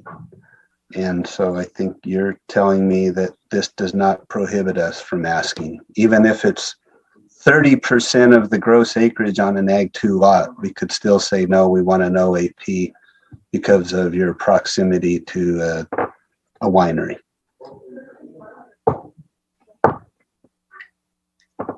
Mr. Chair, Yes. Yes. I'm not the chair. I'm sorry. I I have a chair. I'm sitting in a chair. And you were talking. That's all right. I'm here. think it's an important thing to remember. I'm sorry, I've been in a meeting, otherwise I would have participated in this from the beginning. But the way our code is written is that the odor has to be being experienced in residential zones. So that is what we're focused on. That's why the OAP requirements are written the way they are. And the board, had acknowledged that on Ag 2, there would be limited ability to control that. And so that's why they overrode it when they originally adopted the ordinance. And to be quite honest, if you're processing on an Ag 2 property, then you do have to have an OAP, right? You've got that processing facility, you need to have odor control associated with it. But if you just have an open grow, there really isn't much that can be done other than planting some landscaping or some things like that. And so that's why the board did not go down that path of trying to impose that at the original adoption of the ordinance, and even subsequent opportunities to increase requirements. They have not opted for that. And I should say, didn't provide direction regarding that. They just said, we want a conditional use permit for the newer applications. I just thought it was important for the PC to know those things. What you just said sounds to me like one of the options open to us today and advocated for by a number of people is to not have an exemption from the OAP for any Ag 2 property. And that was written into the modified ordinances as I see it. But is that foreclosed, or are we just requiring the board to decide if they want to exempt certain properties? I'm sorry, I think we must be miscommunicating, because I think right now, what the way the code is written is that on Ag 2 properties, unless you are one of these three circumstances occurs, you're not required to get an OAP. And we are not proposing to change that. But are you proposing to make a property other than these three subject to a conditional use permit? They will be subject to a conditional use permit, yes. So if we can make a finding, if upon evidence from neighbors or whoever that there is an odor problem, that proposed project could be incompatible with the surrounding neighborhood. So we could apply a CUP requirement of an odor abatement plan. So, Mr. Chair, if the Planning Commission wanted to make that recommendation to be included in here, we can forward that to the board. It is not what we proposed, but we could forward that to the board. Okay, that's I would what recommend I'm getting that. at. Yeah, It's our I would recommend that. recommendation. Yeah, I would recommend that you would be clear about that and ask that it be in the code and not have it be based on a case-by-case situation. So if that's what the Planning Commission is recommending, then we can transmit that. Well, I just didn't want to make a distinction without a difference, but it seems to me there is, and we have seen cases where we would have imposed an odor abatement plan requirement if we had the ability to do that. And I don't want to go backwards is all I'm saying. So I think I understand what you're recommending. Other commissioner comments? Commissioner Park. Yes, I've heard all this discussion about odor abatement plan. And I saw in reading the suggested code language, the very point that Director Plowman just brought up, that the reference to OAPs in the code as currently written refers to odor perceptible in residential areas. And I think that has been a problem. It hasn't worked well. And same with the 51% of gross lot area. That test hasn't worked well. I'll give an example of the intense opposition that was received to the SFS project, which was 82 acres, which is a huge cannabis grow, but it was on a much larger parcel. And you'd think, well, gosh, if it's in a much larger parcel and it's right in the middle, it's not going to bother anybody. But in the spirit of Dan Blau, who I always think of at these meetings, he always said it shouldn't leave the property boundary. The odor should not. And in SFS, the arable land, okay, was right on the property boundary.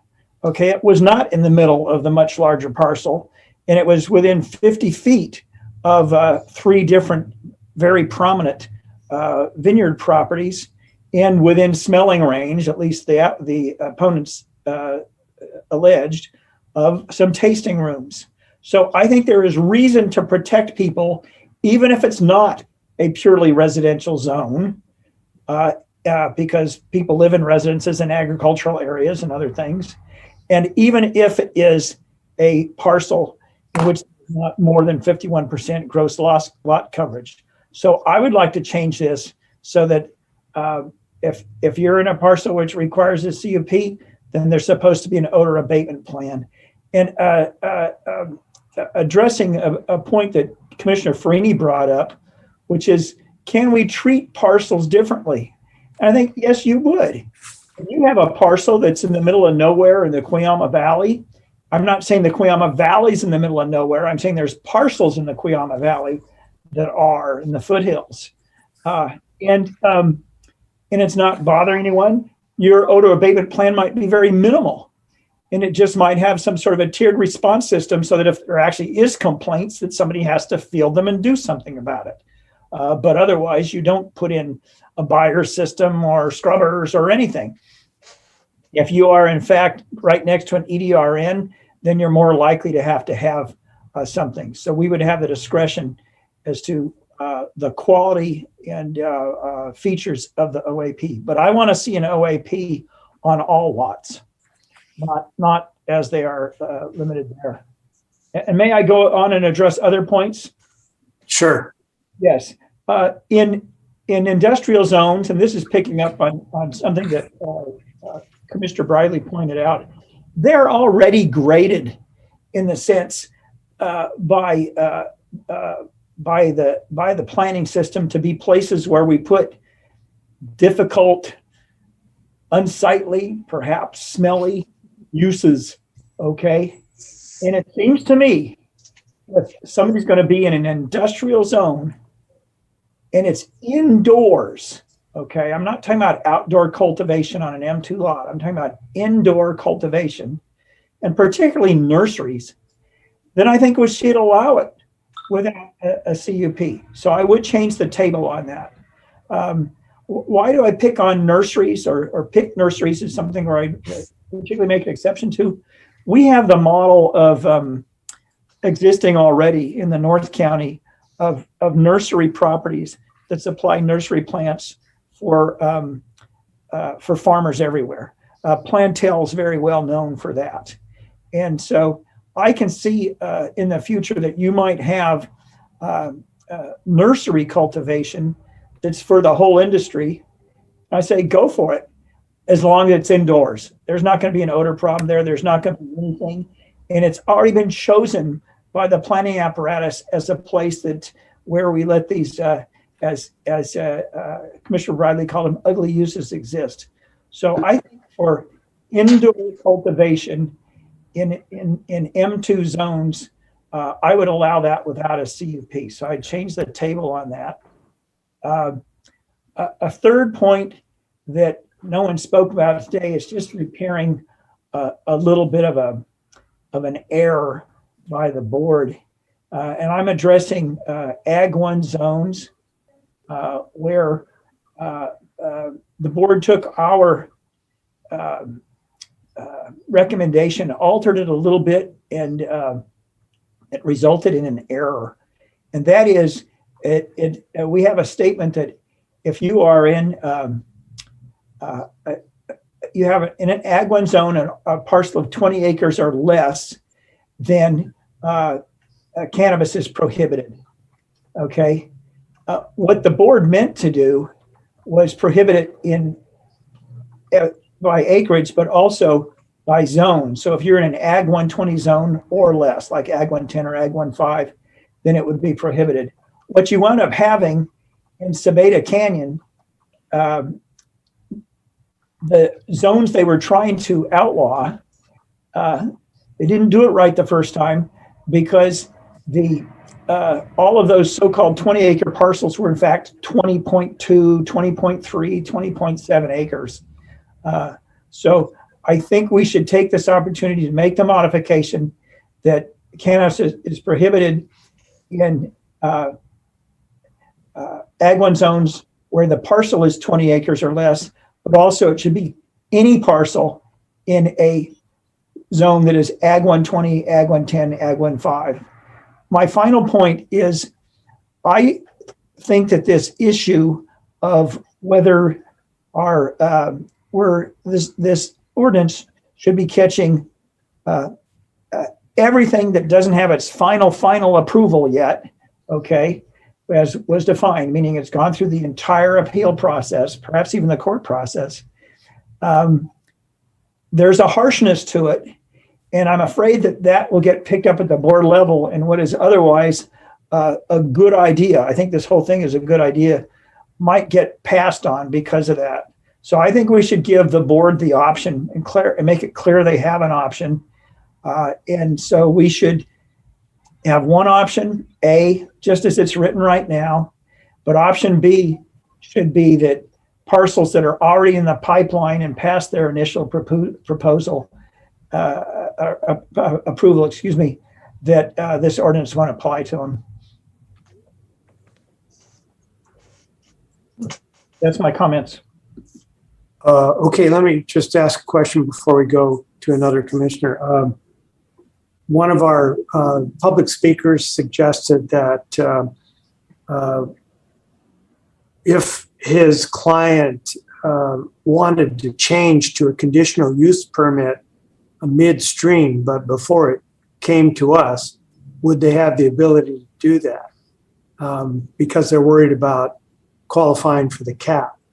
And I, at least on hearing that for the first time, I didn't see any disadvantage in doing that, because if a conditional use permit would have applied under the ordinance and they want to voluntarily do it before their permit is final, seems to me they can subvert the delay and some of the costs by simply converting their permit. Is there something wrong with that process? Mr. Chair, Commissioners, I might take the lead on that. I think, in concept, it would be a great idea. However, they're bound by whatever's in the ordinance at the time they apply. So there isn't an option to voluntarily switch the permit path to a different permit if the ordinance doesn't require it. So I could see the desire for them to say, hey, I see the winds have changed and I voluntarily want to do a more difficult permit path. The ordinance wouldn't allow that, because what is codified is an LUP until it gets changed and into effect. So there would be a path for them to voluntarily switch to a CUP ahead of time. Thank you, Mr. Wilson, for squashing the one valid point I thought somebody had. You gotta love this job, I mean, really. Before I call on a commissioner, Director Plowman has a comment. I'm sorry, I needed to lower my hand and I didn't. Oh, okay. How about Commissioner Bridley? Well, I feel a little more strongly than what Commissioner Park said about the in-process cases. I really think those should be just exempted straight away as not applicable, and just let them finish on the LUP track, including whatever appeals. having been in a process and then having the rules change and having it affect me, even though I'm halfway through the process and I paid all those fees, just does not seem fair in any way.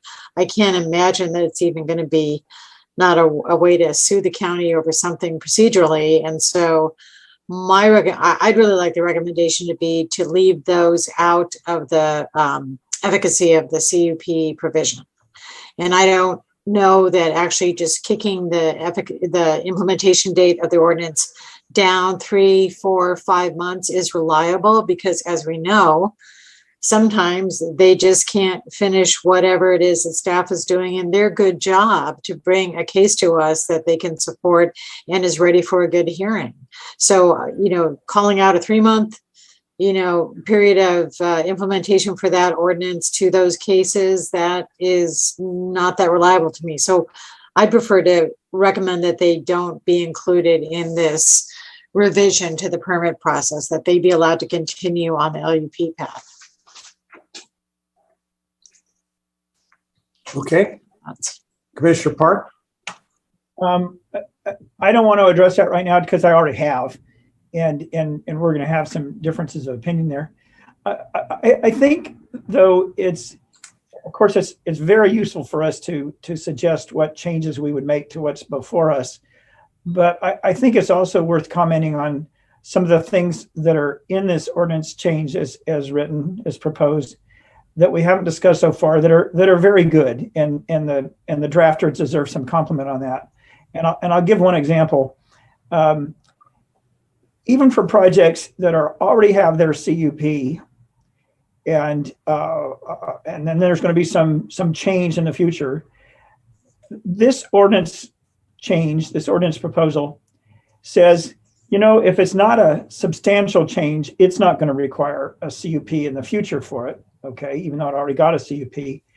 And in identifying the kinds of things that wouldn't be substantial changes, it includes the upgrading of odor control technology, in so many words. And that's been a troubling thing for me to think about, particularly in carpinteria, for example, where they all have odor control technology, that we put people through the rigor of our hearings.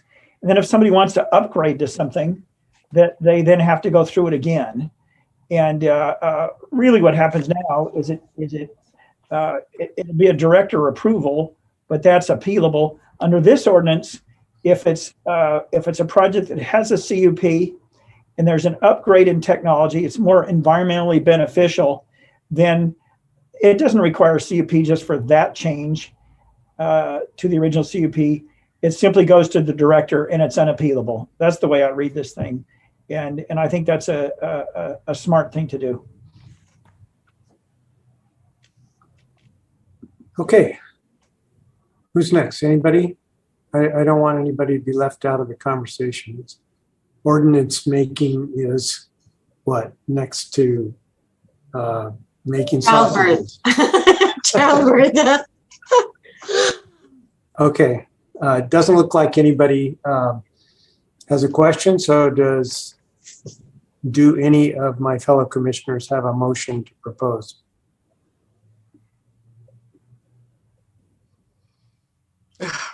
Do we need a break? No. No, you want to finish up, Commissioner Freeney. I understand. Okay. Chair Cooney, if I could, sorry. Don't apologize. We're stuck here. So options are some thought to think about. There's been discussions about providing options to the board, and that option would be what's written now, or have the board consider an option to allow those LUPs on appeal not to have to get CUPs. If a majority of the commission wants to have that option, then I'd recommend taking a break and allowing staff to amend the resolution. So that could be part of the motion to direct staff to transmit the resolution to the board with those options embedded in that resolution. I wouldn't recommend changing the amendments today. I would just build in that option in the resolution and just have the board consider that option. That could be give us a break and allow staff time to amend the resolution to build that in. If a majority of the commission doesn't want to, then we don't have to take a break and we can just go forward with the way it's written now. Okay, let's get input from commissioners on whether they agree with Commissioner Bridley's concern that it's unfair to hold up projects that are on appeal right now and force them to go back if the ordinance becomes final before they're final, before their permit is final. Commissioner Freeney, do you have an opinion on that? Yeah, I support that concept. I like the idea of taking a break with a real purpose and letting staff come up with that alternative that we can present to the board. Commissioner Park? I want to present it as an alternative, okay? But I don't want to rewrite the amendment as it is. I mean, I want both in front of the board because I see both arguments. I think, frankly, it's more legally supportable to keep it the way it is. I think you get into some legal issues if you allow those that are in the pipeline past the initial approval stage to evade the ordinance, but somebody who's about to get their approval doesn't. I mean, people will always argue there's inequality of treatment, just as people that are in the pipeline will say, why should we be treated differently and get stuck with this ordinance when somebody who just got their final approval isn't? But nevertheless, I think it's more legally supportable as it's written now. I do want that alternative available for the board to consider. So I want to make it clear that the Planning Commission isn't endorsing one over the other. We're just giving both alternatives for the board to consider. If that's the case, yes, please take a break and write it. Well, could we do it through a straw vote on both options? Because I'm not sure that I want them to be, my vote would be more for one over the other. So I don't know how we can communicate that. Well, what it would be, as I understand Commissioner Park, is that we would indicate our agreement with staff's recommendation today. That's what we agree. As an alternative, we agree that the board could consider the suggestion you have made, which is that all those in the pipeline at this time would be exempt from the new ordinance. Okay, let's go there. Commissioner Martinez, you've been thinking all this time. How do you feel? Well, he's got a headache now. Yeah. Sorry. What did I get myself into? One of the things. Honestly, I think so. If I'm understanding correctly, and my question was really is the options that we're talking about is what you just described, and I think that answered my question. Is option one agreeing with staff as presented, and with the option of anybody who has anything in the pipeline. Not that means that even if they submit an application today, it doesn't matter. But anybody who has an application, as we're speaking now, on file, they're not going to be subject to this. No, that isn't it. Only the list we have is only those who have received a permit and it's been appealed. So it's a much smaller group than having. Otherwise, we'd have everybody running into file an application right now. Agreed, and that's why I wanted to make sure I was understanding that. So it's that part. Yeah, it's just those 7 cases that already have the LUP, and they're in some version of appeal. And then this is my follow-up issue is that the ability to still address the odor situation is still something that we're looking into on this matter, correct? I mean, I believe it's kind of addressed in here, but I believe the comments were it's not truly addressed in full.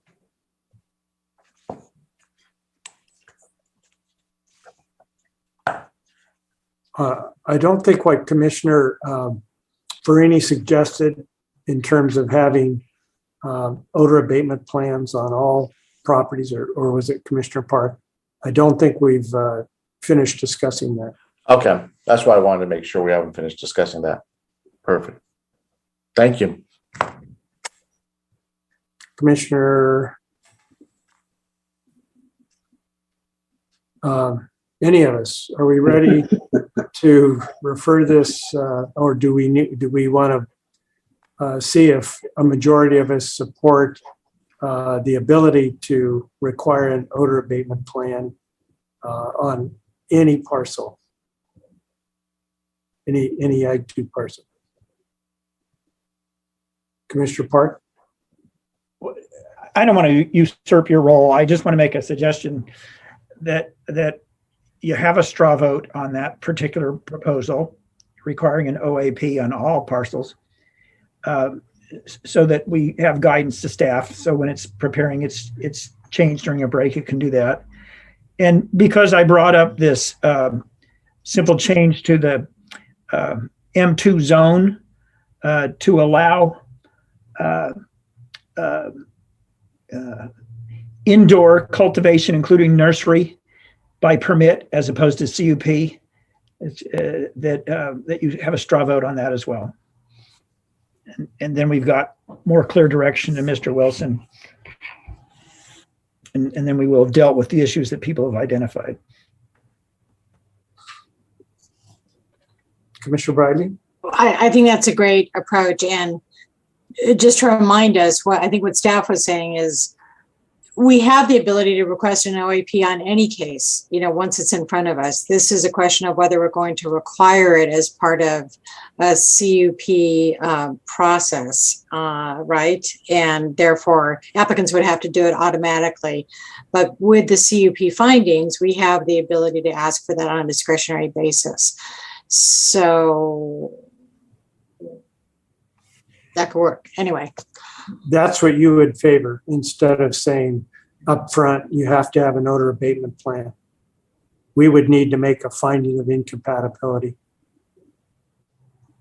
Yeah. On any parcel.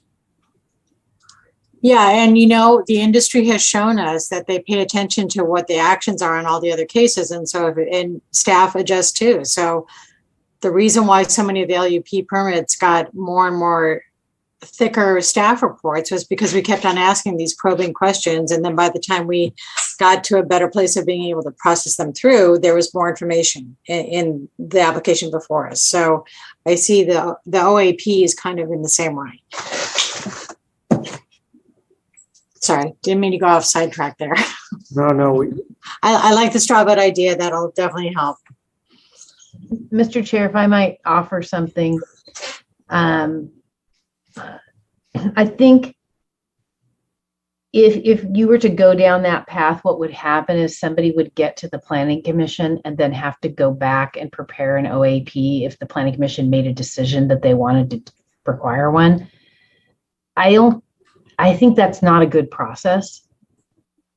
I think I really think we should be clear about what it is our expectations are of an applicant when they walk in the door. I think that's more, it creates a level playing field for everybody, and then they know what they've got to do, and they won't have to circle back and come back to the PC if the PC has a different interpretation of the requirements or needs. Sorry, Commissioner Bradley, I just had to. No, that's okay. I can honestly see it your way too. I would vote for that too. I would vote for just making it, but I would actually vote for making it a requirement on Ag 2. We got a lot of public comment about it. It would just be clear to the applicant. It would provide us the most amount of information that would be simple. So that's probably the question for the rest of the commissioners, right? I see a lot of hands now. Commissioner, let's look to County Council for a comment. Mr. Brax. Thank you, Chair. I was just going to clarify that the ordinance is currently drafted says no odor abatement plan shall be required in Ag 2 zoning unless it is adjacent to an EDRN or urban rural boundary or the cultivation area exceeds 51% of the lot. So if your commission wanted the ability to require an OAP in other circumstances, we would need to revise the ordinance to say so. Alternatively, as I think you, Chair, were getting at, your board, as part of a compatibility finding, can request an applicant to address or mitigate or reduce odors in different ways without requiring an OAP, because once you trigger an OAP, then the standard is the OAP must prevent odors from being experienced within residential zones. And as we've heard testimony, that may be impossible for certain outdoor grows in the inland area. Hope that's helpful. Possibly. Commissioner Park, your hand is up. Yeah, I think that was helpful, but in making the opposite point, perhaps, that Mr. Brax was trying to make, and I think we're a little bit going in circles. And I point out that Director Plowman made her point a couple of times now. Let's be clear to the board right now. Let's not dance around and say, well, we could always do this as part of the compatibility founding and all this and that. No, let's be clear to the board what our expectation is and what we think they ought to do. So to be clear to the board, we should say we want an OAP in all parcels. And let's be clear to the applicants. So the applicant doesn't go all the way through the dance and then get to their CUP hearing and hear that the Planning Commission, as part of its compatibility finding, says, well, we can't really make that compatibility finding unless you go prepare an OAP. And they say, well, I don't have one in my back pocket. I guess what do we got to do? We have to take a 6-month continuance while we prepare an OAP? No, just make it clear for them that they have to do it so they can be working on it from the get-go, and make it clear from the board that we expect that. And that's the simplest, clearest way to do this.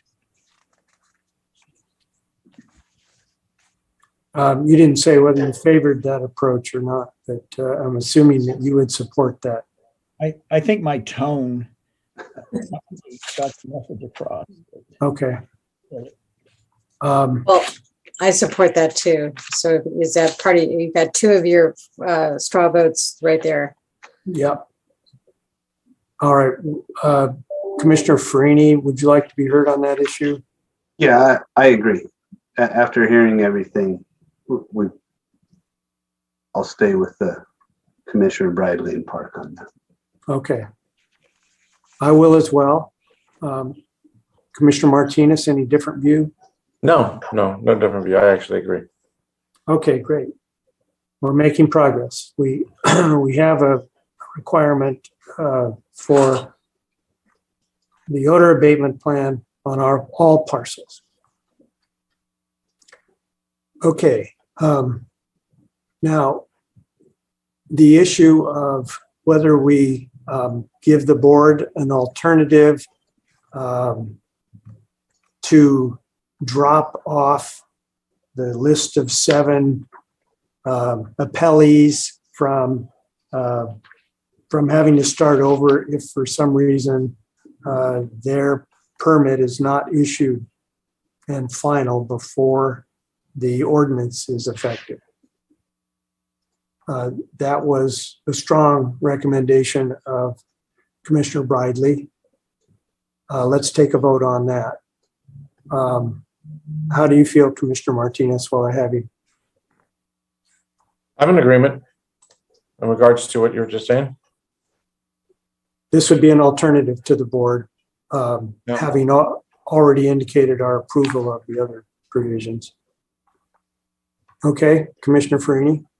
Yeah, I agree. I feel pretty strongly that those applicants have already paid their hard-earned money and invested a lot of time, and I don't see how I could genuinely lead them a different direction. So we're really making a suggestion to the board that they consider that alternative as opposed to including the 7s. I'm hoping that if we have 5 votes supporting that, the board would see that as a strong recommendation. Commissioner Park, where are you on this?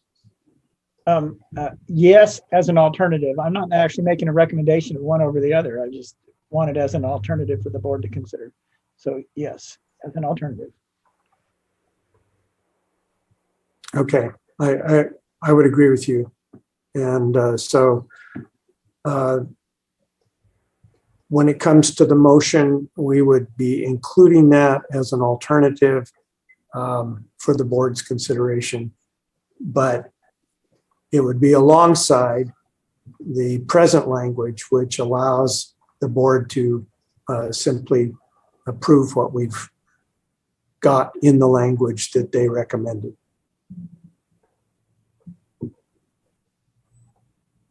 Okay, I think that's it. No, there was that other point I raised.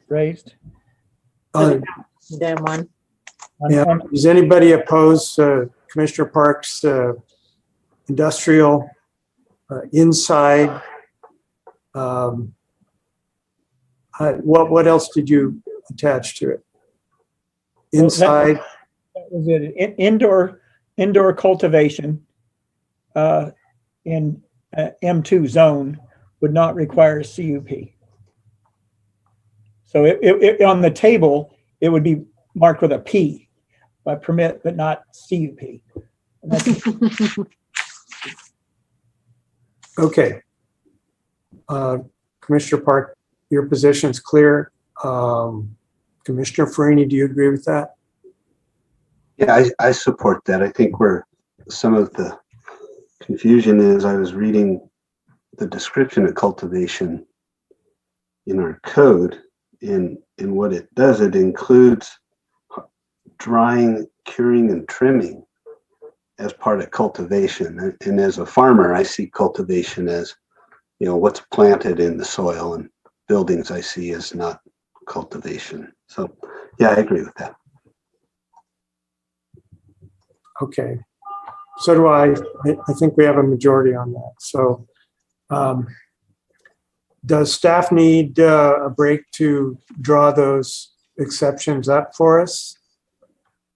Mr. Chair and Commissioners, I would ask for a break to allow staff to regroup and come up with a plan on how to present these concepts to the board and to the commission to get your concurrence on. So I look to Director Plowman or Mr. Clement on how long that would be.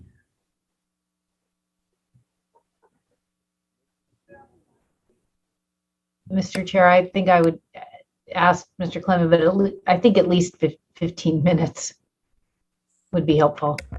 Yeah, Chair Cooney, because I actually see two decision paths going here. There's kind of the easy path and there's the harder path. The harder path is going to take us more time. That is, if the expectation is for us to actually go make those changes to the ordinance such that you have that in hand today, that's going to take us some time. If it's just, we got the direction from you. We know the changes that you want to see or you want the board to actually consider it in addition to what we've prepared. So I can see an alternative path where we create a resolution which has, we create the resolution that says, yeah, you're going to adopt it, but you also want to, that is, make the recommendations, but you want the board to consider these alternatives. We'll make that clear in the action minutes, and then we'll prepare those such that if the board does want to take action on any one of those options when it's presented to them, we could do so. But we just got to huddle real quickly to make sure that will pass legal muster. So before we do so. Yeah, why don't you do that? And so we'll take a 10-minute break or 15 if you prefer, and come back. And what we're looking for is our ideas being carried forward. We don't need to have the actual language of them. Okay, 15 minutes. Let's go to 25 minutes before 4 o'clock. Commissioner Cooney, can we give him 5 more minutes? Can we do 20 to 4? I feel like this is more than we realize. You know what? Usually is. Mr. Chair and Commissioner Bradley, how about we start with 15, and if we need more, we can come back on and ask for another 5, but I think we might be able to resolve it. Okay. Yeah. 20 minutes. Thank you, though. It is. Appreciate that. No, we want to work with staff above all. So we're looking at, actually 20 minutes from now is 37. So let's say 20 minutes to 4. And we'll all come back and tune in at that point. Okay, thank you. Okay.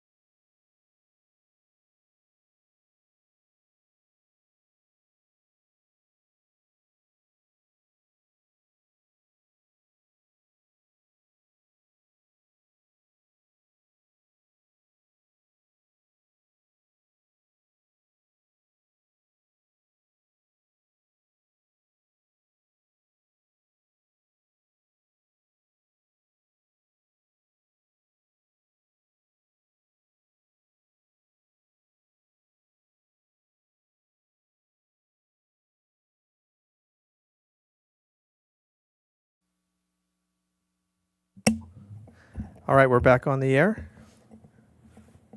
Thank you, David. We will reconvene the May 11, 2022 meeting of the County Planning Commission and hear from staff. Mr. Clement? Yes, Chair Cooney. So if we could have what is shown on the screen in the hearing room presented for the commissioners, that'd be helpful.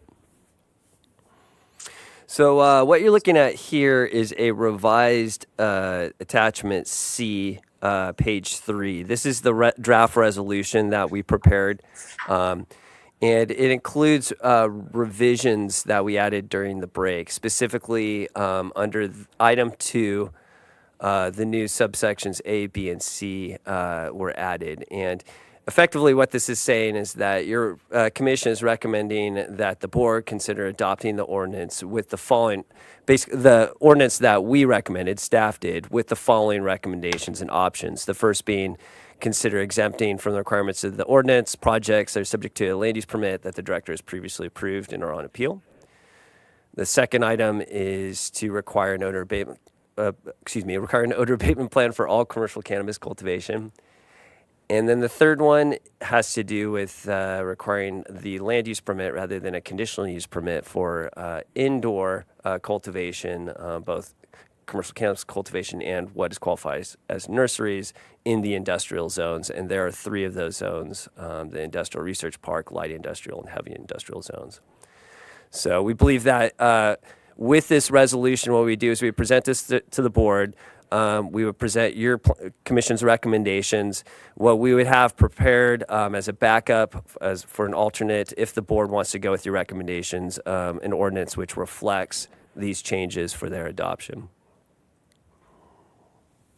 So with that said, what we'd recommend, the actions that you take today are the recommended actions that were stated in the staff report and the presentation today, but revised to reflect this change to the draft resolution to include your recommendations to the board.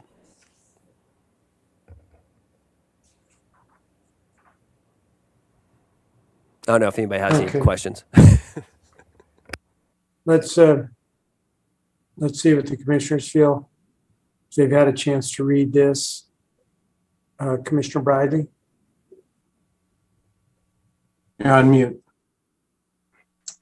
You're still referring to the date of May 3rd, not as amended or anything, because today we're covering it, even though you're publishing this, at the end of the hearing, right?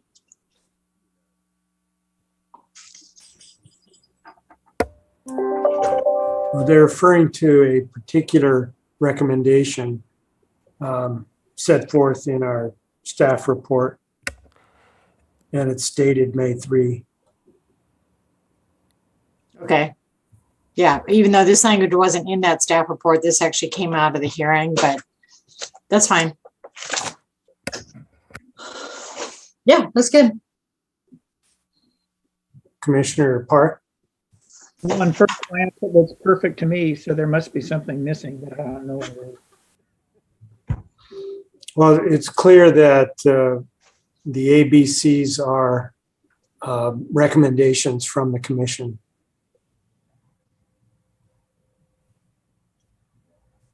For consideration. The board can take them or leave them, which they would have the ability to do in any event. Yeah, I think it's very succinct, to the point, and encompasses what we meant to do. So, Commissioner Martinez? Yes, thank you, Chair. I think that just one editorial comment, I would say on section 2A, where it says has previously approved and are on appeal. Shouldn't we really say or on appeal? Because it's conjunctive with the and. Let's see, 2A. You're talking about this language down below that starts. Okay. Consider exempting from the requirements of this ordinance project subject to a land use permit that the director has previously approved and are on appeal. Because you may have a situation where it's already just approved, it's not on appeal.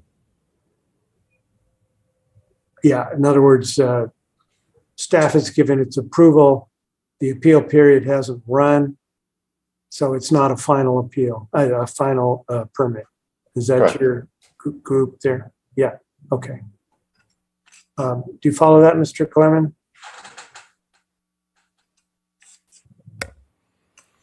Chair Kaney, I do. I'm just thinking through all of the possible implications for that to make sure there's no unintended consequences as a result of that. Sure. So,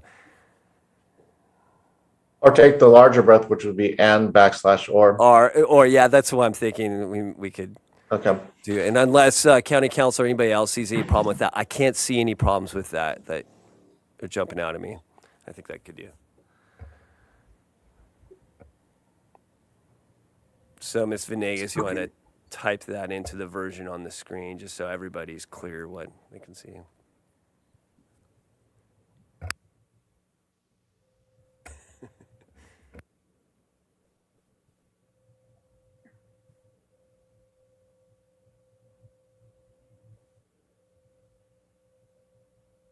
It's not great English, but it does the job for describing our intent.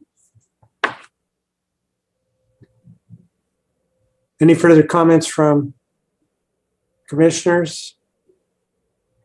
From Director Plowman? No, sir. Thank you. Okay, so we're ready for a motion. Who would like to make it? Don't all jump. I will move that the planning commission supports staff's recommendation with the language provided in the hearing as on the screen right now. I guess I have to reply to all of the requests, right? To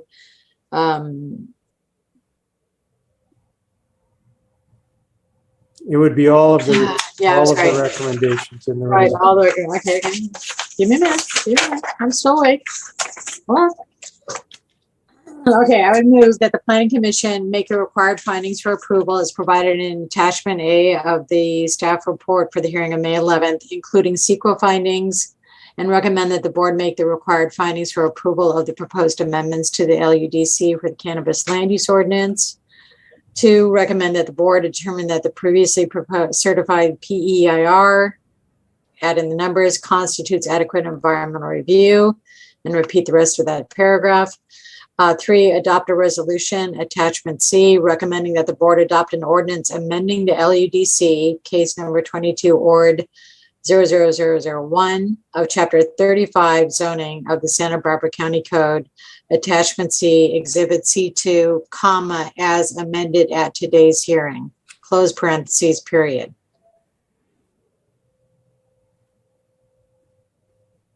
All right. That's the Sounds motion. good. That's the motion. Do we have a second? I'll second. Thank you, Commissioner Martinez. All right, roll call, please, Mr. Villalobos.